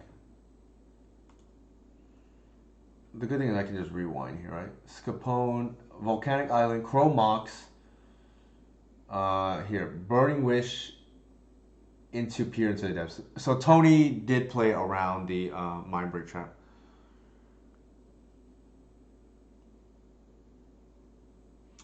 I don't. I think you can split it, right? Like they're kind of for the same matchups, Leyline the Void and Mindbreak Trap. It's just another thing for them to play around. The good thing about Leyline though is, I'll discuss the pros and cons of both. Uh, the pro of Leyline is you're more likely to run into Reanimator than you are, for what it's worth, the the Echoes deck and the Ruby Storm deck. That would be a pro for Leyline, which is much more difficult to play around because um, what is it called? Mindbreak Trap. You lose to end of turn Entomb into their turn Ixum or Thoughtseize Ixum, right? A Reanimator player can beat that. The plus of Mindbreak Trap is you get a little bit of diversity, so they're not going to play around it, potentially. So it's more of a free win. Agree, Sadra. Mindbreak Trap weak against discard, specifically against like Reanimator, right? And I think Reanimator is probably more common. I personally would lean towards Mindbreak Trap as well. Sorry, not Mindbreak Trap. Leyline the Void as well. The problem is what do we cut, right? Like I'm trying to shore up the green white depths matchup, and that's why the Caracas is here. If we concede that well, not concede, but give up percentage points, which I don't think we probably should. Maybe that means giving up the Thoughtseize, right? Like go down to three. It makes us weaker against. It makes us weaker against Doomsday, but maybe that's okay. Like we do have a decent amount of Doomsday hate, and the matchup I think is favorable now. What's the another Storm deck that I would be a little bit afraid of playing Show and Tell. That said, Show and Tell is not very popular at the moment, so maybe that's okay. Yeah, it makes us weaker in the mirror as well. So some things to consider, I guess.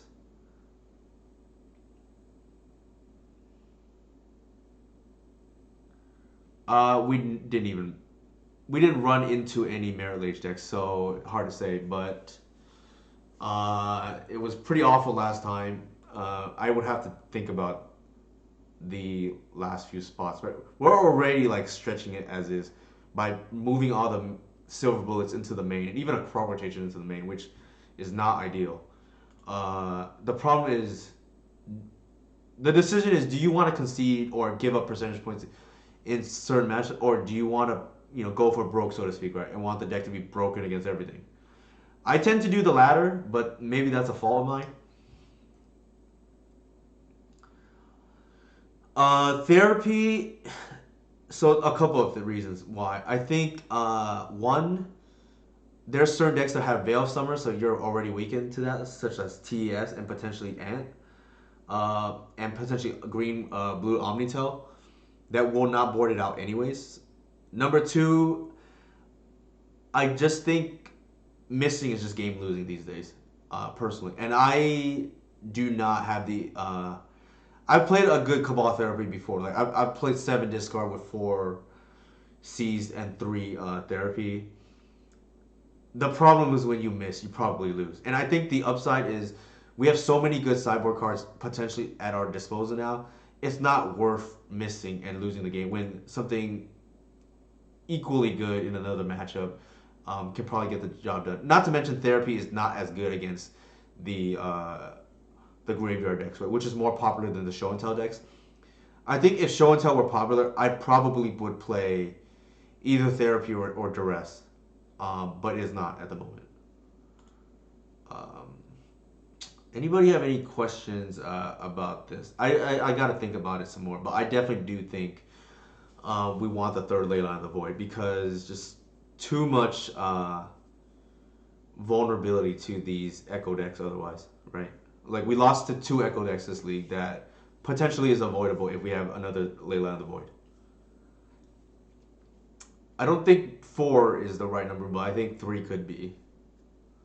And the reason why 4 is not the right number is just unless Reanimator is rampant, right? It's just too many of the same type of effects against the graveyard. Like there is some diminishing returns. Like you get potentially don't have anything against show and tell, which admittedly is not popular, but you would have less against Doomsday and less against like the Mirror. Possible Sadra. We'd be a little bit weaker to Merit Lage, which is one of the matches I'm trying to shore up. Admittedly, though, so I do have to think about it.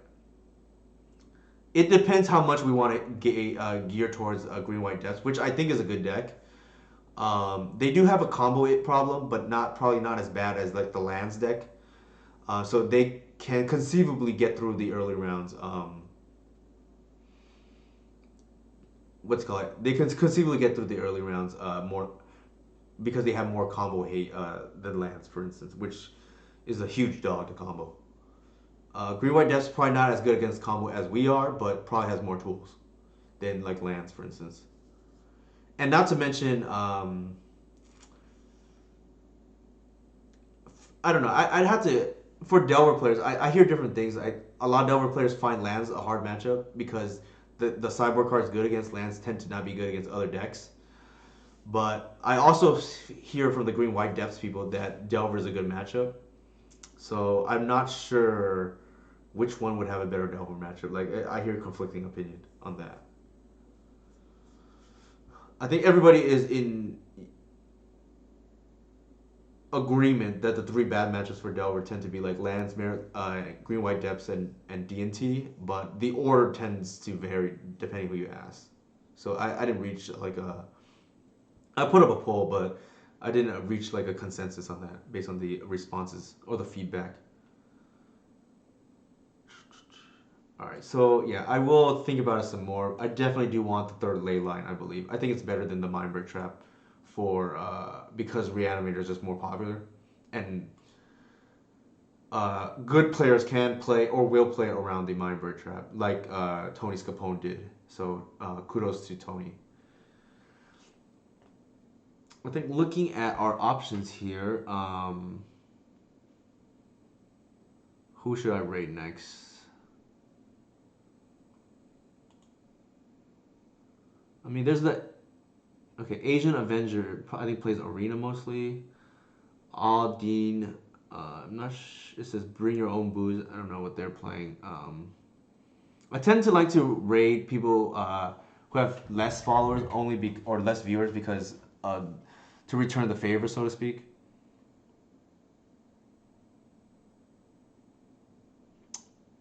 Yeah, so that's fair, Sadra. So I may that's definitely a fair criticism. I think given the options that we have, are people interested more in Val Draft or Esper Reanimator in Modern? uh, or I don't know even know what this is. Mythic, bring your own. It sounds like arena. I think it's gonna be modern then. So I'll raid Freaky Nasty.